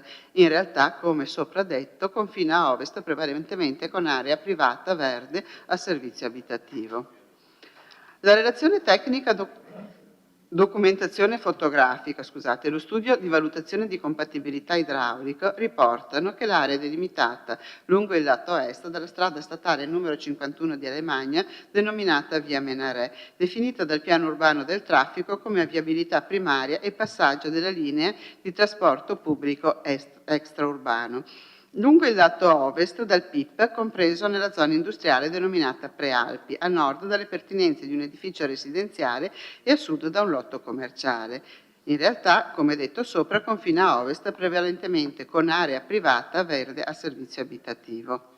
Il parere dell'ULSS UOS Salute e Ambiente, protocollo 45865 del 9/3/2023, acquisito al protocollo comunale 9284 del 9/3/2023, prescrive che vengano messi in essere adeguati interventi di mitigazione, esempio barriere verdi, eccetera, al confine con l'area residenziale posta a nord-est, rectius nord-ovest, al fine di limitare eventuali rumori o emissioni di altro tipo, odori, polveri. Ne deriva che l'istruttoria che ha portato all'adozione della delibera e al rilascio dei pareri endoprocedimentali prescritti appare viziata da un'erronea rappresentazione dei fatti che ha inciso in modo determinato sul loro contenuto. Scusate perché mi si sta ingroppando la lingua. In particolare sembra aver inciso in misura determinante sul parere dell'autorità sanitaria che sulla base dell'erronea prospettazione dell'inquadramento urbanistico dell'area ha previsto misure di mitigazione soltanto per la parte a confine con l'area residenziale posta a nord-est e non anche per le altre porzioni poste parimenti a confine con zone residenziali. Le carenze istruttorie potrebbero inoltre impattare sulla motivazione degli atti del procedimento di valutazione ambientale che conseguirà l'adozione della variante. Chiedo scusa un attimo. Sono 15 minuti. Ho il tempo contingentato? No. Mi si sta ingroppando. Allora, questa era la prima parte dell'osservazione. Allo stato attuale, questa è l'istruttoria predisposta dall'ufficio, risulta presente una fascia arborea di mitigazione piantumata all'interno della ZTO a verde di rispetto tutelato. Permettetemi un inciso rispetto a quello che trovate scritto nella nostra relazione. In realtà non esiste una zona nel nostro piano regolatore a verde, come dicono qua, scusate, a destinazione della residenza, c'è il verde di rispetto tutelato che può essere di pertinenza di una residenza ma non necessariamente, quindi non è effettivamente una zona residenziale la zona verde di rispetto tutelato. Comunque, ripeto, scusate perché altrimenti poi allo stato attuale quindi risulta presente una fascia arborea di mitigazione piantumata all'interno della ZTO a verde di rispetto tutelato in area privata posta a confine con il lato ovest del lotto. A ciò si aggiunge la prescrizione dell'ULSS. Vengano messi in essere adeguati interventi di mitigazione, ad esempio barriere verdi al confine con l'area residenziale posta a nord, al fine di limitare eventuali rumori o emissioni di altro tipo. Le prescrizioni dell'ULSS va quindi implementata affinché per qualunque attività venga ad insediarsi nel lotto siano previste 2 fasce arboree di mitigazione profonde almeno 10 metri lungo i lati ovest e nord dell'area, adeguatamente piantumate con essenze autoctone. Sotto questo punto di vista, questa prima parte dell'osservazione si può ritenere accoglibile. Seconda osservazione. Si fa notare che nella variante in oggetto non è data dimostrazione degli standard di primaria e secondaria del PIP in termini di parcheggio in relazione alle superfici realizzate e al minimo previsto dalla normativa allora vigente nel 1991. Si parla in generale di 15.000 metri quadri di eccedenza, ma non si capisce a che standard si fa riferimento, atteso che le norme di PRG distinguono tra lo standard primario, spazi di sosta e parcheggio o spazi di verde attrezzato. Si chiede quindi la verifica di detti standard con l'individuazione dell'effettivo verde in eccesso, atteso che l'area PIP ne potrebbe essere deficitaria. Il dimensionamento delle aree standard del PIP è stato verificato, come richiamato, nella delibera di Consiglio Comunale numero 9 del 23/3/2023 di adozione della variante 69 attinente alla modifica di destinazione dell'area di via Menarè. L'osservazione non è pertinente. Terza osservazione. L'area riclassificata l'area di 2 riclassificata è di completamento, ma facendo parte di aree sature avrebbe più senso una sua riclassificazione in area di 4 o di 5 di nuova formazione con i relativi standard. Le ZTO di 4, zone produttive miste, sono già destinate ad attività produttive esistenti in cui è ammesso il consolidamento dell'attività in essere oppure la trasformazione in centri polifunzionali a destinazione produttiva terziaria commerciale e attività di interesse comune. Le ZTO D5 sono zone produttive commerciali esistenti o di progetto destinate all'attività commerciale all'ingrosso e alla realizzazione di centri commerciali, io perdo sempre una pagina, infatti, scusate, ecco, di centri commerciali di dettaglio. Invece la classificazione proposta in D2 di completamento consente l'insediamento di nuove attività artigianali e industriali, la cui costruzione dovrà rispettare gli indici di zona. L'osservazione, questa parte dell'osservazione non è accoglibile. Quarta osservazione. A nostro parere, sottrarre alla destinazione d'uso collettivo tale aree sulla base della mera eccedenza rispetto ai limiti di legge non può essere sufficiente, in quale tale area, lungi dall'essere un'area isolata all'interno del PIP, va vista e considerata nella totalità della progettazione del PIP approvato nel 91, che aveva una sua ragion d'essere. Infatti, nella visione globale e generale del PIP a suo tempo adottato, erano state inserite talune zone verdi attrezzate a protezione degli abitati e delle zone più sensibili. Si veda a tale riguardo, per esempio, l'area di rispetto vicino allo Sporting Club, l'area di rispetto di via Sabottino, l'area di rispetto di via Rovarè, zona Piccin, e l'area in questione lungo viale Menarè, posta a rispetto del versante sud dell'abitato di San Giacomo e a tutela della strada statale 51 viale Menarè. Nell'assumere una delibera finalizzata alla sottrazione alla destinazione d'uso collettiva di un'area, non può essere pertanto sufficiente verificare la sola eccedenza quantitativa in termini di metri quadri destinati a tale scopo, ma occorre assumere una visione più ampia e tenere in particolare considerazione i motivi che hanno portato a creare a suo tempo un particolare assetto urbanistico. La sottrazione alla destinazione d'uso collettiva di tale area e il suo cambio di destinazione urbanistica finalizzato alla sua alienazione, cui farà evidentemente seguito la costruzione di edifici ad uso produttivo commerciale, risulta pertanto in contrasto con la finalità originaria del PIP, che aveva opportunamente destinato tale area da un lato a protezione e rispetto delle zone abitate limitrofe e dall'altro a tutela della strada statale 51 alle Magne, cercando di limitarne l'eccessivo congestionamento attraverso il mantenimento della destinazione a verde per l'area in questione. Questa era l'osservazione numero 4. Si ribadisce che è stato verificato il dimensionamento delle aree standard del PIP, come richiamato nella delibera di Consiglio Comunale numero 9 del 23 marzo 2023 di adozione della variante 69 al PRG attinente alla modifica di destinazione dell'area di via Menarè. A margine si ricorda che l'amministrazione comunale ha acquisito nel medesimo contesto territoriale un'area di importanti dimensioni che verrà destinata ad uso collettivo. L'osservazione non è accoglibile.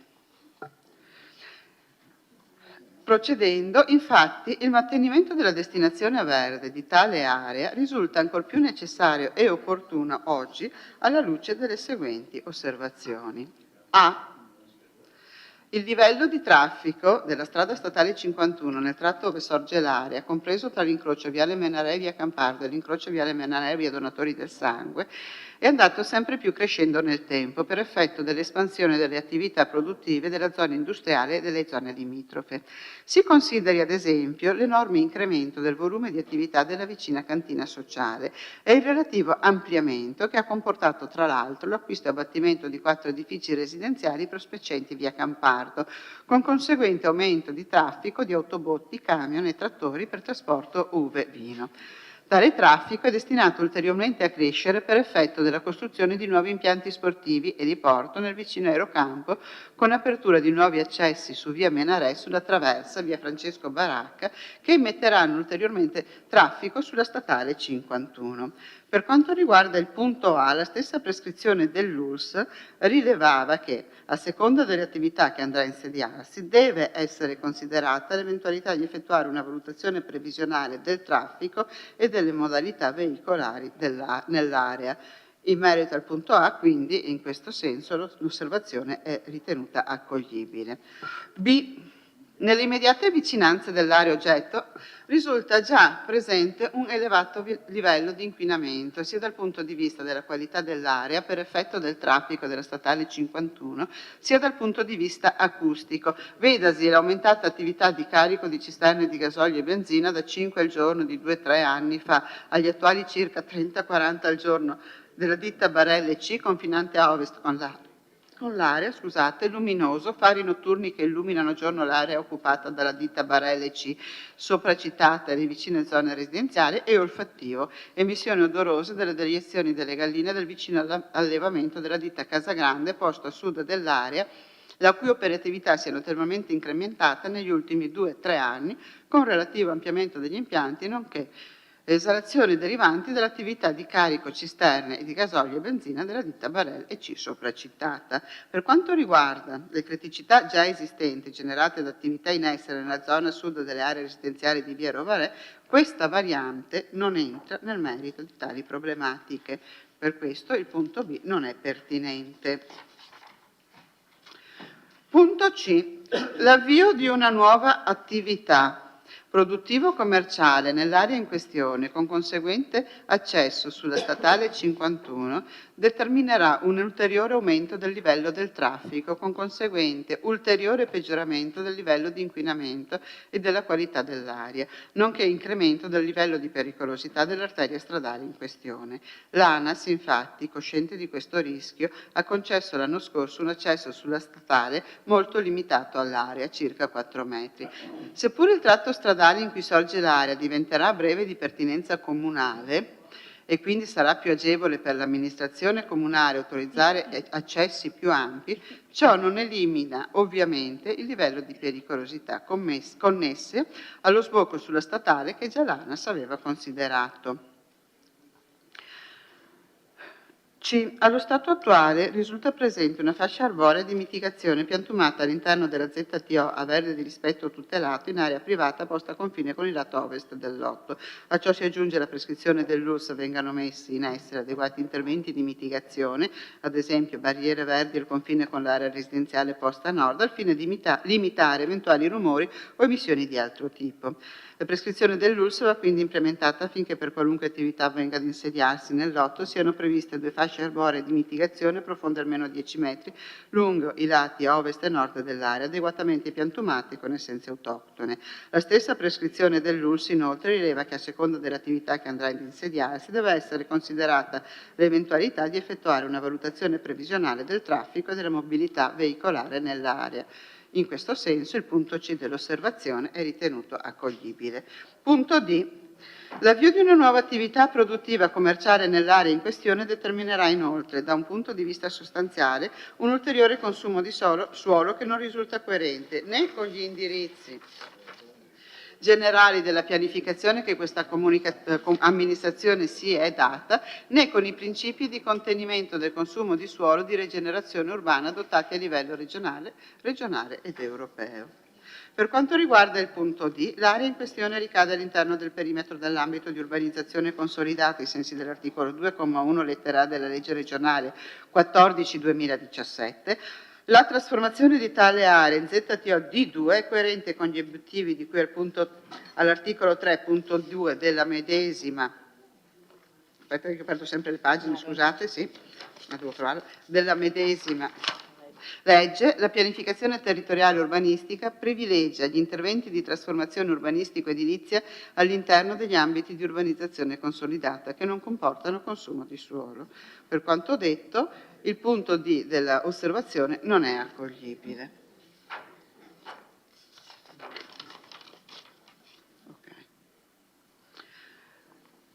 Pertanto, per i motivi sopra riportati e per quanto da noi espresso nella nostra lettera del 7 marzo del 2023, riteniamo che non ricorrano i presupposti per la sottrazione di tale area alla destinazione d'uso collettivo e il suo cambio di destinazione urbanistica. Tale area andrebbe mantenuta zona verde attrezzata, eventualmente con piantumazione di alberatura ad alto fusto, con qualche panchina e un accesso pedonale che che giustificasse il motivo per il quale tale area era stata a suo tempo oggetto di esproprio per pubblica utilità, rispettando in questo modo gli impegni assunti dalle precedenti amministrazioni a tutela della cittadinanza di San Giacomo e di Vittorio Veneto e dei diritti dei precedenti proprietari che sono stati costretti a cedere l'area a seguito di comunicazione di esproprio per pubblica utilità.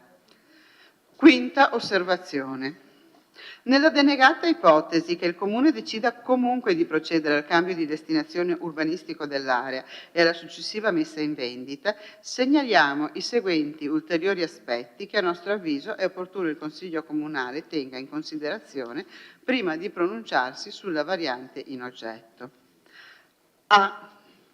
Poiché, come sopra riportato, l'area confina con l'abitato sia per l'intero lato nord che per gran parte del lato ovest, nel caso di trasformazione produttivo-commerciale l'amministrazione comunale dovrebbe garantire verso nord e ovest, a confine con l'abitato preesistente ed eventualmente verso est, a confine con la statale, un'ampia zona di rispetto consistente in una fascia di almeno 20 metri lungo tutto il suddetto confine che andrebbe mantenuta verde F2 nel PRG come è stato fatto in altre zone, vedesi l'area della ditta Falmec confinante con via Rovare dove da PRG è stata mantenuta una fascia di 20 metri F2 e come avviene normalmente oggi nelle zone industriali al confine con aree residenziali preesistenti. In tale fascia verde a protezione dell'abitato e della statale andrebbero effettuate piantumazioni di alberi ad alto fusto che possano garantire adeguati livelli di protezione al fine di limitare eventuali rumori o emissioni di altro tipo, odori, polveri, eccetera. Questo tipo di vincolo a verde in PRG ci risulta tra l'altro venga sistematicamente adottato in presenza di aree produttive confinanti con l'abitato. B.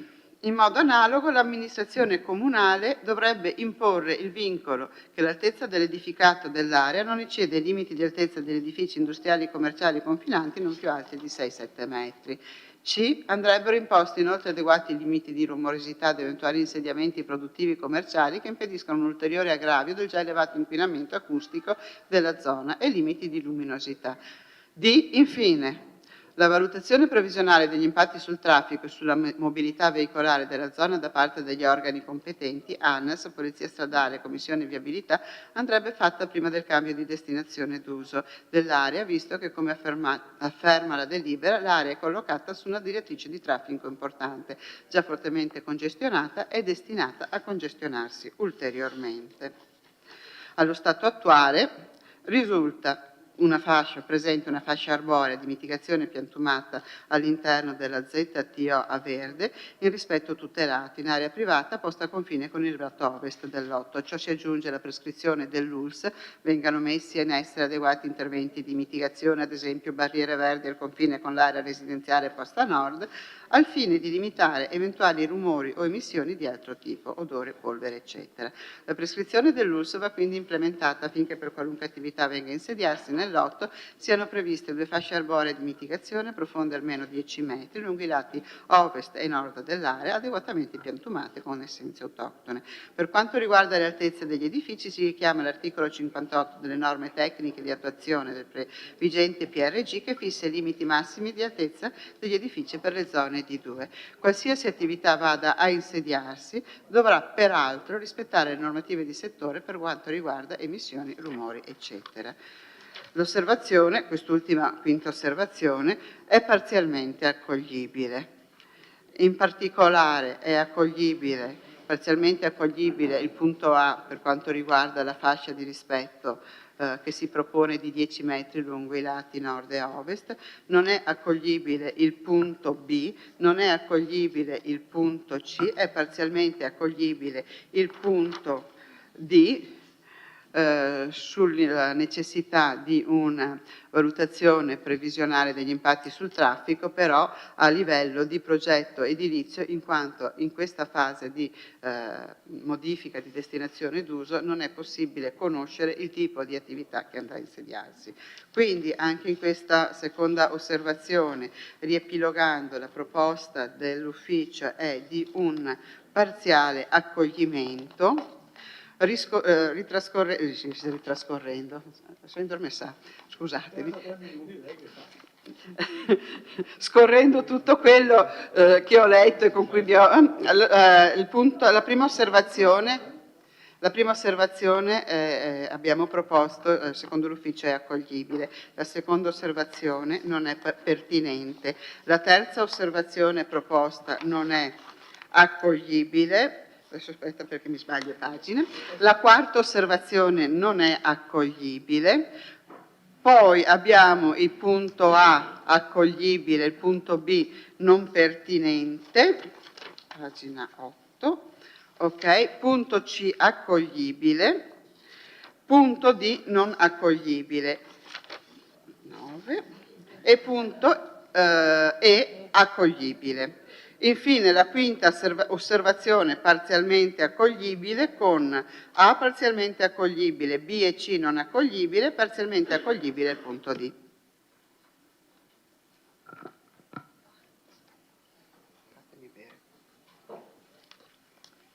Bene, partiamo con la discussione.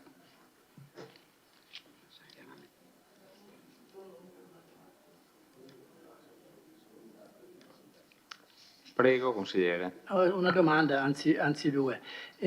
Nella seconda blocco di osservazioni, l'istanza che è allegata diciamo, alla documentazione che abbiamo avuto, prevede una ulteriore considerazione, quella che dice, no? Si precisa che in data 21 marzo 2023 abbiamo presentato a codesta amministrazione, in qualità di ex proprietarie, istanza di retrocessione per il riacquisto dell'area oggetto della variante nello stato di area a verde, come risultava antecedentemente alla variante adottata. Leggendo questa cosa, quindi ho chiesto all'ufficio se, l'ingegner Curti poi mi ha risposto tempestivamente, ho chiesto se a questa istanza era stata data risposta, che è stata data risposta proprio il giorno, che giorno era? Il giorno prima del Consiglio Comunale, insomma, della convocazione del Consiglio Comunale. Non so se la posso leggere, ma in sostanza non la leggo, però al termine della lettera c'è scritto tutto ciò premesso, con la presente si comunica che non sussistono i presupposti per raccogliere la vostra istanza di retrocessione parziale dell'area in oggetto. Contro la presente è consentito il ricorso giurisdizionale al TAR per l'evento entro 60 giornate di posizione oppure alternativamente il ricorso straordinario al Presidente della Repubblica. Cioè volevo evidenziare anche ai consiglieri che non avevano potuto leggere l'istanza che è stata presentata dai privati anche questo problema della retrocessione. Su questo tema non ho capito bene diciamo, le motivazioni per cui l'ufficio dice che non è accoglibile la richiesta, vorrei capire meglio perché nella sostanza, leggendo, è un istituto questo che non conoscevo, cercando di documentarmi un po', ho capito in parole povere questa cosa, no? Se il comune espropria un bene a un privato perché deve realizzare un'opera pubblica o comunque un piano tipo il PIP, lo può espropriare, diciamo, mantenendo l'utilizzo di questo terreno per le motivazioni per cui è stato espropriato. Quindi i terreni del PIP, i terreni anche questi di cui stiamo parlando, sono stati espropriati ai privati per realizzare il PIP nella sua complessità. Poi è stato fatto il progetto del PIP e in questo progetto giustamente hanno cercato, quelli che l'hanno fatto, lei non c'era, hanno cercato di prevedere delle zone verdi, diciamo quindi che sono previste a standard dal PIP, proprio per salvaguardare le zone abitate o altre zone in cui, diciamo, di confine in cui questi spazi verdi potevano garantire delle modalità di vita, una qualità di vita per le abitazioni adeguata, insomma, e non essere disturbati da un lato dai rumori delle aziende, dalle emissioni che ci sono da parte delle aziende produttive, eccetera, eccetera, eccetera. Non riesco a capire il senso di queste, quindi volevo chiudere, insomma, il privato che viene a sapere che quel terreno che era stato utilizzato per il PIP adesso viene trasformato in altro tipo di, con un'altra destinazione d'uso e poi viene, diciamo, venduto a un privato per fare una cosa non prevista nel PIP iniziale, ha tutto il diritto di richiedere, quindi richiedere quella che viene chiamata retrocessione del bene. Su questo tema che cosa mi può dire l'ufficio? La seconda domanda, così poi non ne faccio più e non sollevo l'ira del Presidente, volevo sapere in questa zona ZTO, insomma, qual è l'altezza massima prevista per i fabbricati?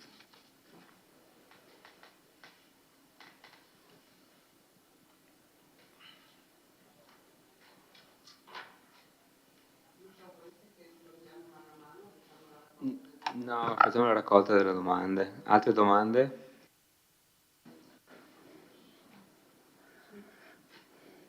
Prego.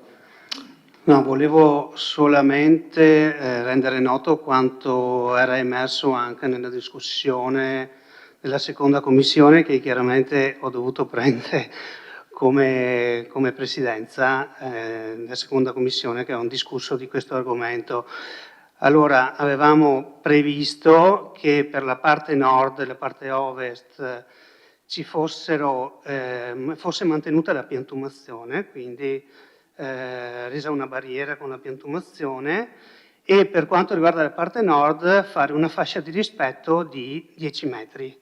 Per tutto il resto, diciamo che la parte ovest ha un'area verde, quindi senza problematiche particolari, e la parte sud è già un'area produttiva, quindi la fascia di rispetto a nord con la piantumazione e ad ovest con l'area verde la piantumazione basta. Poi mantenere gli altri standard in base al cambio di destinazione d'uso del terreno. Grazie. Grazie. Altre domande?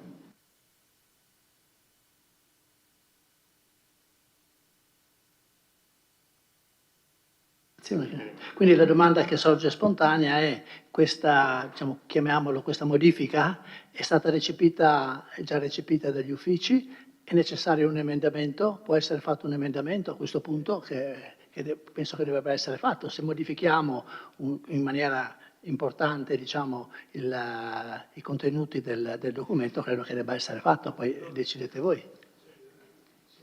Non so. Sì. Allora,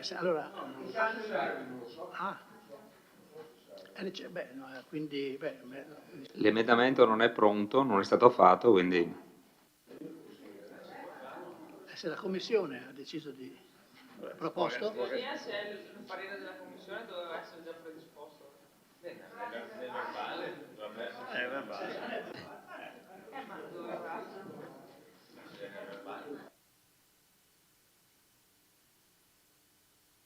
Stiamo parlando delle controdeduzioni. Stiamo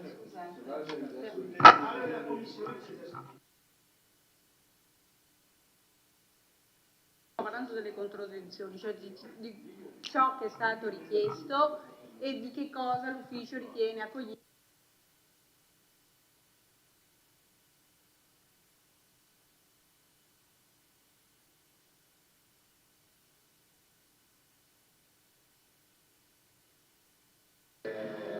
Prego, ingegnere. Commissione,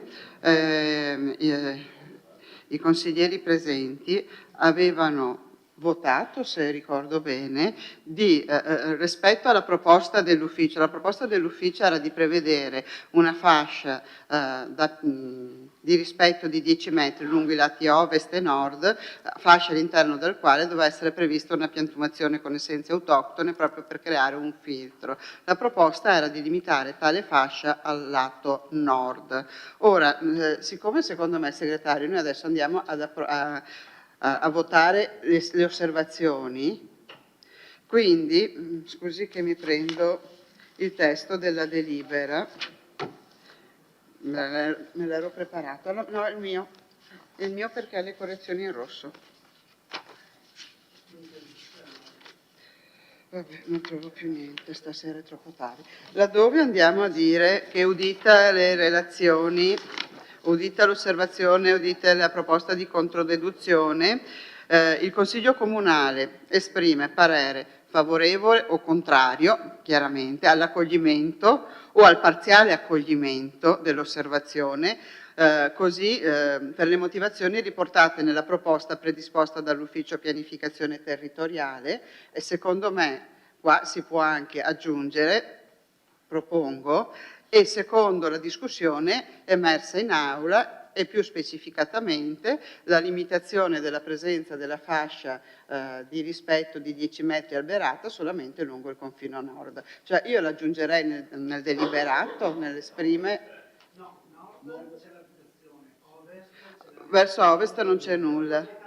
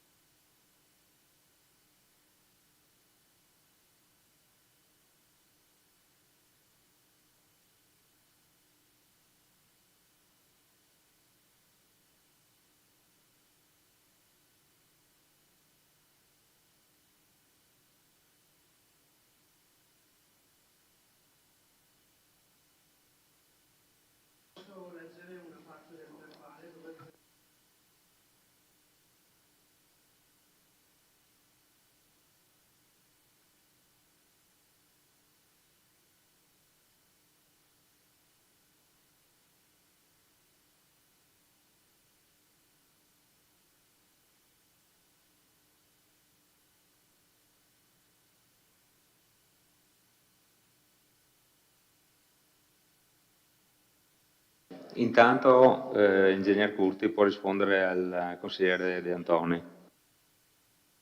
La domanda, scusate, del consigliere De Antoni riguardava l'istituto della retrocessione. L'istituto della retrocessione è disciplinato nel DPR 327 del 2001, che è il testo unico sugli espropri, che prevede due diverse fattispecie: la retrocessione totale disciplinata dall'articolo 46 e la retrocessione parziale, articolo 47.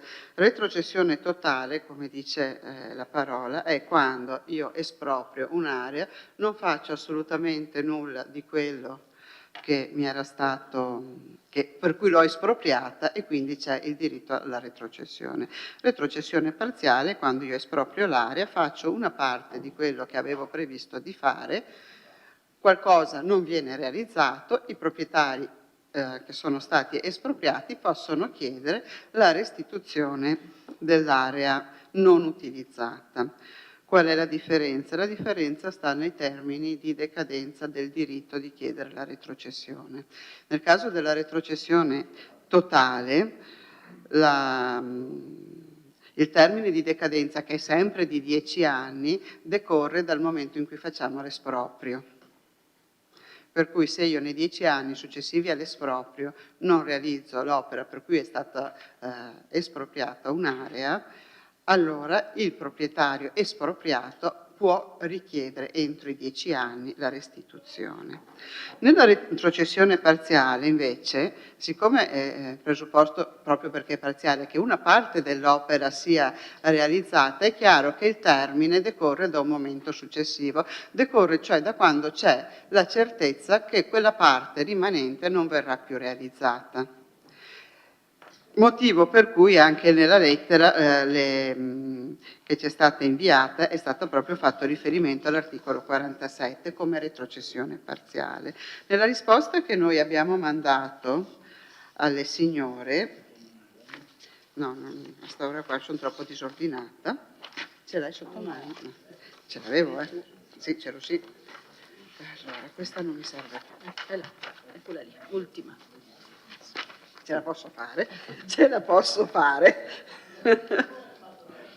No, allora, nella risposta che noi abbiamo mandato, con riferimento quindi alla loro istanza di retrocessione, diciamo che l'istanza riguarda porzione di area inclusa nel PIP della zona industriale di San Giacomo di Veglia, lungo la strada statale numero 51 di via Menarè, bonariamente ceduta al comune di Vittorio Veneto con atto a rogito del segretario comunale del 17 dicembre del 96.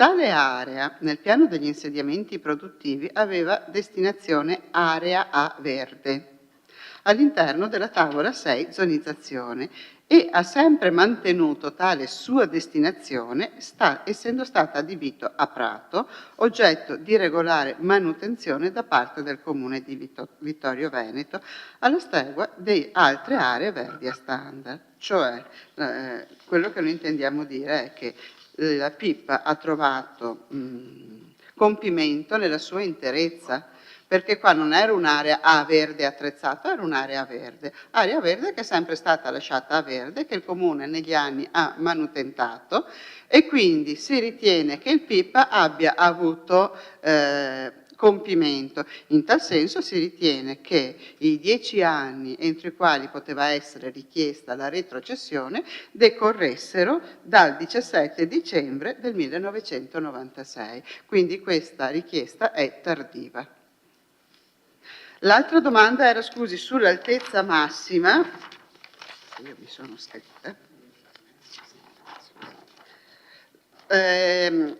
Le zone di 2 hanno i seguenti parametri. Lotto minimo 900 metri quadri, rapporto di copertura 60%, altezza massima 12 metri, distanza dai confini 5 metri, distanza dalle strade 10 metri, distanza tra i fabbricati 10 metri. Quindi questi sono i parametri che disciplinano la zona D2. Potrebbero realizzare un fabbricato alto 12 metri.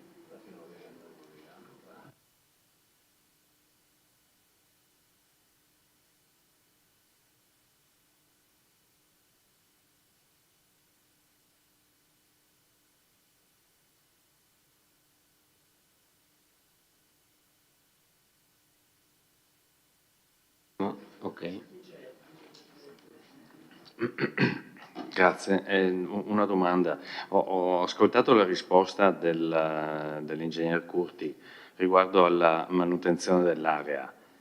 A me risulta che in realtà la manutenzione sia stata fatta solo recentemente, nel senso che per lunghissimi anni l'area era addirittura interclusa, cioè era inaccessibile. Quindi affermare che sia stata manutentata dal Comune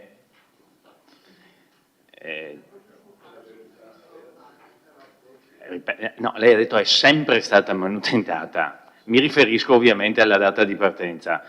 Per anni, ripeto, quell'area era interclusa, cioè inaccessibile, perché non si entrava neanche da via Menarè, tanto per essere chiari.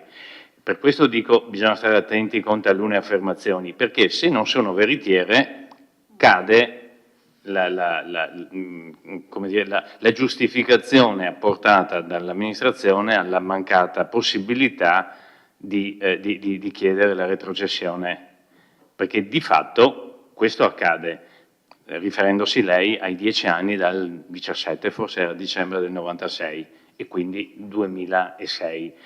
Se l'area invece non è stata utilizzata per lo scopo per cui era stata espropriata, un esproprio bonario,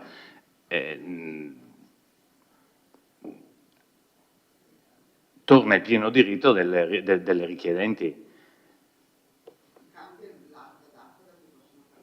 Esatto, quindi non è decaduta la possibilità di fare domanda, questo voglio dire. Sì, opus incertum, sì, stiamo attenti.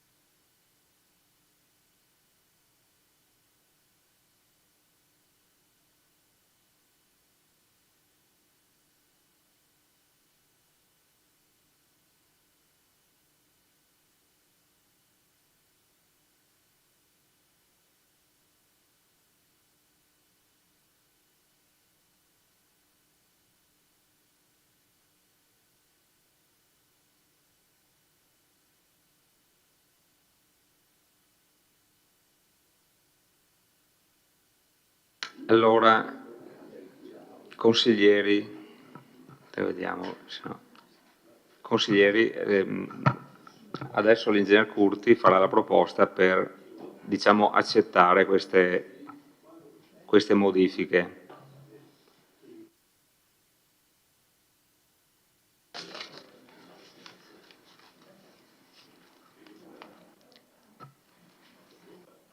Per portarle all'interno delle controdeduzioni. Allora, cerco di vedere se ho capito in maniera corretta. Laddove noi prendo il primo punto dell'osservazione 1, poi questo si ripete in vari passaggi, per cui una volta che abbiamo capito, noi avevamo proposto le prescrizioni dell'ULSS va quindi implementata. Ora, l'ULSS diceva semplicemente vengano messi in essere adeguati interventi di mitigazione, ad esempio barriere verdi a confine con l'area residenziale posta a nord, al fine di limitare eventuali rumori o emissioni di altro tipo. Noi avevamo proposto le prescrizioni dell'ULSS va quindi implementata affinché per qualunque attività verrà ad insediarsi nel lotto siano previste 2 fasce arboree di mitigazione profonde almeno 10 metri lungo i lati ovest e nord dell'area, adeguatamente piantumate con essenze autoctone. Mi pareva di aver capito di togliere la fascia arborea di 10 metri lungo il lato ovest. Quindi la proposta nostra dovrebbe diventare la prescrizione dell'ULSS va quindi non più implementata, ma come si può dire? No, prevista una fascia di 10 metri lungo sul nord. Sì, no, ma stavo cercando di metterlo in italiano, ma a quest'ora non sono più tanto... No, più che altro, come si dice, specificata, dettagliata. Va quindi dettagliata, perché loro parlano in generale di una dettagliata, affinché per qualunque attività verrà ad insediarsi nel lotto sia prevista una fascia arborea di mitigazione profonda almeno 10 metri lungo il lato nord dell'area, adeguatamente piantumata con essenze autoctone. Provo a rileggerla adesso che ho fatto un po' di correzioni. Quindi la prescrizione dell'ULSS va quindi dettagliata affinché per qualunque attività verrà ad insediarsi nel lotto sia prevista una fascia arborea di mitigazione profonda almeno 10 metri lungo il lato nord dell'area, adeguatamente piantumata con essenze autoctone. Era questa la volontà della Commissione? 10 metri lungo la fascia nord, sul lato nord. Allora, io provvedo a correggere, a modificare in tal senso. Sì, se il Consiglio... Vabbè.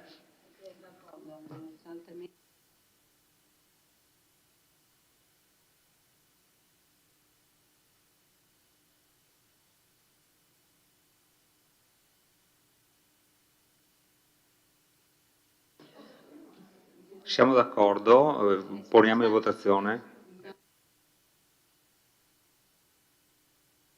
Allora rilegga.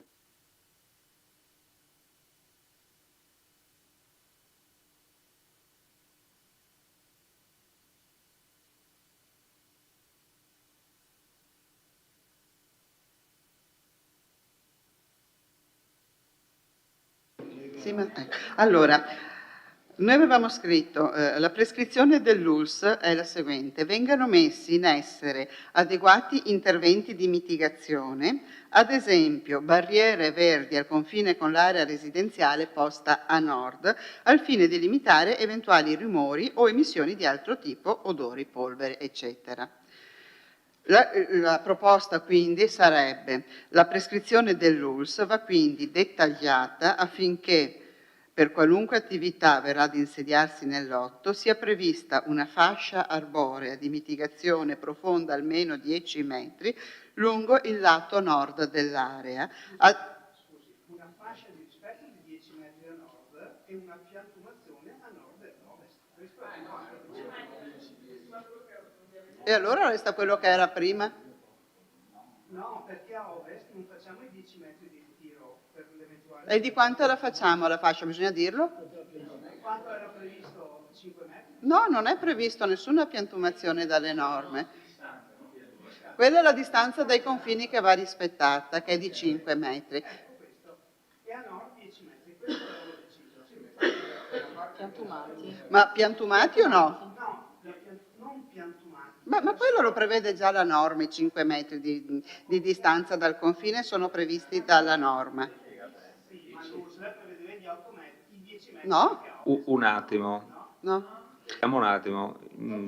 Assessore, se riusciamo a spiegarci. Parlo solo perché ero in commissione e mi sembrava di aver capito così la cosa, anche perché l'abbiamo vista col MAP e abbiamo riscontrato che solo a nord c'è un'abitazione, se non ricordo male, e il consigliere diceva di mantenere i 10 metri di piantumazione. Siccome ad ovest i 10 metri di rispetto con la piantumazione, i 10 metri solo a nord. Ad ovest invece, siccome sono attigui a un'area verde che è già piantumata, ad ovest non si faceva nulla. Io avevo capito così in commissione. Le regole, i 5 metri, quello che dice, quello che dice poi la normativa, però non vorrei mai aver capito male, ma così avevo capito io in commissione. Ad ovest è fuori dall'8 però.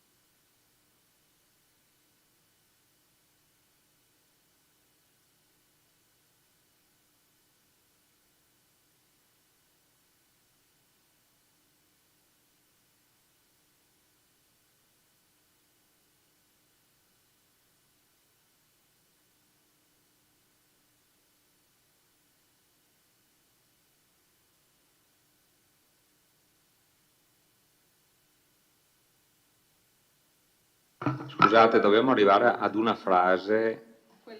Ecco, quindi qual è la frase giusta da scrivere? Quella della proposta dagli uffici. La commissione ha ritirato. Boh, basta allora. Perfetto, siamo tutti contenti.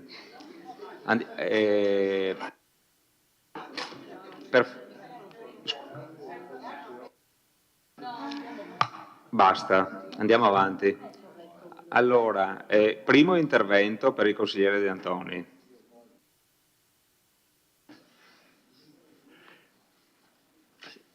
Sì, dunque, leggendo le osservazioni fatte dai privati, chiaramente tutti i privati che penso vivano nella zona sono fortemente preoccupati per l'impatto che questa nuova attività in quella zona possa creare. E sono delle osservazioni che avevamo fatto anche noi quando abbiamo adottato la variante, avevamo rilevato tutti questi aspetti e mi fa specie quando anche l'ufficio considera ininfluente o non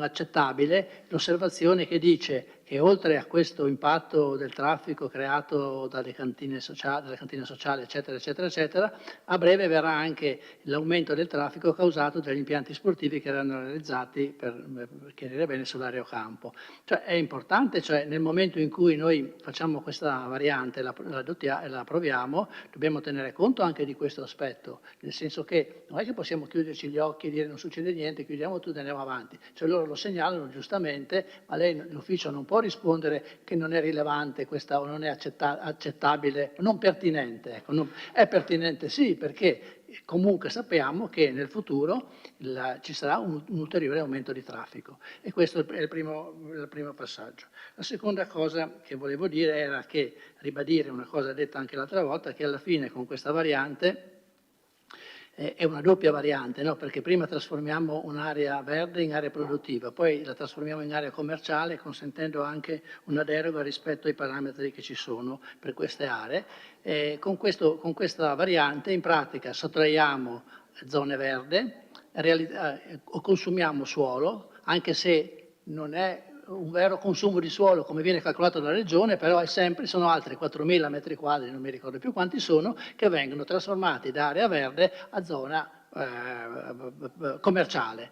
Poi c'è anche il discorso, l'osservazione che viene fatta dal punto di vista idraulico, perché si dice l'aumento di, semplificando, l'aumento di acqua che scorrerà grazie a questa pavimentazione sarà comunque notevole. Il progettista dice potrebbe avere un valore 0,5-0,6 perché potrebbero essere realizzate dei rivestimenti stradali filtranti, chiamiamoli così. Non è così facile che i camion e le macchine corrano all'interno di queste superfici. In genere cioè la previsione è che venga asfaltato, quindi il valore non sarà più 0,5-0,6 ma sarà 0,9. Anche di questo bisogna tenere conto.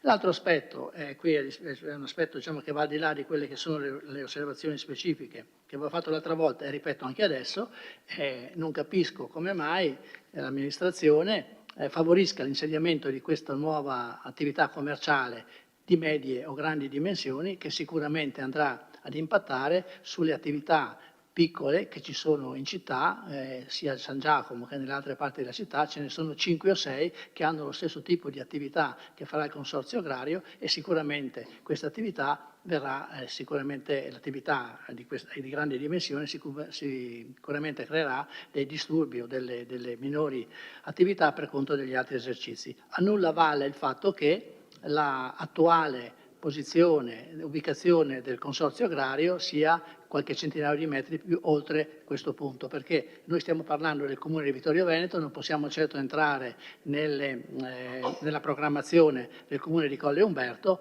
però diciamo, come Comune di Vittorio Veneto, come amministrazione comunale abbiamo detto di voler sempre difendere i piccoli esercizi commerciali, con questo intervento sicuramente creiamo dei danni a quegli esercizi, io ne ho contati 5 o 6 che già operano in città. Sì, ribadisco che le osservazioni, ecco, no, c'è ancora un aspetto, è quello legato a quella proposta, a quella indicazione dell'azienda sanitaria che dice in relazione all'attività che verrà a insediarsi su quest'area dovrà essere fatto uno studio sulla viabilità.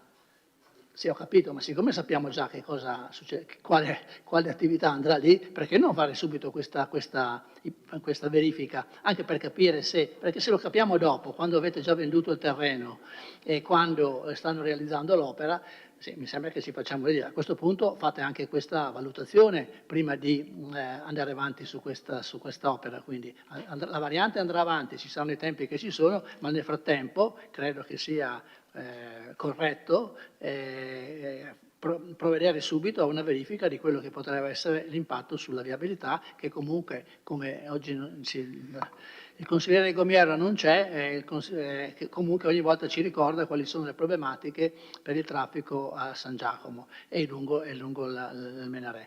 Quindi io alla fine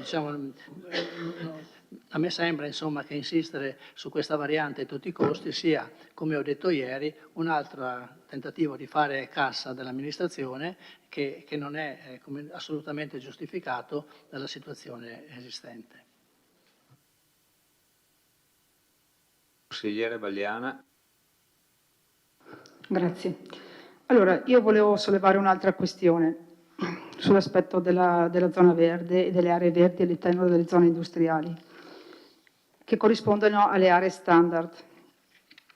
Allora, quando ho letto le osservazioni, mi sono soffermata, sto parlando dell'osservazione, forse la seconda, esatto, dove sottolineano il fatto, poiché loro praticamente riscrivono quello che c'è scritto nella delibera che noi abbiamo approvato il 23, delibera di Consiglio Comunale che abbiamo approvato il 23/03 del 2023, in cui viene citato, adesso non ce l'ho qua ma l'ho letta, poiché lo standard pubblico non può essere sottratto alla destinazione dell'uso collettivo, salvo l'ipotesi che tali aree risultino in eccedenza rispetto ai minimi di legge, codesta amministrazione, verificato il fabbisogno calcolato con riferimento agli anni di realizzazione del PIP e la dotazione dello stesso, ha riscontrato che tale area risulta eccedente rispetto ai minimi di legge e può essere quindi sottratta alla destinazione d'uso, ad uso collettivo, deliberando il conseguente cambio di destinazione urbanistica finalizzato all'alienazione. Allora, siccome c'è un'affermazione abbastanza importante, io ho chiesto gentilmente agli uffici praticamente la verifica, il calcolo di questa eccedenza di standard. E gli uffici, gentilmente, ho fatto un accesso atti, gli uffici mi hanno dato una istruttoria interna in cui c'è questo calcolo di questi standard eccedenti per la zona industriale. La questione me lo sono posta anche perché noi, cioè anche sul discorso della prossima variante del Parco DAN, che verrà forse portata in aula, quindi noi andiamo a togliere verde anche quello del Parco DAN, e quindi mi sono chiesta da dove arrivano queste eccedenze di aree verdi. E giustamente gli uffici, ripeto, mi hanno prodotto questa istruttoria interna che però, facendo un attimo un confronto con un po', cioè io non sono un'esperta di urbanistica e mi sono un po' rapportata con alcuni architetti e ingegneri che hanno sollevato, alcune perplessità rispetto a quello che è emerso dall'istruttoria riguardo agli standard. Allora, poi magari se vogliamo la spieghiamo meglio. Negli standard di progetto vengono indicati i servizi sociali, il verde, i parcheggi e la viabilità. La domanda che faccio è che rispetto al DM 144 1978, che è sbagliato, il 78, dovrebbe essere 68 mi sembra, mi hanno detto, quindi non 78, dovrebbe essere 68, che regolava gli indici di standard. La viabilità, le strade, a quanto mi risulta, non sono calcolate tra gli standard, chiedo. Gli standard riguardano i servizi sociali, il verde, i parcheggi, ma non la viabilità. E la viabilità rientra nelle opere di urbanizzazione primaria. Quindi, dal mio punto di vista, poi magari spieghiamo anche le somme che gli uffici hanno fatto, la giustificazione la fate richiamando la legge regionale 61 dell'85, però la legge regionale 81 del 61-85 parla di zone di espansione. Le chiedo, questa che noi andiamo a modificare questa sera è una zona di espansione? Sì. No, chiedo. Questa può essere, no, è una zona di espansione? Sì, no, ma con il cambio di destinazione d'uso diventa, cioè non è una nuova zona. Ma quindi non si raffigura come zona di espansione questa dell'area industriale?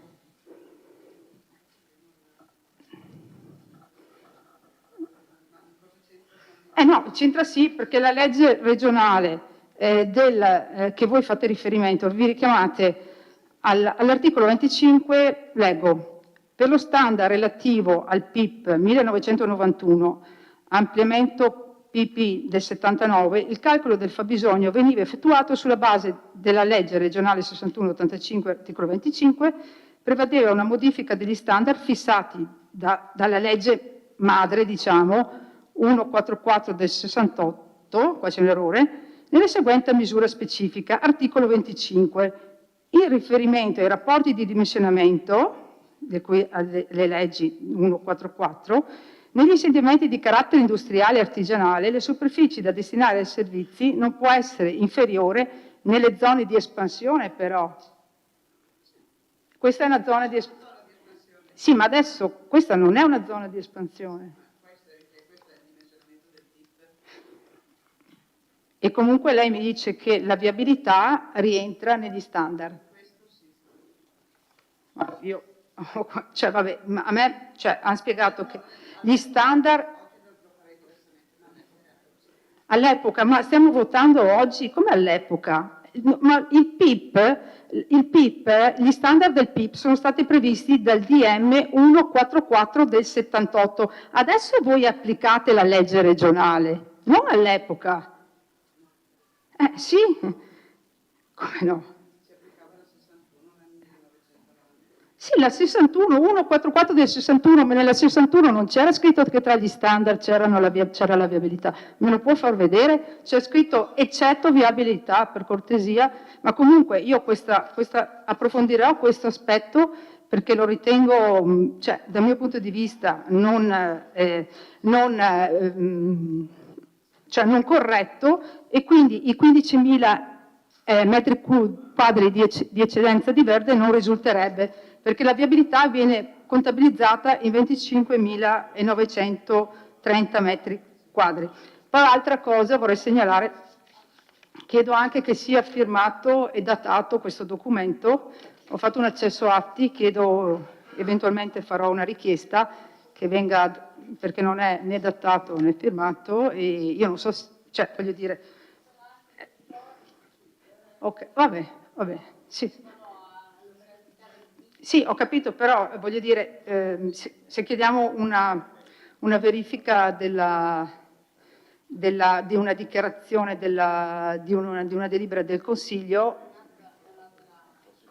va bene. Comunque io rimango ancora, per quello che, ripeto, non sono urbanista e non ho neanche competenze in materia così precise, io questa questione l'ho sollevata perché forza di togliere aree verdi dalla zona industriale, ormai non abbiamo più nulla. Non so, le aree verdi saranno state messe per qualcosa in queste zone industriali o sono state messe così? Questo aveva anche una finalità, mi sembra di capire, no? Che faceva un po' da cuscinetto rispetto alle attività produttive, per non parlare di altre zone, insomma. Quindi la domanda mi è sorta spontanea, continuiamo a togliere aree verdi rispetto a questo. Vabbè, detto questo, volevo chiedere un'altra cosa. L'osservazione che fa... È passato il tempo. Prossimo intervento.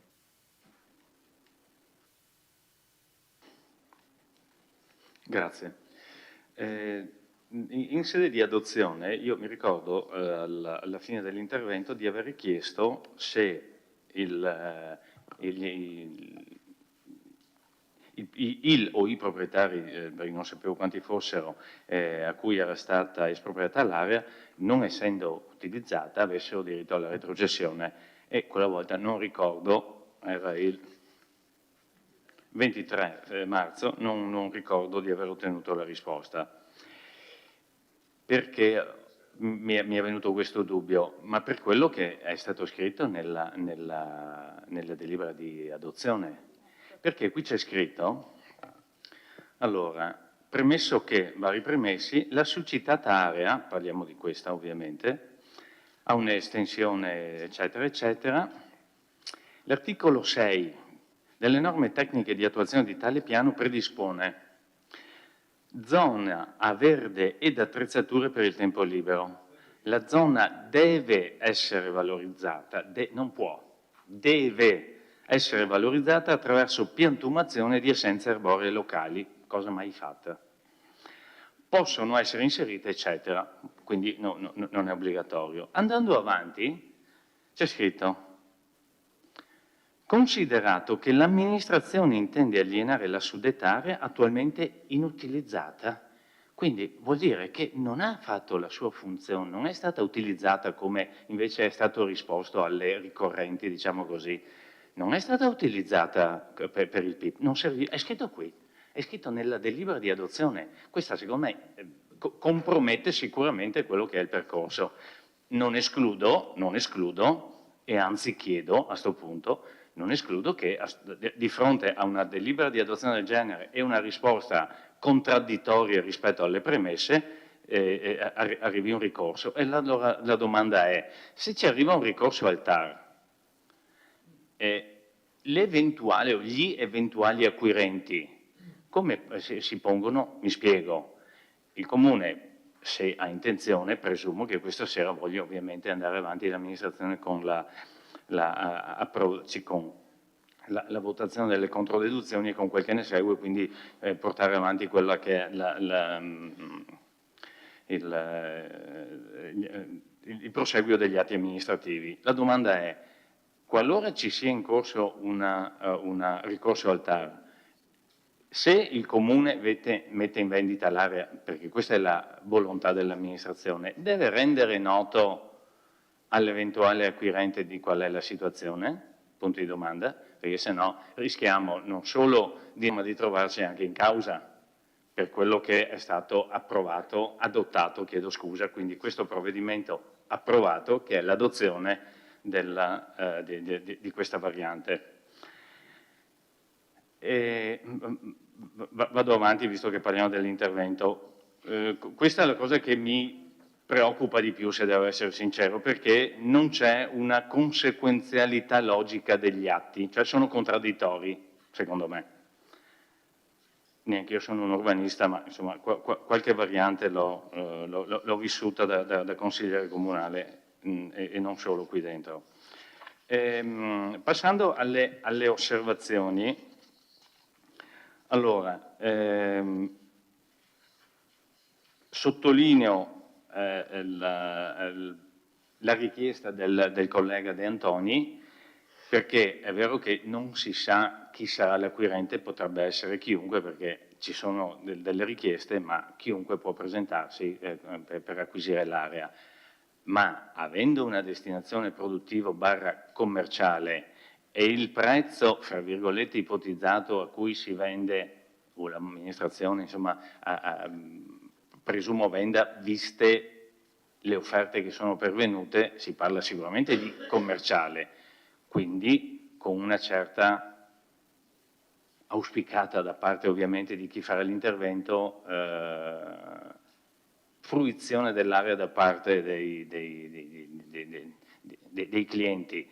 Non è il caso di anticipare, anziché posticipare, quello studio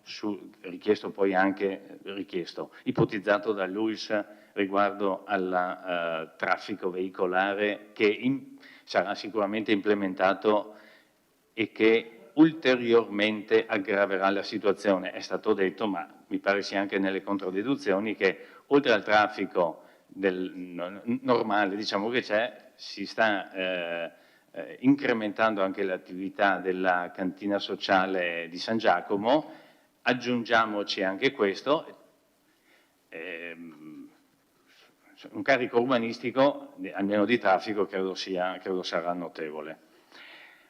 Altra cosa, viene scritto qui che c'è, nelle controdeduzioni, che c'è l'area,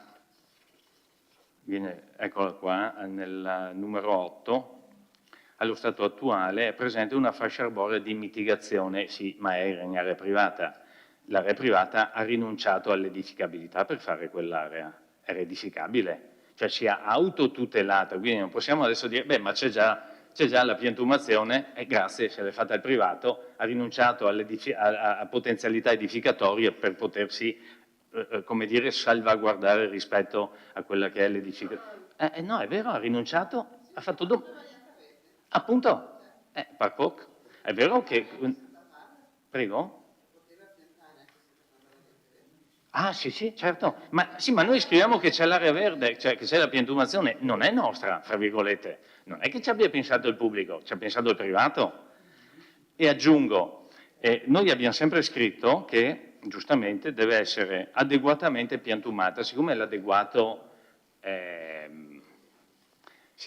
può essere, è molto soggettivo, non so, chiedo, perché non conosco la materia, se sia possibile indicare, oltre al fatto che siano senza arbori, che devono avere una certa dimensione. Mi spiego, siccome ho sentito anche la battuta di qualcuno prima, molto simpatica, che non mettano quattro arbusti che poi prima di crescere campa a cavallo, che abbiano una dimensione adeguata a quello che sarà l'edificio. Mi spiego, se uno fa un piano, tanto per dire, arriva a 3 metri, 4 metri, quel che sarà, una certa dimensione. Se uno arriva a 12 metri non può fare una siepe, no, deve essere una piantumazione adeguata a quella che sarà l'altezza eventuale del manufatto. Sì, perché sennò formalmente rispettiamo quelle che sono indicazioni, in realtà prendiamo in giro i cittadini. Grazie. Prossimo Grazie.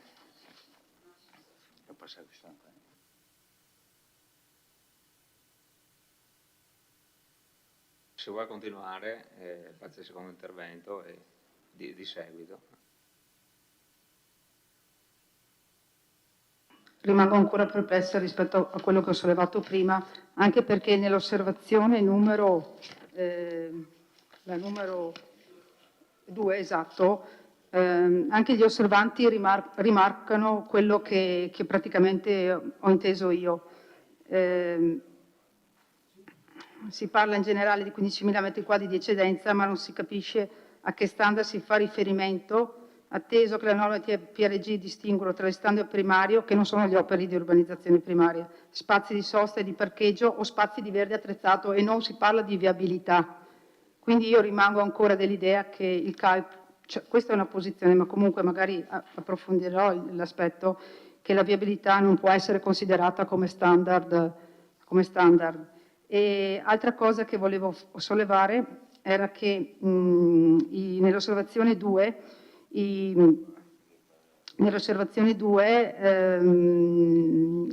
ricorrenti facevano praticamente, sollevavano la questione del vizio della documentazione relativamente al posizionamento del lato nord-ovest o est, adesso faccio un po' di confusione. Comunque questa delibera, no, questo documento è stato mandato viziato all'ARPAF e all'UIS, non all'ARPAF, scusate. Quindi loro praticamente osservavano che può esserci un vizio anche di risposta, a sua volta, una risposta non conforme da parte dell'UIS. Però nelle osservazioni voi non avete rilevato questa osservazione sul vizio di forma del documento. Loro lo citano e secondo me ha giusta ragione, insomma.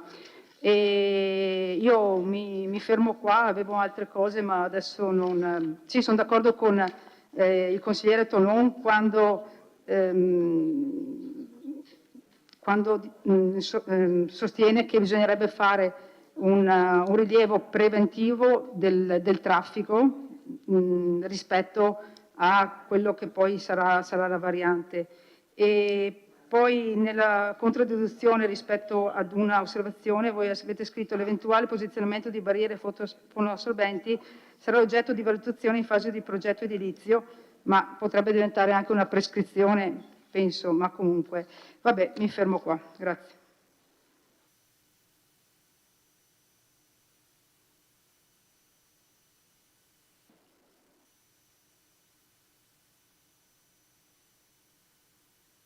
Consigliere Denaro. Grazie, rapidissima, vista anche l'ora, il fatto che... sì, ottengo anche i ringraziamenti dei colleghi. C'è qualche consigliere che si lamenta dell'ora, anche qualche assessore qua dietro. Però insomma nessuno ci ha detto che la politica è una cosa facile.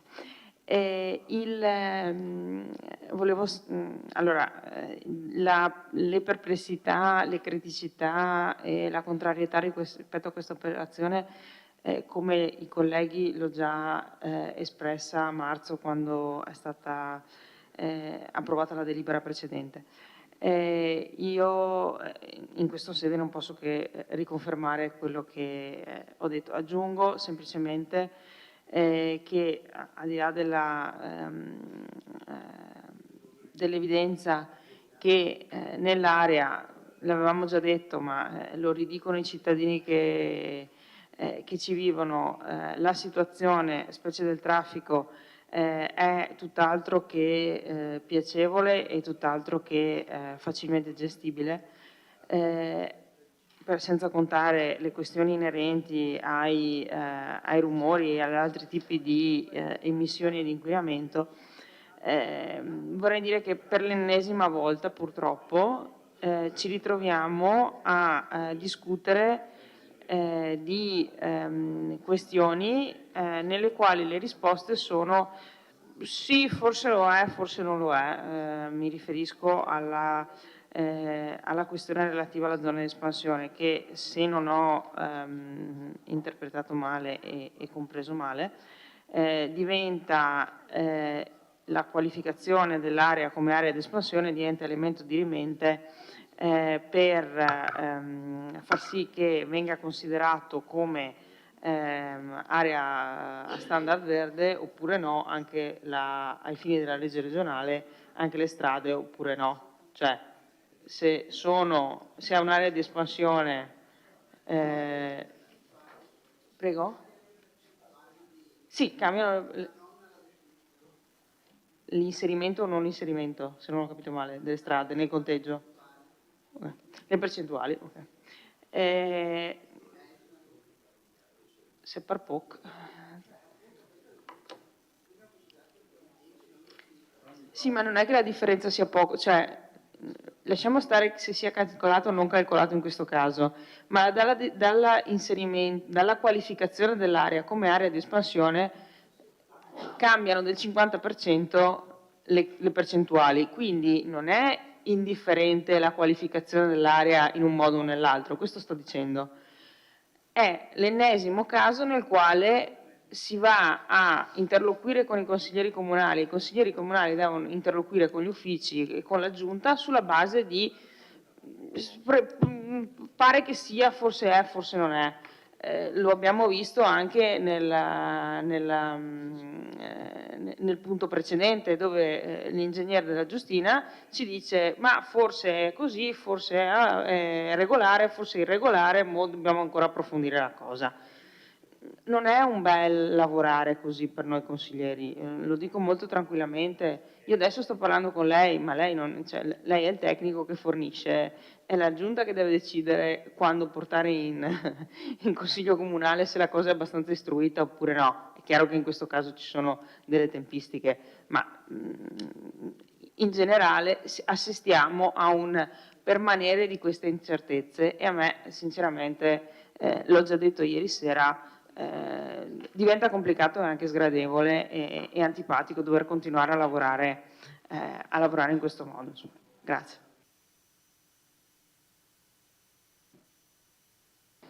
Prego, consigliere. Grazie, stavo parlando della questione relativa allo studio della viabilità, del traffico, diciamo così, quindi dell'aumento, dell'eventuali della possibilità di inserire, se c'è, una proporzione, diciamo così, fra le essenze arboree da piantumare obbligatoriamente, quindi che abbiano un'altezza minima, poi che aumenta in base all'altezza del manufatto che sarà costruito, perché ripeto, se fossero costruiti 4 metri è un conto, se ne vengono costruiti un edificio che ha 12 metri, quindi grosso modo 4 piani, un condominietto come altezza, chiaramente cambia. Appunto, basta che scriviamo obbligatoriamente, come suggerisce il consigliere D'Arè, piantare sequoie. Pienamente d'accordo? accoglierei il suggerimento del consigliere D'Alia.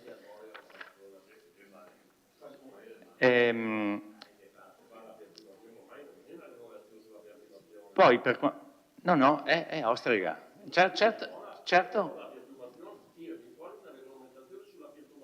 L'ho chiesto apposta se è possibile. Il fatto che non ci sia non vuol dire che non ci può essere, e che non si può fare. Il fatto che non ci sia, allora non si può fare. Ho chiesto appositamente agli uffici se si può fare, perché se no, ripeto, consigliere, prendiamo in giro i cittadini, anzi prendete, perché io sta roba non la voto, ovviamente, prendete in giro i cittadini. Consigliere Tonon, continui pure, il consigliere D'Alia Anche ieri più volte mi ha interrotto. Perché? Domanda. Dico, continui pure, nel senso che faccio star zitto un attimo il consigliere D'Alia e continui. Va bene, grazie Presidente. Sarebbe stato, anche se capisco che probabilmente da un punto di vista né tecnico né procedurale è possibile, sarebbe stato, perché ovviamente è una norma relativa al PAT, inserire che almeno, visto che per l'ennesima volta e tecnicamente la risposta degli uffici non fa una grinza, tecnicamente non è consumo di suolo. Di fatto, lo sappiamo tutti, andiamo a costruire sul verde, punto. Quindi, ripeto, non credo sia possibile perché riguarda il PAT, però se fosse stato possibile inserire almeno, vabbè, se proprio devi far su, però lo fai con i crediti edilizi. Cioè, o tiri giù da un'altra parte, se no non costruisci. O risani da un'altra parte togliendo, e se no non costruisci. Sappiamo che ci sono in Italia comuni in cui, ovviamente come dire, di ben diverse dimensioni, ma all'avanguardia da questo punto di vista, in cui non si costruisce un metro cubo senza che un metro cubo sia stato abbattuto. Ci sono comuni in Italia e credo che siano, da un punto di vista di rispetto dell'ambiente e quindi del futuro, molto avanti. Ribadisco la mia enorme perplessità sulla correttezza degli atti amministrativi e sulle risposte, per cui temo che rischiamo di trovarci impantanati e ovviamente, come già dichiarato in fase di adozione, ovviamente non sono d'accordo su buona parte delle controdeduzioni che sono state date. Grazie.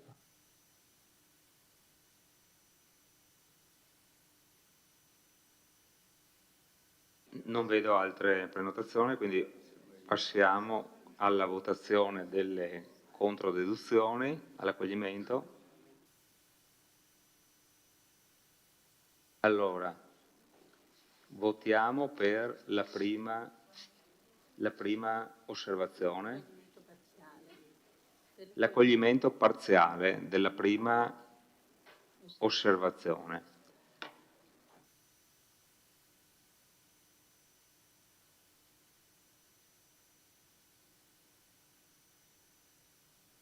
Ecco, potete votare.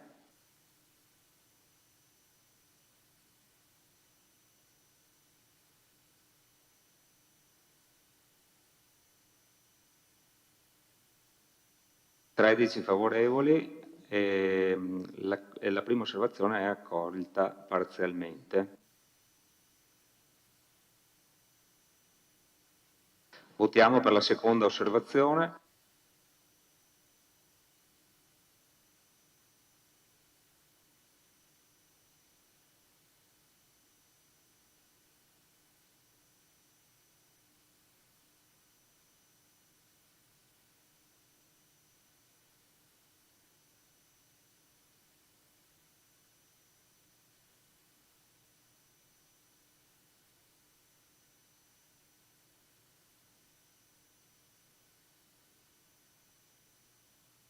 Parziale.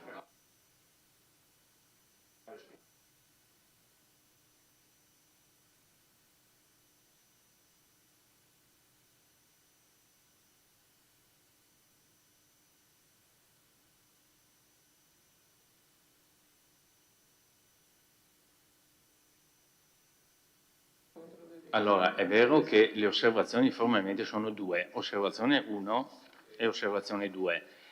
ma l'articolazione sia delle osservazioni che, correttamente dico, le controdeduzioni degli uffici erano articolate perché, come dire, erano relative a parecchi punti. Io avevo inteso che si sarebbe votato, diciamo, sottosezione per sottosezione, diciamo così. Allora sarebbero stati N, no? Se invece si vota esclusivamente l'1 o la 2, no, basta saperlo perché chiaramente... Sì, si vota solo la 1 nel complesso, quindi l'accoglimento parziale vuol dire un sottoset di punti, ok? Così come indicati. Esattamente. Ecco. Ripetiamo la votazione, ok? Ok, grazie. Allora, per l'accoglimento parziale dell'osservazione numero 1, rivotiamo.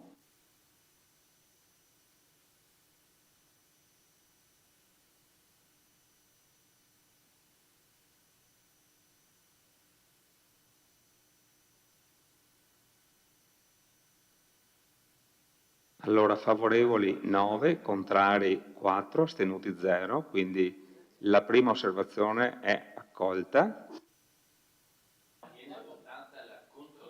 La controdeduzione è accolta parzialmente.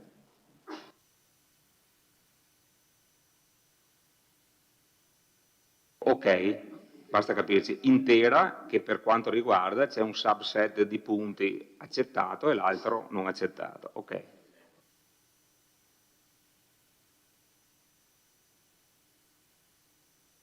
Votiamo la seconda.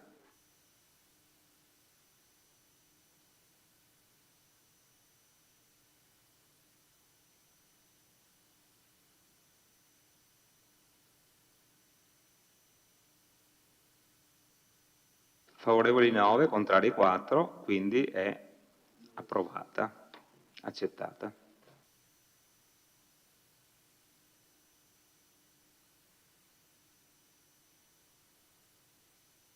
Bene. Sì, ci sono dichiarazioni di voto? Non mi pare. Andiamo a votare il punto all'ordine del giorno.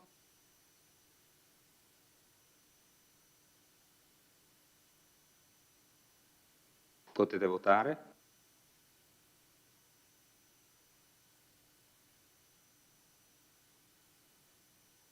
Favorevoli 9, contrari 4, astenuti 0. La delibera è approvata.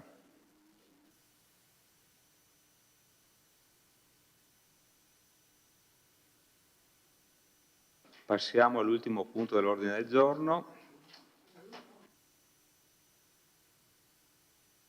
Risoluzione consensuale della convenzione sottoscritta in data 26/11/99, registro scritture private numero 2599, modificata dalla convenzione sottoscritta in data 31/7/2007, registro scritture private numero 6099 e stipulata con la società intermodale Vittoriese SRL.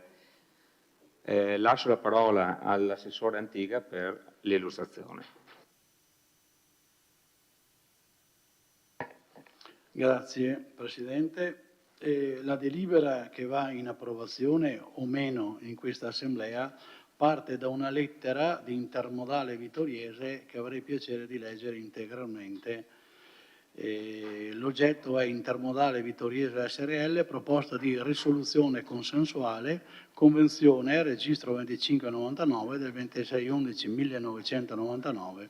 Con la presente si comunica di voler risolvere consensualmente il rapporto concessorio in oggetto. Con l'atto di risoluzione si intendono definiti tutti i rapporti patrimoniali tra Intermodale Vittoriese SRL e Comune di Vittorio Veneto inerenti alla convenzione. Per memoria rammentiamo che sull'area demaniale sono stati eseguiti dei lavori di adeguamento del piazzale scoperto in ottemperanza alle prescrizioni imposte del sopravvenuto piano di tutela delle acque della Regione Veneto, articolo 9, per complessivi euro 45.000. Tale intervento è stato eseguito in considerazione della durata della concessione in essere, il cui termine finale era previsto il 31/12/2049. Sebbene l'atto concessorio preveda che le opere per la funzionalità dell'area siano a carico di questa società, risulta indubbio che la riconsegna anticipata non consentirà il completo ammortamento dell'investimento sopracitato a favore di una valorizzazione dell'area di vostra proprietà. Si auspica quindi che si possa addivenire a una risoluzione anticipata consensuale del rapporto in essere senza oneri per le parti. Rimaniamo in attesa di un vostro contenuto riscontro di 8 agosto 2023. A fronte di una richiesta formale di proposta di risoluzione, agli atti voi avete un impianto di delibera, allegato anche un prospetto di risoluzione consensuale della Convenzione che viene sottoposta alla discussione e poi alla votazione di questa Assemblea. Grazie. Assessore, aperta la discussione, prego.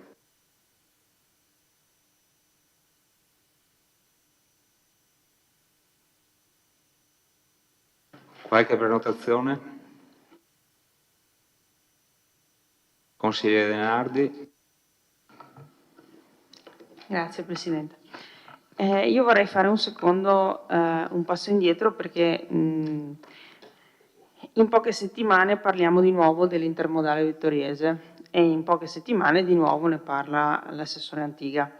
Ci eravamo lasciati prima delle vacanze con l'assessore Antiga che dichiarava di essersi astenuto, veramente lui diceva, non mi ricordo neanche cosa ho votato, mi sono astenuto. Sì, non è neanche andato a controllare prima di venire in Consiglio Comunale. Mi pare proprio di no, però. Vi prego di non fare botte e risposte, cortesemente. Placchi lei l'agitazione di questa sera all'assessore. Allora, siccome in Consiglio Comunale avevo pubblicamente richiesto il verbale dell'Assemblea dei soci del 29 giugno 2021, finalmente gli uffici sono riusciti a reperirlo. Ne do lettura delle parti interessanti, ovviamente era presente l'assessore Antiga, almeno si ricordava di esserci.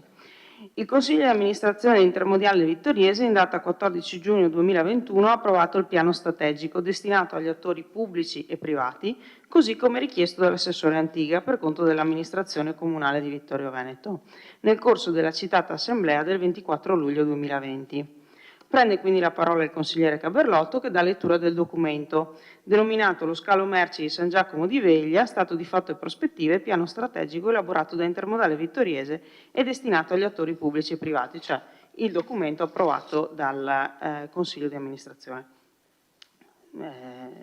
C'è la discussione, al termine della quale il Presidente del Consiglio di amministrazione Paola Tolin ha chiesto all'Assemblea se i soci condividevano il contenuto del documento elaborato dal Consiglio di amministrazione. Nessun socio ha espresso osservazioni ulteriori o dissensi.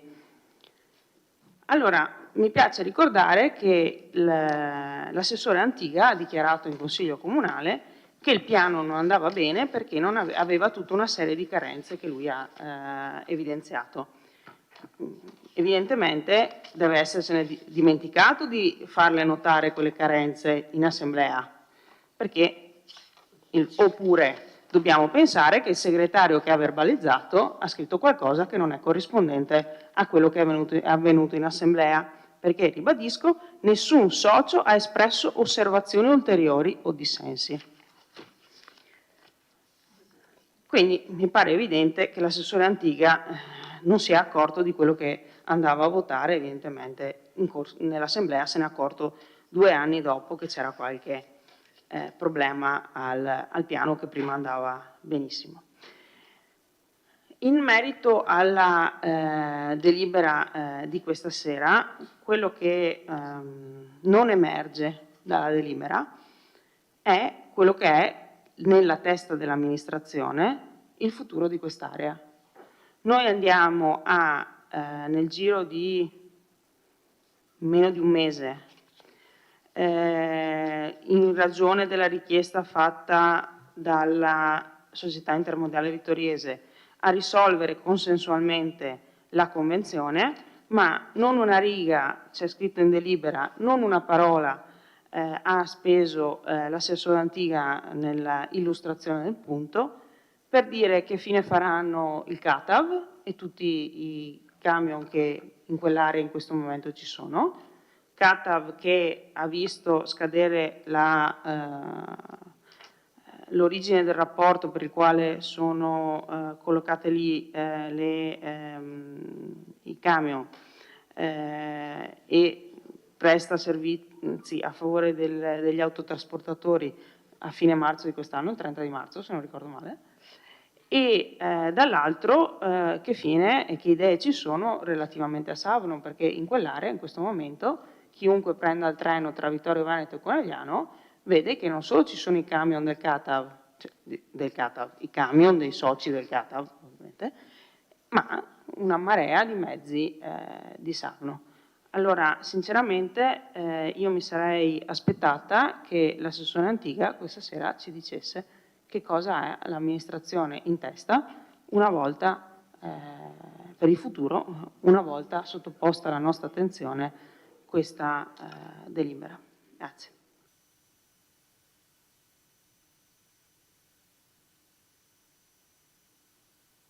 Altri interventi?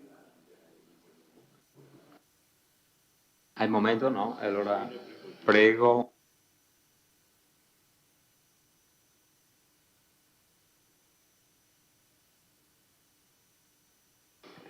Grazie Presidente. Confermo che quella sera in Consiglio ho detto non mi ricordo perché poi ho fatto confusione tra l'annualità 21 e 22, magari sarà una cosa gravissima, difatti io ammiro quelli che dopo 8 anni in processo gli dico lei venerdì alle 10 dov'era, questi rispondono purtroppo io avrei detto non lo so e mi spiace anche di questo. In quel documento comunque rappresentavo ai consiglieri presenti che l'assessore Antiga in quella aveva dato, visto che era in scadenza il socio Vittorio Veneto all'interno dell'intermodale, aveva auspicato che all'interno dell'intermodale ci fosse qualcosa, ci fosse una spinta che mandasse avanti quell'intermodale e che non vivesse seduto su un contributo che prendeva annualmente concordato con CATAV. E visto che lei è stata così brava a leggere la pagina successiva, magari io le faccio ricordo di cosa c'erano le passe precedenti. L'assessore Antiga del Comune di Vittorio Veneto, dopo aver confermato l'obbligo per il Comune di uscire dalla compagnia societaria, a seguito dell'entrata in vigore della legge Madia, aveva sottolineato che l'intermodale è un progetto in cui il Comune aveva sempre creduto, come pure la comunità montana delle Prealpi, e che l'elettrificazione in corso stava risolvendo alcuni dei nodi strutturali. Aveva però richiesto all'intermodale predisponesse e presentasse al Comune, quale ente concedente, un piano industriale che evidenziasse le esigenze, gli obiettivi, le modalità, i costi, che dicevo l'altra volta, proprio perché il Comune di Vittorio Veneto, l'intermodale vittoriese, rimanesse una soluzione principale. Lei si accorge che letto questo e letto l'altro sembrano due autori diversi e invece è lo stesso documento. Quindi non è che noi ci siamo preoccupati in maniera diversa o difforme da, però sentita una e sentita l'altra, proprio due campane, la piccola e la grande, e quindi sono due tonalità assolutamente diverse. CATAV secondo me ha una convenzione che scade più avanti rispetto al Comune di Vittorio Veneto.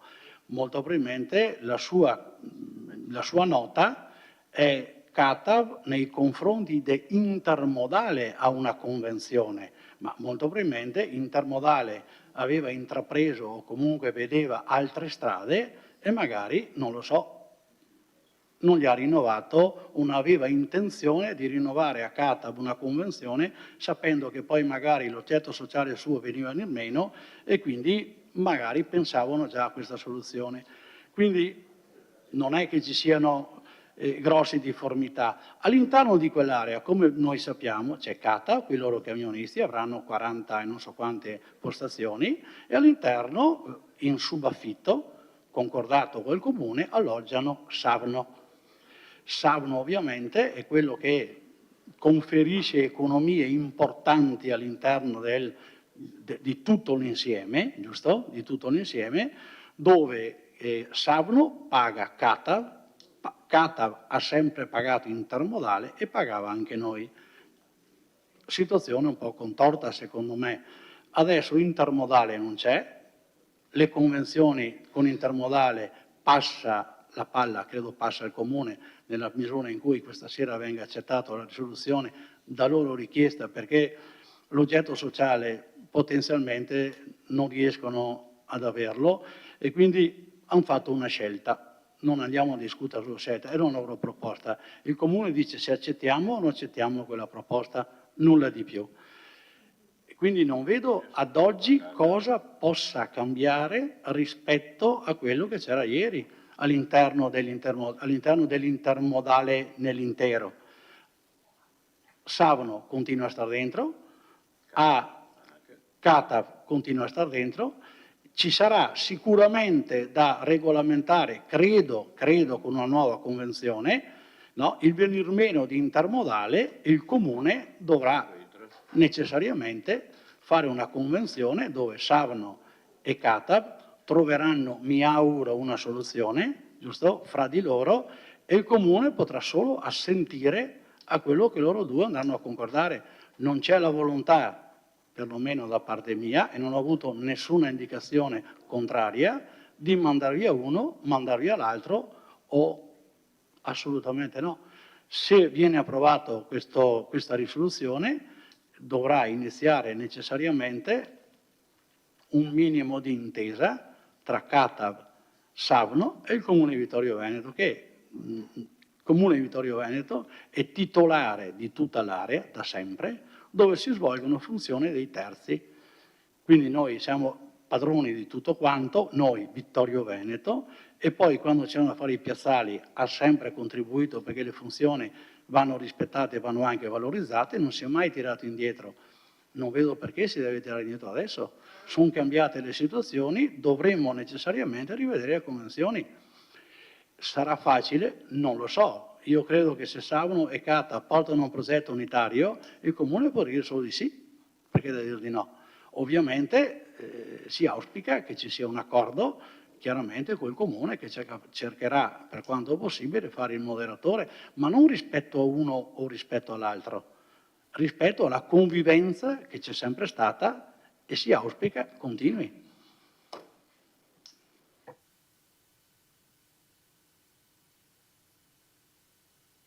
Qualche intervento?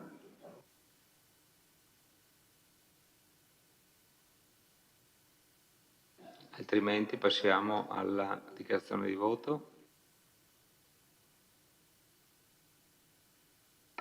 Consigliere De Antonio.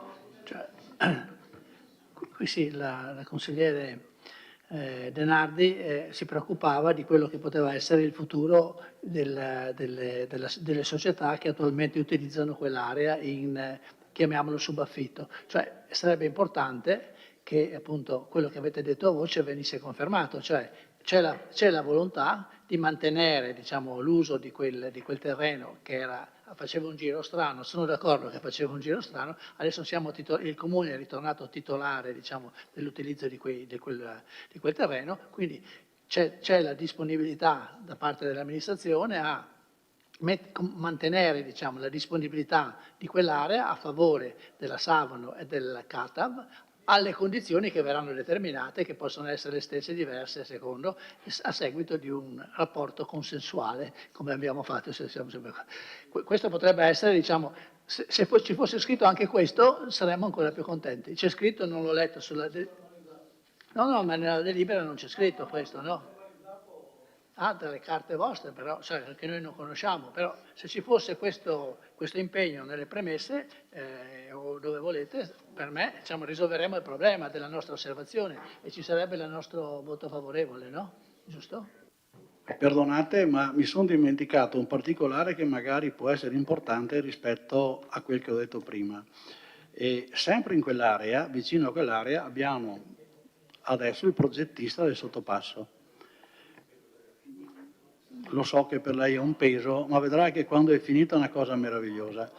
Nel fare il sottopasso andremo necessariamente a dividere in due l'area che oggi è stata mantenuta com'è perché in previsione il sottopasso c'era da mo'. Addirittura c'è la possibilità con Savno e la possibilità con Catav di ampliare tutta l'area, cioè l'area che non viene più occupata adesso da viabilità e parte dell'area che adesso si trova praticamente chiusa in attesa del sottopasso, di addivenire un unico corpo. Quindi ci sono più metri quadrati, saranno circa 4-5 mila metri, che possono essere messi a disposizione per un progetto unitario. Cioè non c'è volontà di tirare indietro, anzi c'è volontà di dare la possibilità perché quella cosa deve funzionare e a Vittorio Veneto da sempre, perché la dobbiamo togliere?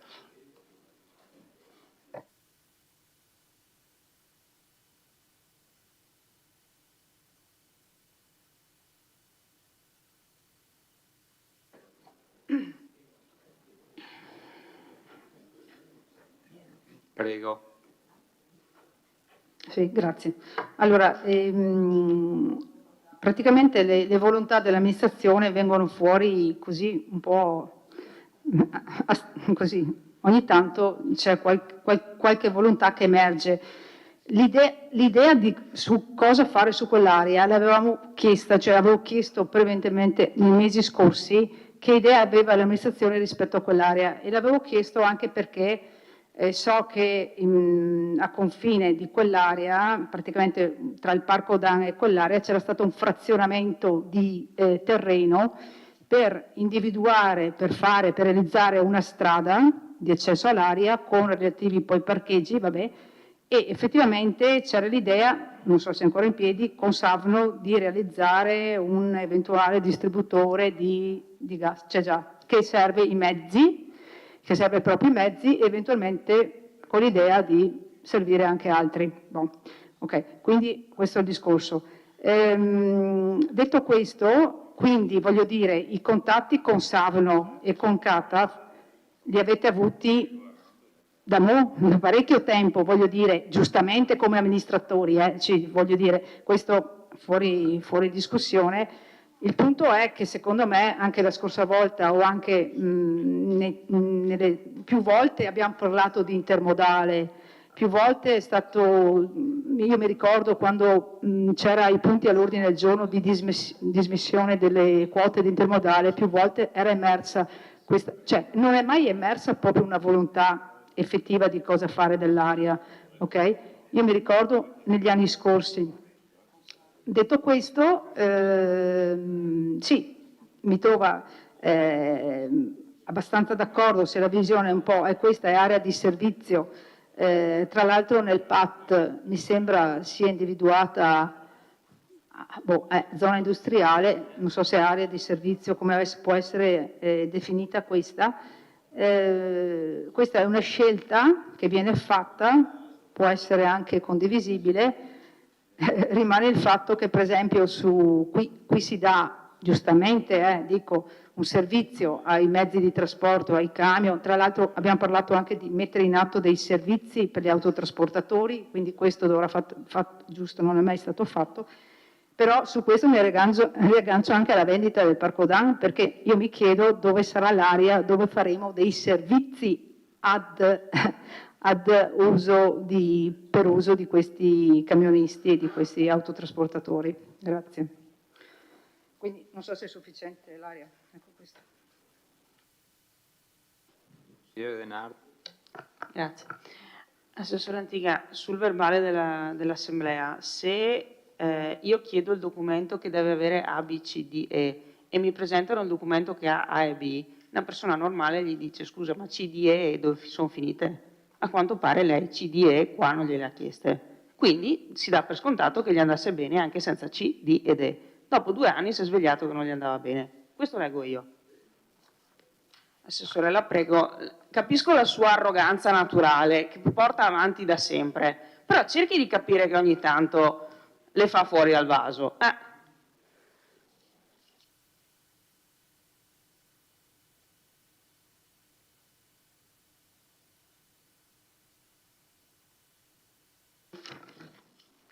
Grazie. Assessore Antigua, se vuole le diamo la parola, fa mezz'ora di prolusione, così la finisce almeno, no? Sì, bisogna che faccia i commenti perché poverino, se no non è in grado di andare avanti. Allora, alla sua età, poi tra l'altro mi stupisco, avesse 20 anni ancora. Ma... Allora, quello che io le ho chiesto nel precedente intervento è quello che manca in questa delibera. Allora, io non ho detto che lei ha idee di chissà quale genere, di andare a bruciare i camion della Savno o di andare a bruciare i camion dei soci del CATAV. Io le ho chiesto perché in una delibera che sa benissimo lei, perché magari chi ci ascolta da casa non ha idea di chi abbia di fatto in subconcessione, in subaffitto, chiamiamolo come diamolo vogliamo, l'area rispetto a Intermodale Vittoriese, non lo sa neanche, magari non sa neanche dove è l'area di cui stiamo parlando. Okay? Lei invece, tutta la Giunta, sapete benissimo che questo problema c'è. Allora io mi aspetto dalla Giunta, che sa benissimo che questa delibera origina a cascata la necessità di trovare una collocazione giuridica, non fisica, a quelle due realtà che in questo momento utilizzano quella collocazione fisica per svolgere le loro attività. Mi aspetto che la delibera, quantomeno, o lei nel momento in cui illustra la delibera, spieghi questo è il primo passo, da domani mattina sappiate però che CATAV e Savno inizieranno con noi un dialogo per ottenere direttamente una delle due in simbiosi, uno attraverso l'altro, non lo so. Prego?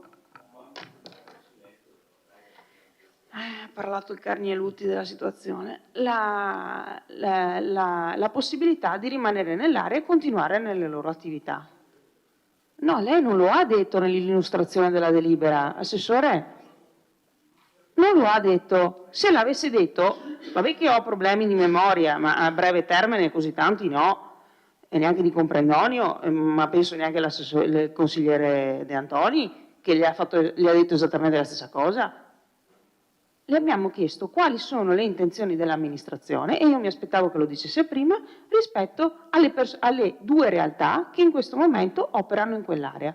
Se l'amministrazione garantisce che da domani mattina inizia un'interlocuzione per mantenere esattamente o addirittura ampliare l'area esattamente nelle condizioni in cui sono adesso, in una nuova cornice giuridica, in un nuovo contesto giuridico, che ne garantisca a parità di condizioni attuali l'esercizio, ha detto quello che volevamo sentire. Meglio ancora se, come ha detto il collega De Antoni, questa cosa non risulta semplicemente dal verbale, perché magari fra qualche anno il verbale se lo dimenticano tutti, ma risulta dalla delibera.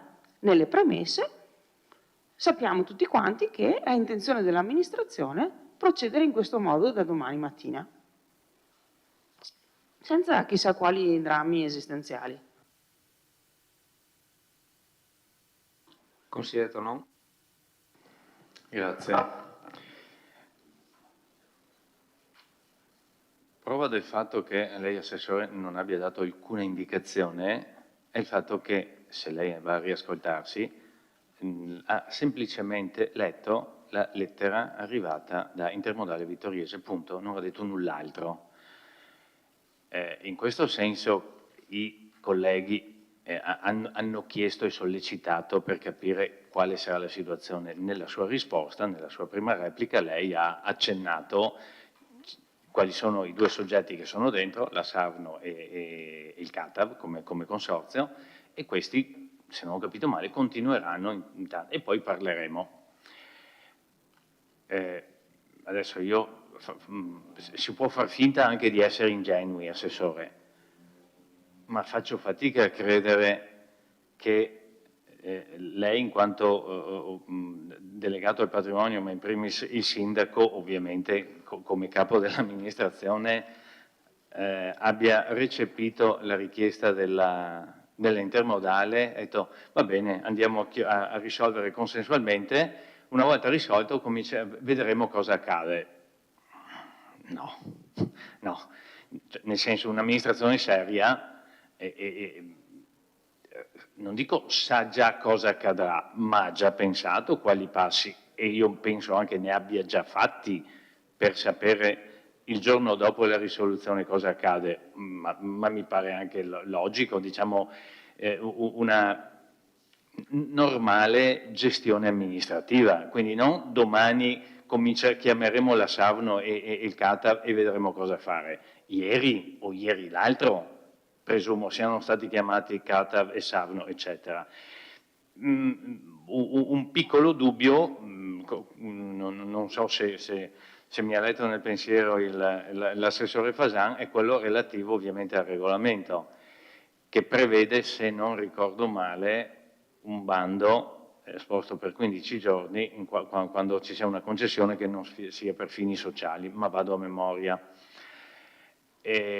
Poi non so se c'è la possibilità, trattandosi di un consorzio di autotrasportatori, quindi un privato, ma non una società privata di fatto, e la Savno, che è sì società privata, di diritto privato, ma di totalmente partecipazione pubblica, i soci sono ovviamente pubblici, sia possibile con questi enti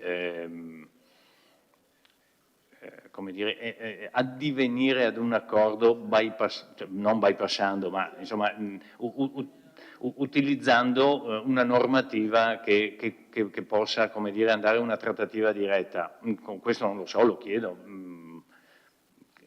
qualcuno probabilmente lo sa. Però risulta singolare, diciamo, che l'assessore dica domani ci metteremo al tavolino, chiameremo, faremo una telefonata e vedremo cosa. Penso di no, nel senso che con la riservatezza dovuta ovviamente, credo che un'indicazione l'amministrazione possa darla su quelle che sono le idee un po' più, come dire, articolate, no? Ma penso che si metteranno d'accordo, penso che si possano restare lì. Ci sono ovviamente come dire, delle norme, dei regolamenti da rispettare, sapere, capire se ci sono degli interessi, perché si parla del sottopasso, si parla dell'ampliamento dell'area, non credo siano fatti tutti, guarda un po', alla Savno o a chi per essa serve proprio quell'area lì, che strano, è ovvio che c'è una pianificazione sia nella urbanistica che di conseguenza in questo caso anche nella gestione patrimoniale dei beni del comune, anche perché è un obbligo fare questo, è un obbligo amministrativo, e quindi avere un'indicazione, ripeto,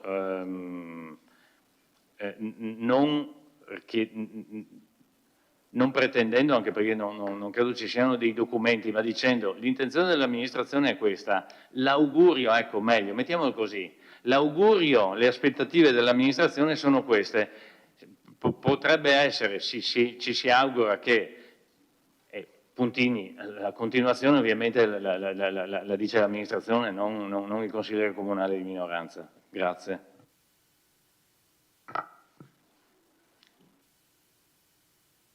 Altri interventi? Diamo la parola al sindaco. Allora, facendo il riassunto dei riassunti, questa sera siamo chiamati a recepire quello che è stato letto prima dall'assessore, ovvero sia la cessazione di un rapporto convenzionale con Intermodale che sarebbe cessato naturalmente il 31 dicembre del 2049. In tutto il tempo trascorso nella mia amministrazione, essendoci resi conto perfettamente che Intermodale mai ha funzionato, mai sarebbe funzionato, anche i più innamorati dell'idea dello scambio gomma rotaia, a fronte di tutti presenti in una riunione di industriali nostri, locali, grossi, importanti, è stato dichiarato a chiare lettere che anche se dovesse funzionare sarebbe costato un 30-35% in più il costo del trasporto senza avere mai la certezza dei tempi di consegna delle merci, quindi decretando de visu tutti i presenti la fine anche dell'idea bellissima di poter spostare su rotaia quello che normalmente vediamo in tesoro delle strade su gomma. Ecco, questa sera abbiamo avuto questa maturazione di consapevolezza che ha portato alla cessazione di quello che è stato un bel sogno a cui tante amministrazioni che si sono succedute hanno sempre creduto. Praticamente da domani il Comune di Vittorio Veneto, che ha sacrificato circa 4 ettari per oltre un ventennio senza beneficio praticamente per la collettività dei vittoriesi che ne è proprietaria, e quindi il suo sacrificio lo ha fatto per più di 20 anni. Da domani torna ad essere titolare piena di quasi 4 ettari. Nell'area che invece si estende ben di più, perché mi pare che siano 6 ettari e mezzo, credo il totale, insiste anche Catav, la quale ha un'altra convenzione che è naturalmente in scadenza nel 26. A Catav tutte le amministrazioni vittoriesi hanno sempre lavorato con simpatia e appoggio.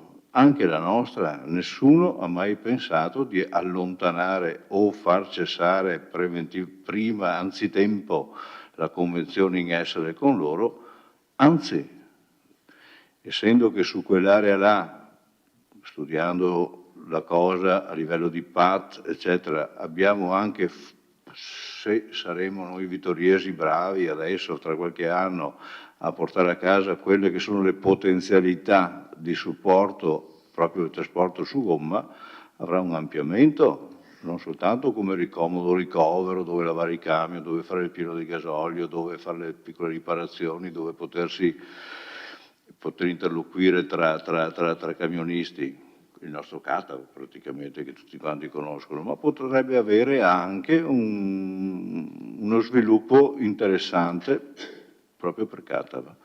Quindi nessuno ha mai pensato minimamente di allontanarli. So che Catav sono spaventatissimi, hanno interessato un po' tutti pensando che l'amministrazione comunale volesse allontanarli, assolutamente non è vero. Lo abbiamo dichiarato tante volte che abbiamo interloquito con loro, anch'io personalmente, oltre all'assessore, nessuno ha mai pensato di toccare Catav. Catav poi, fra l'altro, ripeto, ha una convenzione in essere che termina nel 26 e speriamo nel 26 chi ci sarà possa continuare con questo rapporto che a noi piace avere come amministrazione. Tutte le amministrazioni hanno goduto di questa vicinanza con la categoria dei trasportatori. Per il resto sappiamo che Savorno è presente con i suoi mezzi, nei disegni di Savorno la loro logistica, per motivi loro va bene che rimanga là, che possa svilupparsi, hanno anche una struttura dove poter fare manutenzione, dove poter fare quello che serve per i loro mezzi. Nel momento che il rapporto dovesse essere diretto tra amministrazione comunale, tornata ancora in proprietà piena di quell'area, e Savorno, di poter anche concludere direttamente un rapporto in modo da consolidare nel tempo i loro investimenti sul posto, tettoie, fotovoltaico, non so io cosa possa servire per quello che serve a loro, ma sarà un rapporto diretto amministrazione Savorno. Quindi io credo che questa sera voteremo a favore per una cosa che ritengo importante per Vittorio Veneto.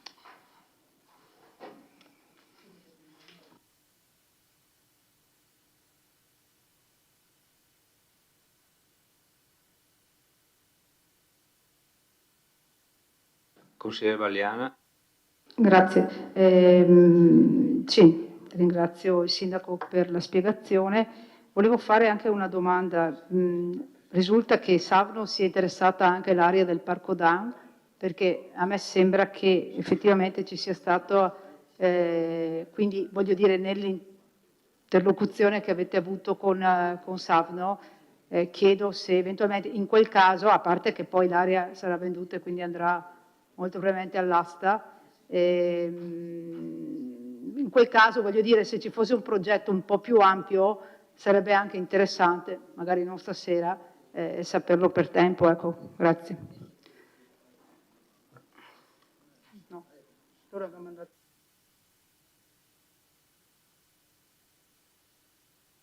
Prego, Sindaco.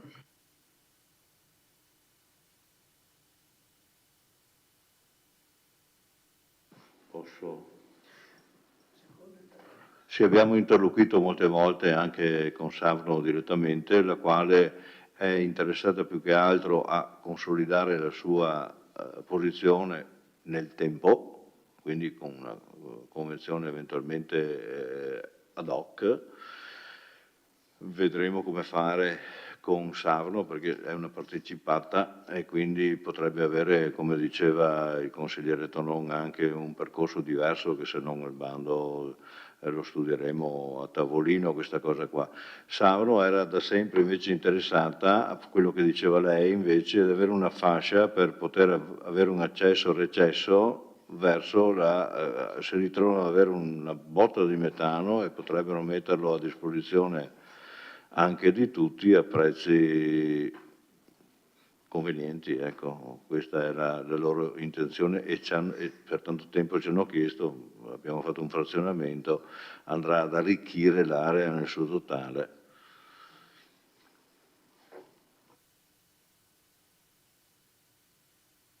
Consigliere De Antoni.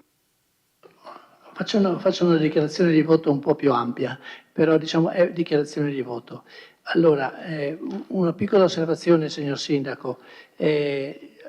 Anche per me l'idea dell'intermodale era non un sogno, ma insomma una cosa che mi sarebbe piaciuta fosse andata avanti, tant'è che avevamo presentato anche quella mozione pochi consigli fa, o forse l'ultimo consiglio. Diciamo che dobbiamo stare attenti perché al di là del problema delle attività produttive, il trasporto su gomma è importante, in Italia è fin troppo sviluppato, in relazione anche ai problemi di tipo ambientale, di tipo di emissioni di gas in atmosfera, eccetera, e il trasporto su rotaia diciamo, avrebbe dei benefici dal punto di vista ambientale importanti. Quindi abbandoniamo temporaneamente questo sogno, ma teniamo conto che anche come amministrazione comunale dobbiamo cercare di favorire quello che è diciamo, la riduzione di emissioni di gas serra in atmosfera e quindi di preoccuparci sempre più degli aspetti ambientali. Detto questo, preso atto che l'amministrazione ha ribadito con forza la volontà di diciamo, trovare con gli attuali utilizzatori dell'area di cui discutiamo, di trovare con loro le modalità per consentire la continuazione dell'attività in corso attraverso una convenzione che verrà a breve, sia appena possibile sottoscritta, io esprimo il mio voto favorevole a questa delibera.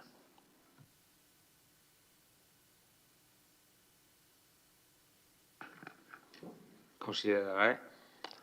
Sì, anch'io per dichiarazione di voto perché credo che sia stato ampiamente esaustivo la risposta che ha fatto il Sindaco, ma conoscendo bene sia il CATAV sia tutto il gruppo da Savno, stanno già quanti anni che sono assieme diciamo, in quell'area e complementari diciamo, anche nel servizio tra di loro diciamo, di tutti i mezzi che girano in quell'area. Quindi per noi il CAT è fondamentale, è una fonte di lavoro per tante persone, è un punto di riferimento per l'autotrasporto non trevigiano ma ben più in alto, hanno anche la volontà e la capacità per espandersi. Là c'è un'area che adesso è messa a disposizione, purtroppo è finito un sogno, di quel sogno ho fatto parte anch'io perché personalmente avevo coinvolto allora l'assessore Manzato, avevamo portato a casa dalla regione del Veneto, credo un miliardo e mezzo,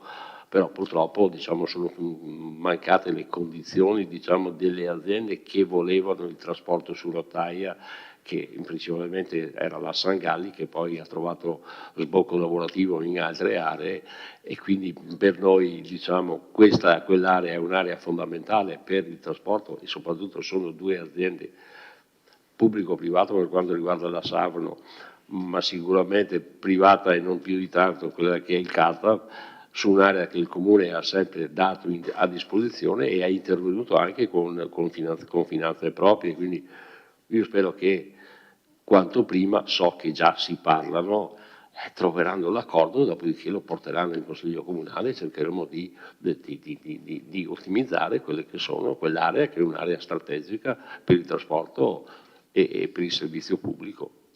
Quindi il nostro è un parere favorevole. Se non ci sono altre dichiarazioni passiamo in votazione.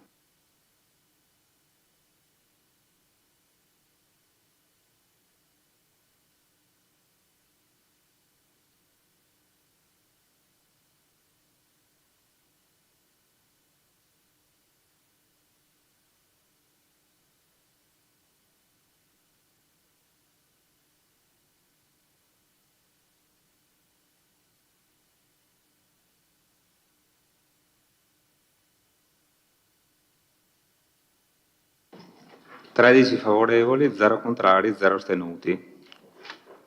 La delibera è approvata. Votiamo per la immediata eseguibilità.